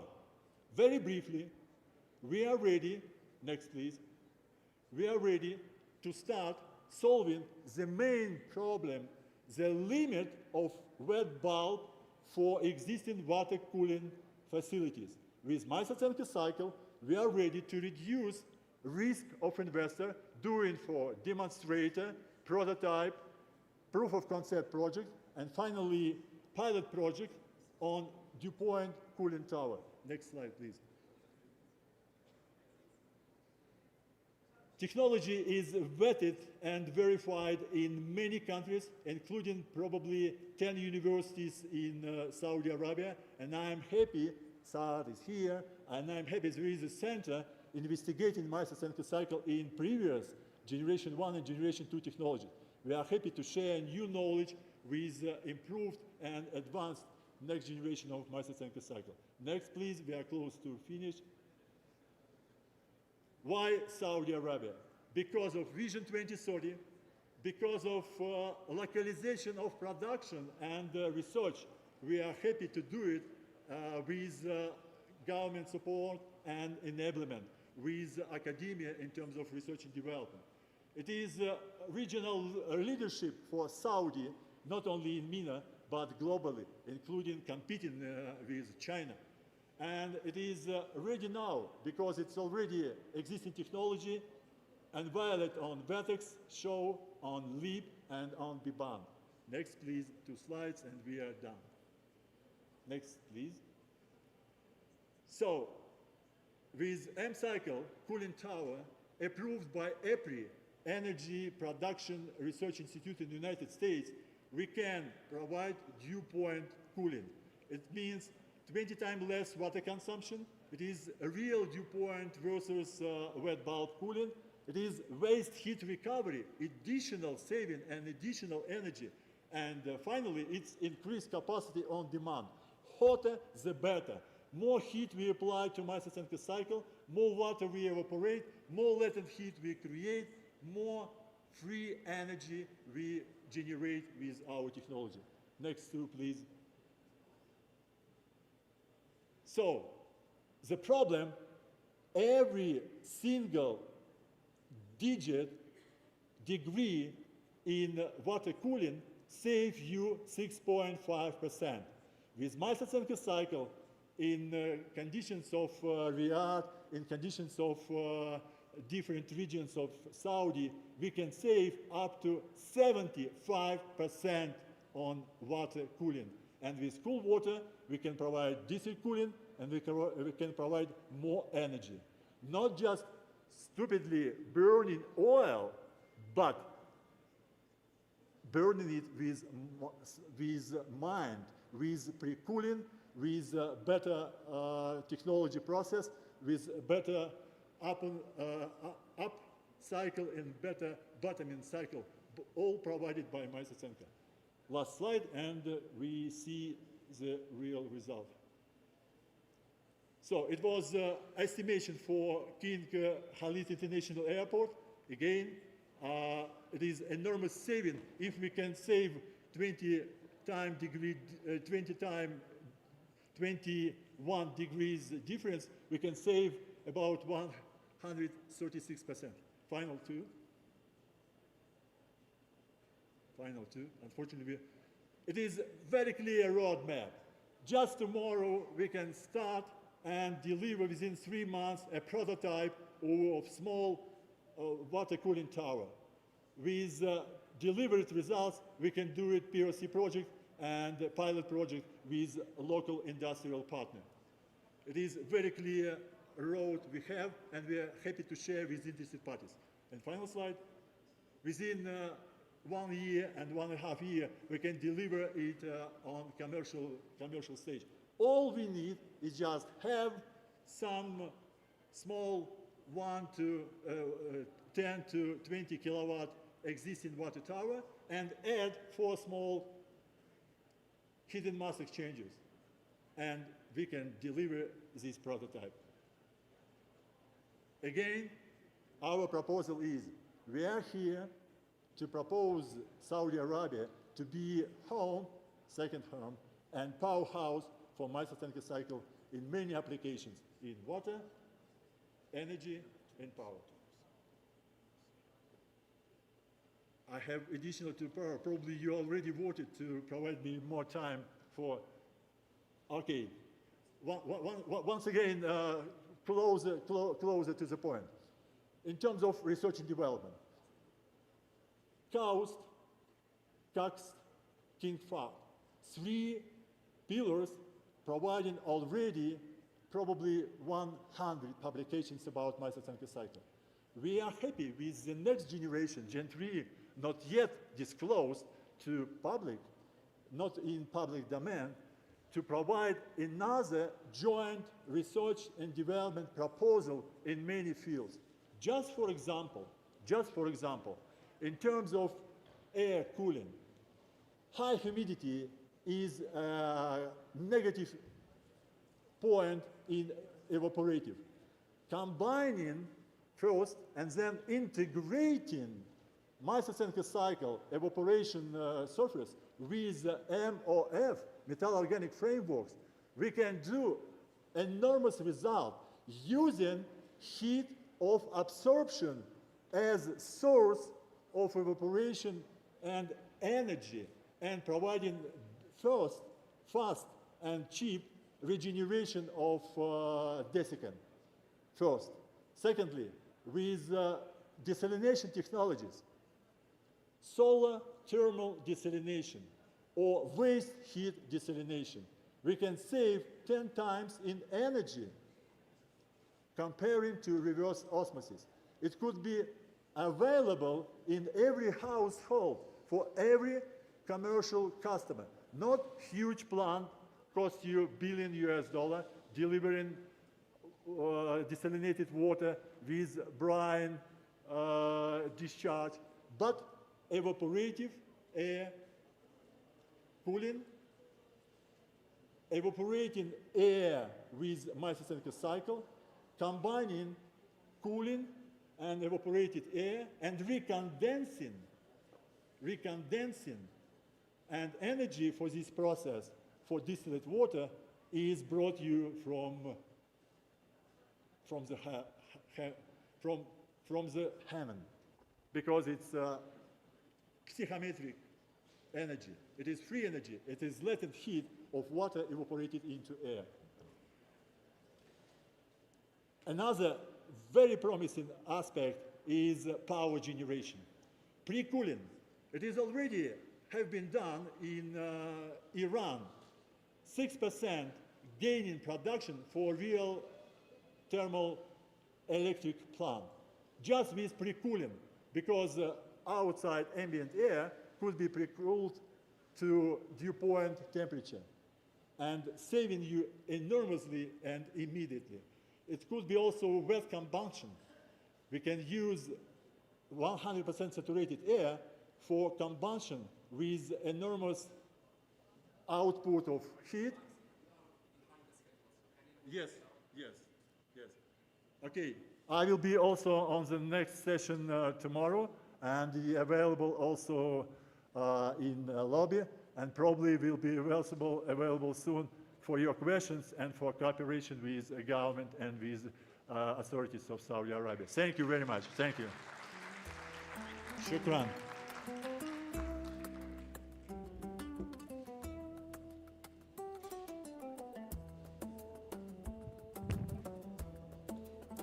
Thank you, Professor Alexei, for the great presentation, and thanks to all our speakers for their valuable presentations.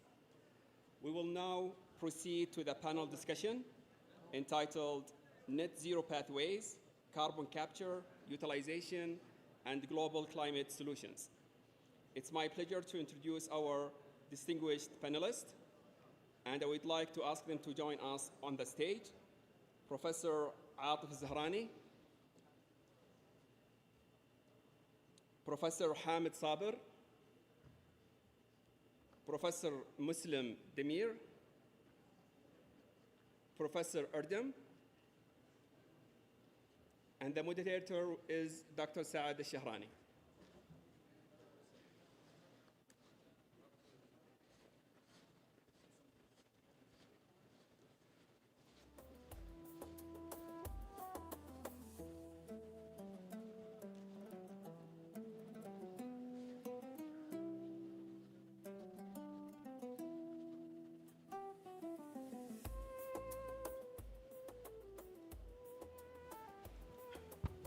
Seesc.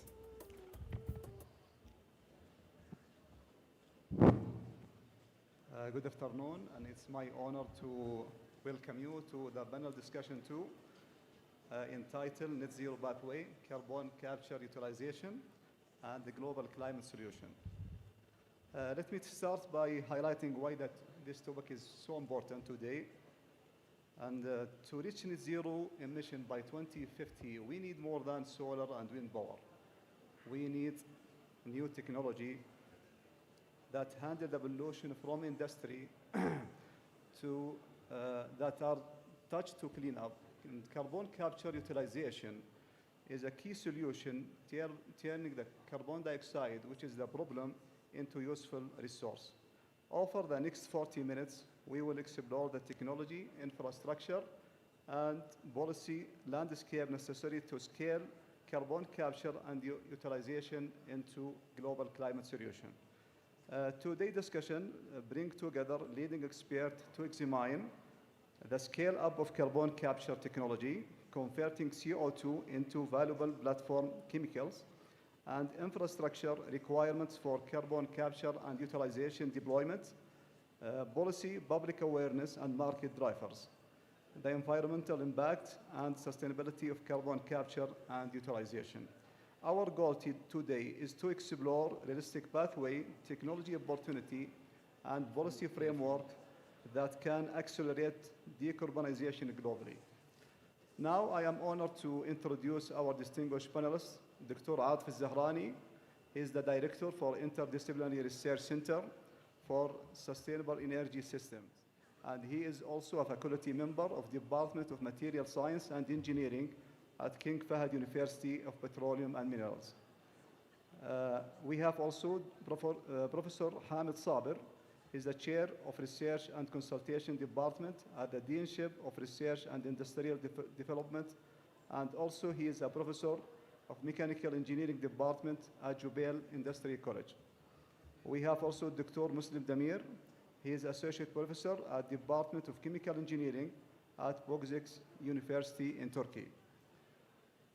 Professor Erdem Kok is a Director for Low Zero Carbon Energy Technology Center and also a Professor at Recep Tayyip Erdoğan University in Turkey.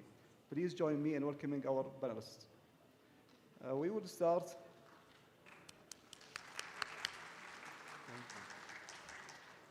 start with opening reflection from each panelist. I will invite each of you to share your perspective.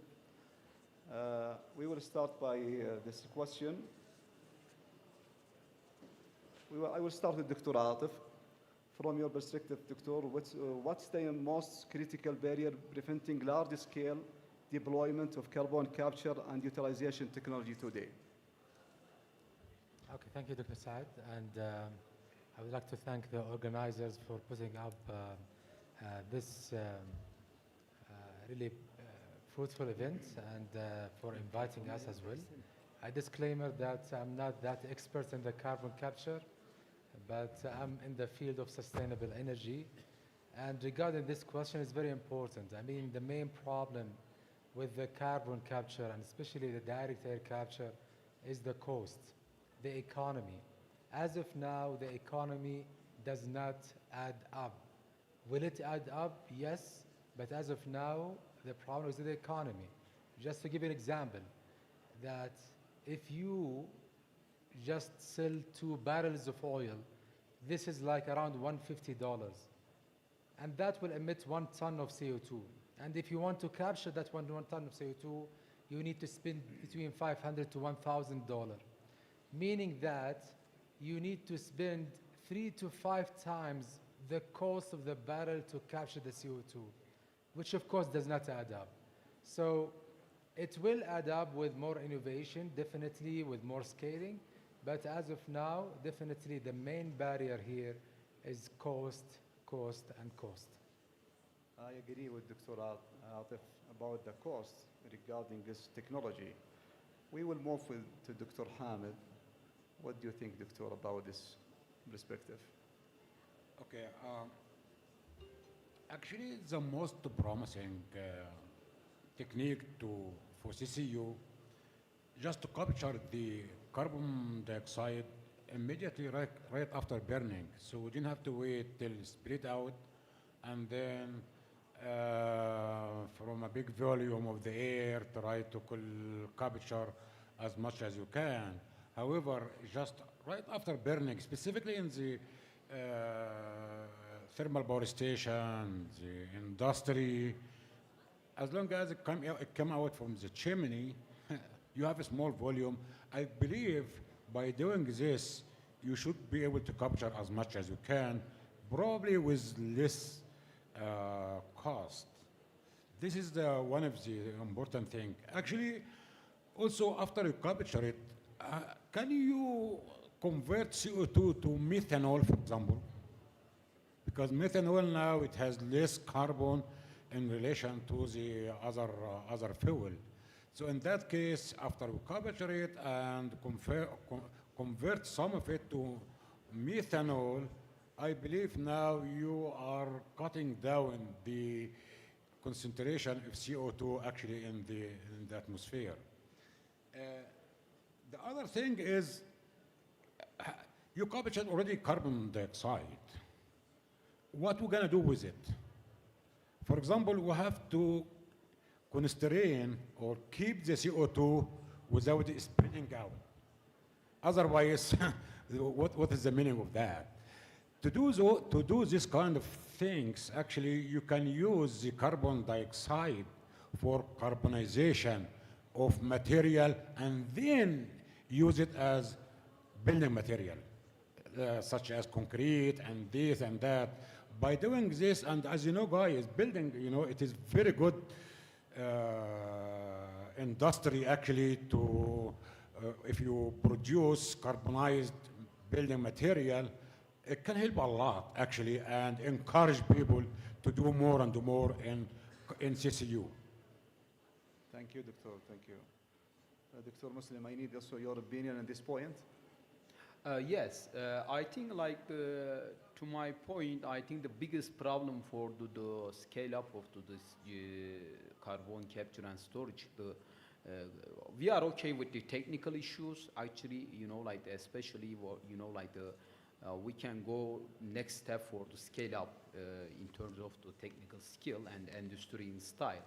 But the economy is I think the implication, because as a the company, you have to pay lots of money without gaining money. So it is so difficult. So I think also some government issues getting trouble to get scale up of the deployment of the carbon capture and storage technology. Thank you, Dr. Muslim. Let us move to Dr. Erdem.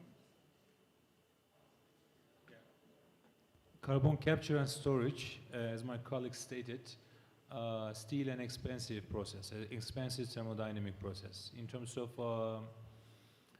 structural methodology of the process is well understandable, well documented, but in terms of the cost issues, it is still not at a desired level. So lots of things to be done actually in terms of economical figures to be able to make it viable, because as the colleague stated, so it is a costly process, especially when we compare the fossil fuel current cost figures and their usage and their outputs. It is not reasonable to squeeze it and store it, but there are some measures can be taken, like for example through the policy makers. Carbon prices, for example, can be organized to to be able to make it much more viable. The taxes can be adjusted and organized to be able to hit the targets at a reasonable way. Otherwise, in terms of the current economical figures, to use it just a system will not be affordable. Okay, thank you, Dr. Erdem. Let me also ask you another question about the scaling up the carbon capture technology. Most countries, they have already the pilot, and they have challenged to scale up this pilot to big size. What do you think is the challenge regarding the economy or the policy, and what's the action needed to improve this one? Yeah, as I said, there are technology actually currently ongoing already, tried, and they already justified in terms of the scientific affordability. But it is not at a level that the government can adopt easily. So it is, in most cases, at laboratory scale level. So just for some practical cases, for some lab cases, activities done in this regard.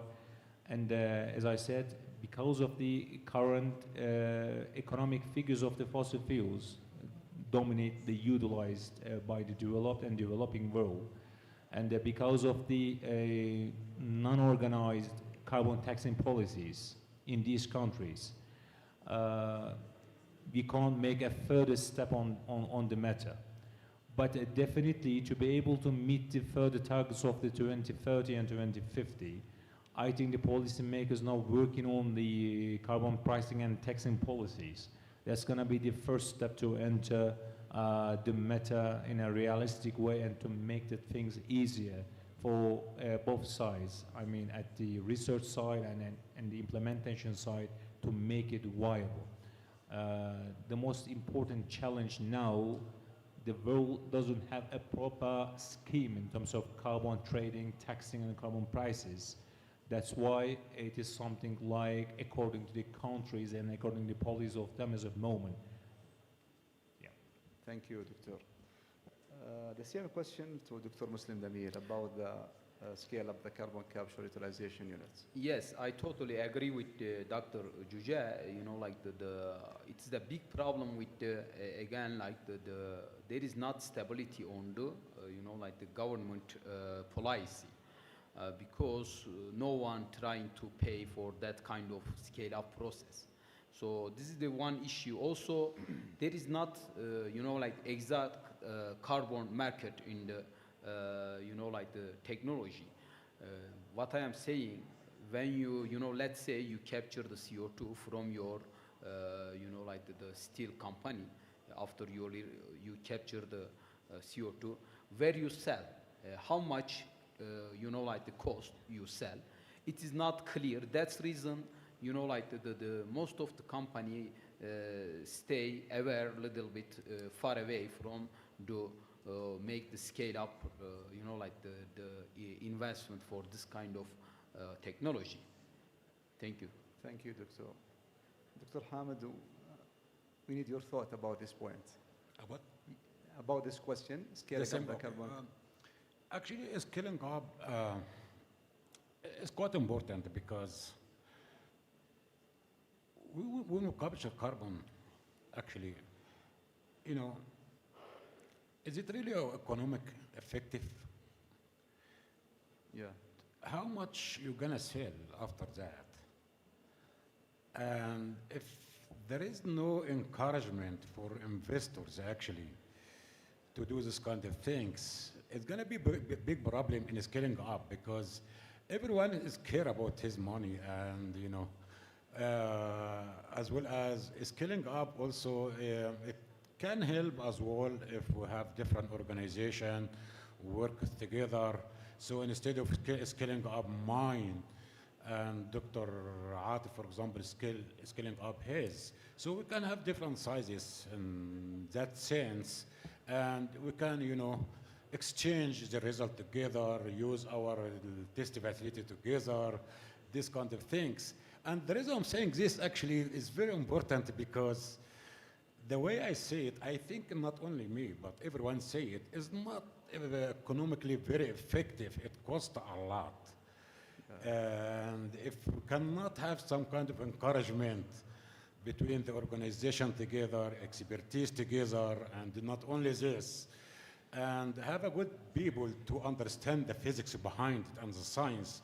Like, for example, in King Fahd University, mashallah, it is one of the very good university, having a graduate program, for example, in this and scaling up with a student at small size, comparing to other organizations. So scaling up, the way I believe to see it is, first of all, your goal is the cost and also build expertise. Not only this, but I'm gonna go a little bit far.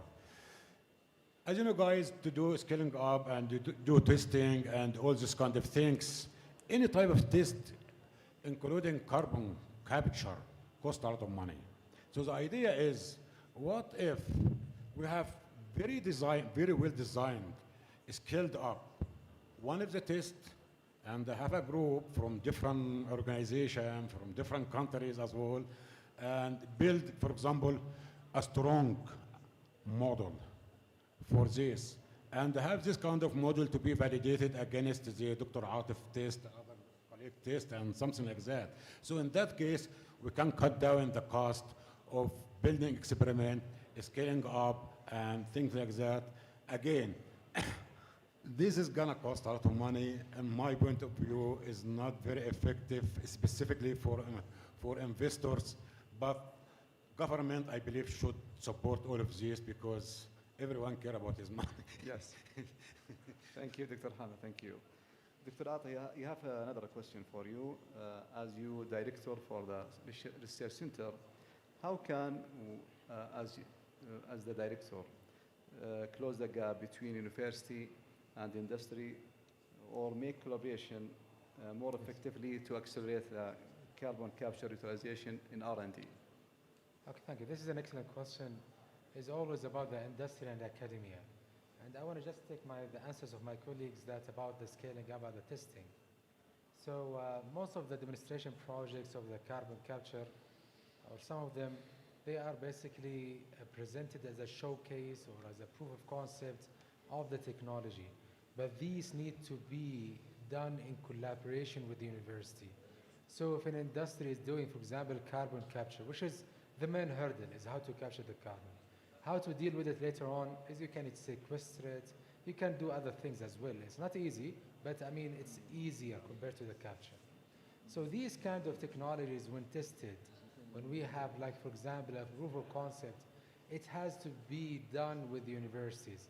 So you can combine both the industrial scale, and then you can have the feed of innovative idea and innovative solutions from the academia. With that, I believe we can make the gap, closer, and we can accelerate even the innovation, so we can end up with potential, inshallah ta'ala, in the future. We have a scaled up version and very popular, let's say, carbon capture units.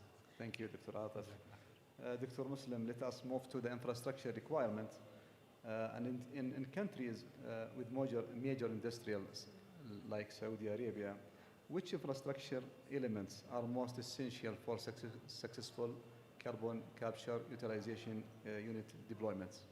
I think, like the most, what I see, like conversion to the CO2 to the methanol and then to the other type of the polymers is, I think, the effective approach to the, like the utilization of the CO2. And I know in the Saudi Arabia, it's lots of, like the CO2 release because of the power plants.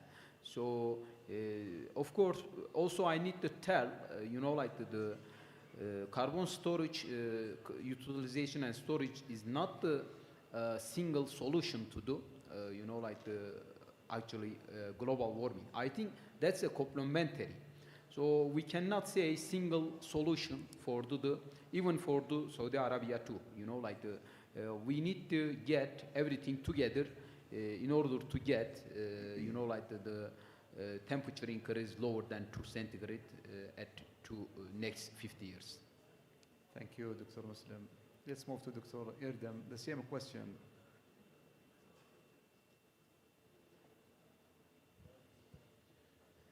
I almost agree with my colleague's statement. Actually, that depends on the infrastructure and the conditions, economical conditions, and the well-being structure of the country we are talking about. So if you think about, for example, Saudi Arabia, if the economy comes second, so there are actually many things can be done on the area.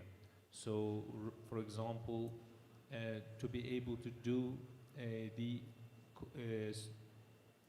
capturing, squeezing, and the storing in one single unit can be one option.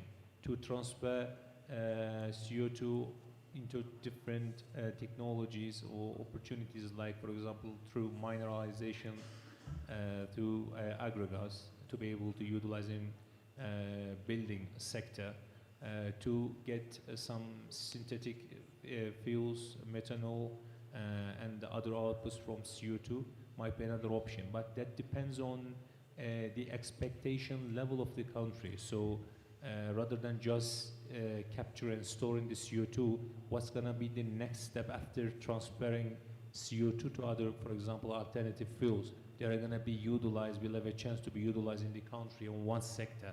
For example, if it is a sustainable aviation fuel, really the country needs that fuel in that regard? That should be first question and answered, and then this kind of things can be on the table. If I can add, Dr. Saad, just a quick thing. Yes. I mean, maybe it's just a little bit of a paradigm shift. Infrastructure, of course, it needs a heavy, especially if you are capturing, let's say, from the air. Single point, as Dr. I mean, just from the industry, it's much easier, it's better, more efficient, you have more volume or more concentration of the CO2. But I've seen now trend of examples that can try to minimize this disruption infrastructure. Normal situation, carbon capture from, let's say, from the air, and then you need to transport it through, for example, pipes. You need to deliver it to some sort of a plant or sequester it. But I've seen some trend of examples that are, I think, it will pave the way to some extent, is that they have a way to sequester that CO2 near to industry that emit the CO2.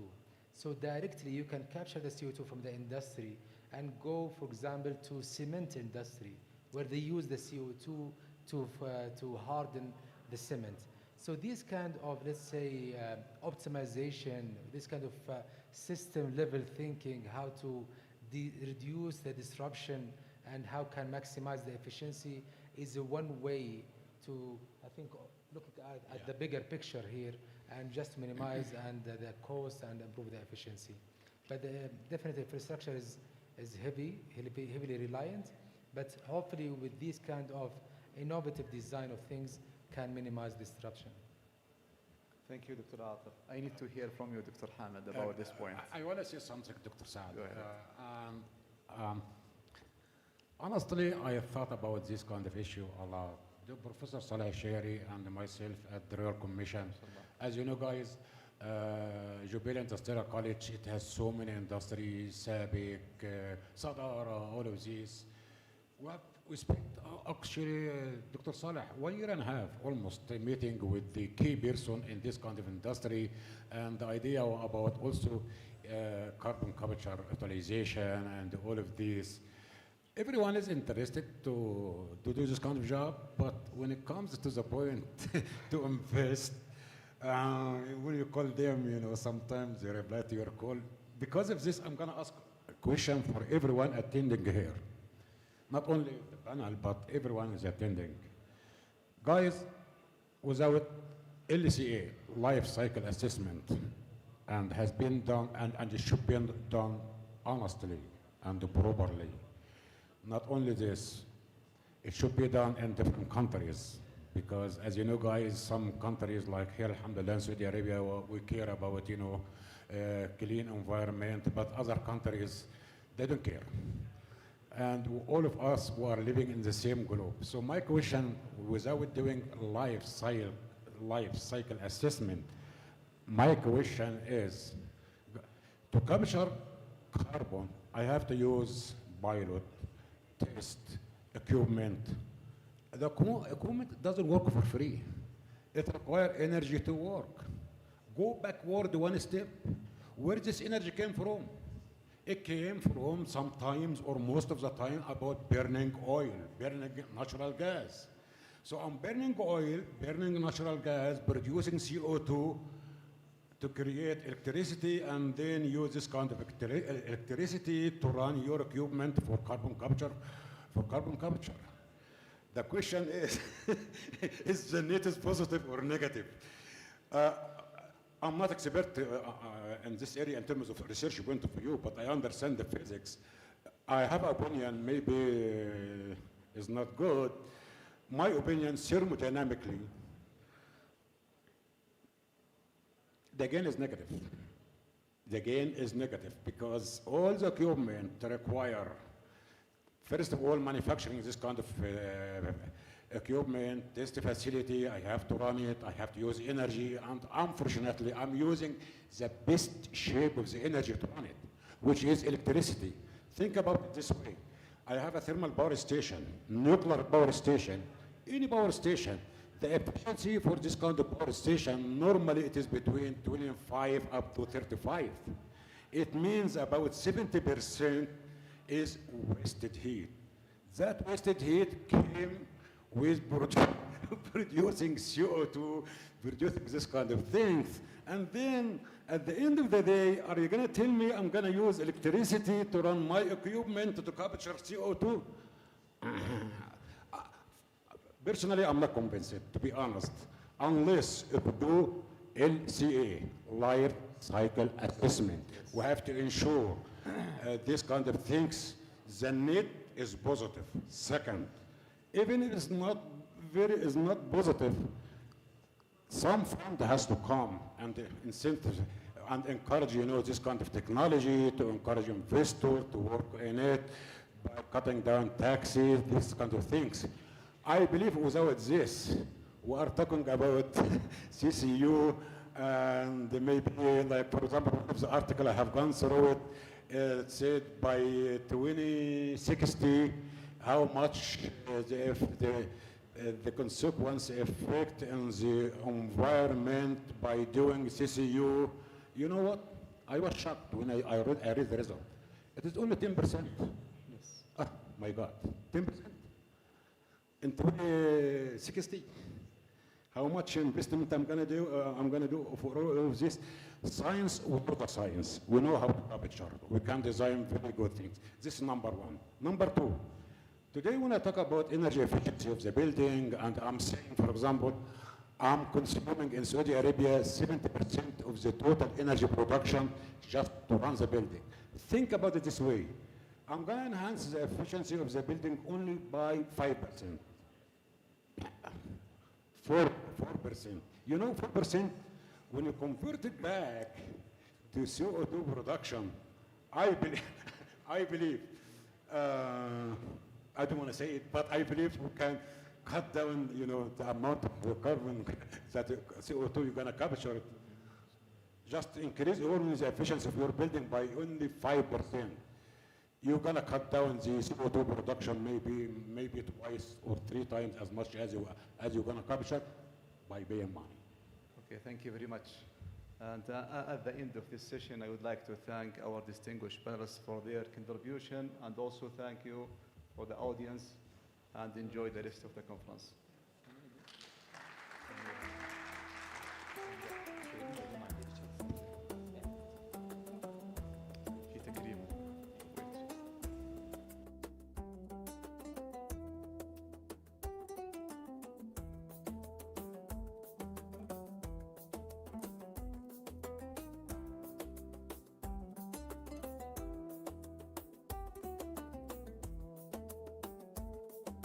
Anyway, yeah. Again, like, without renewable energy, it is almost impossible to build up CSUS, like the technology. Thank you again.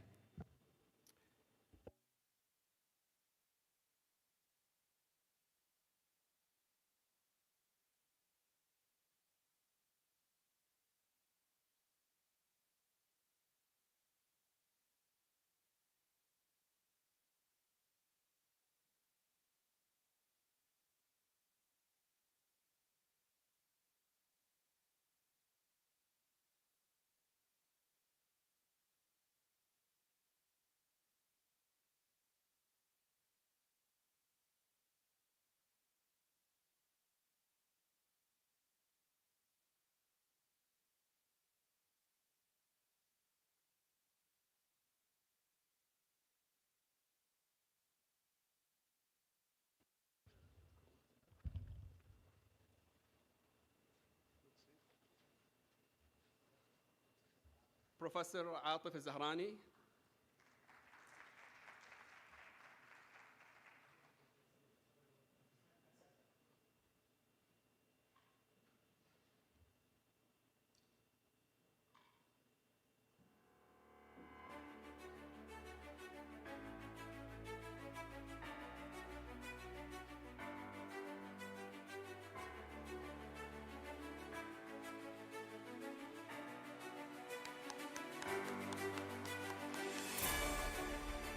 Professor Hamid Sabir.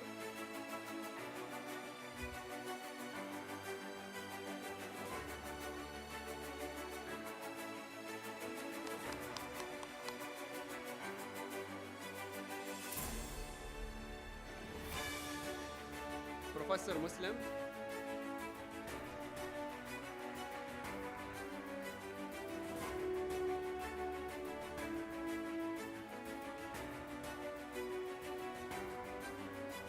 Finally, Professor Arjun.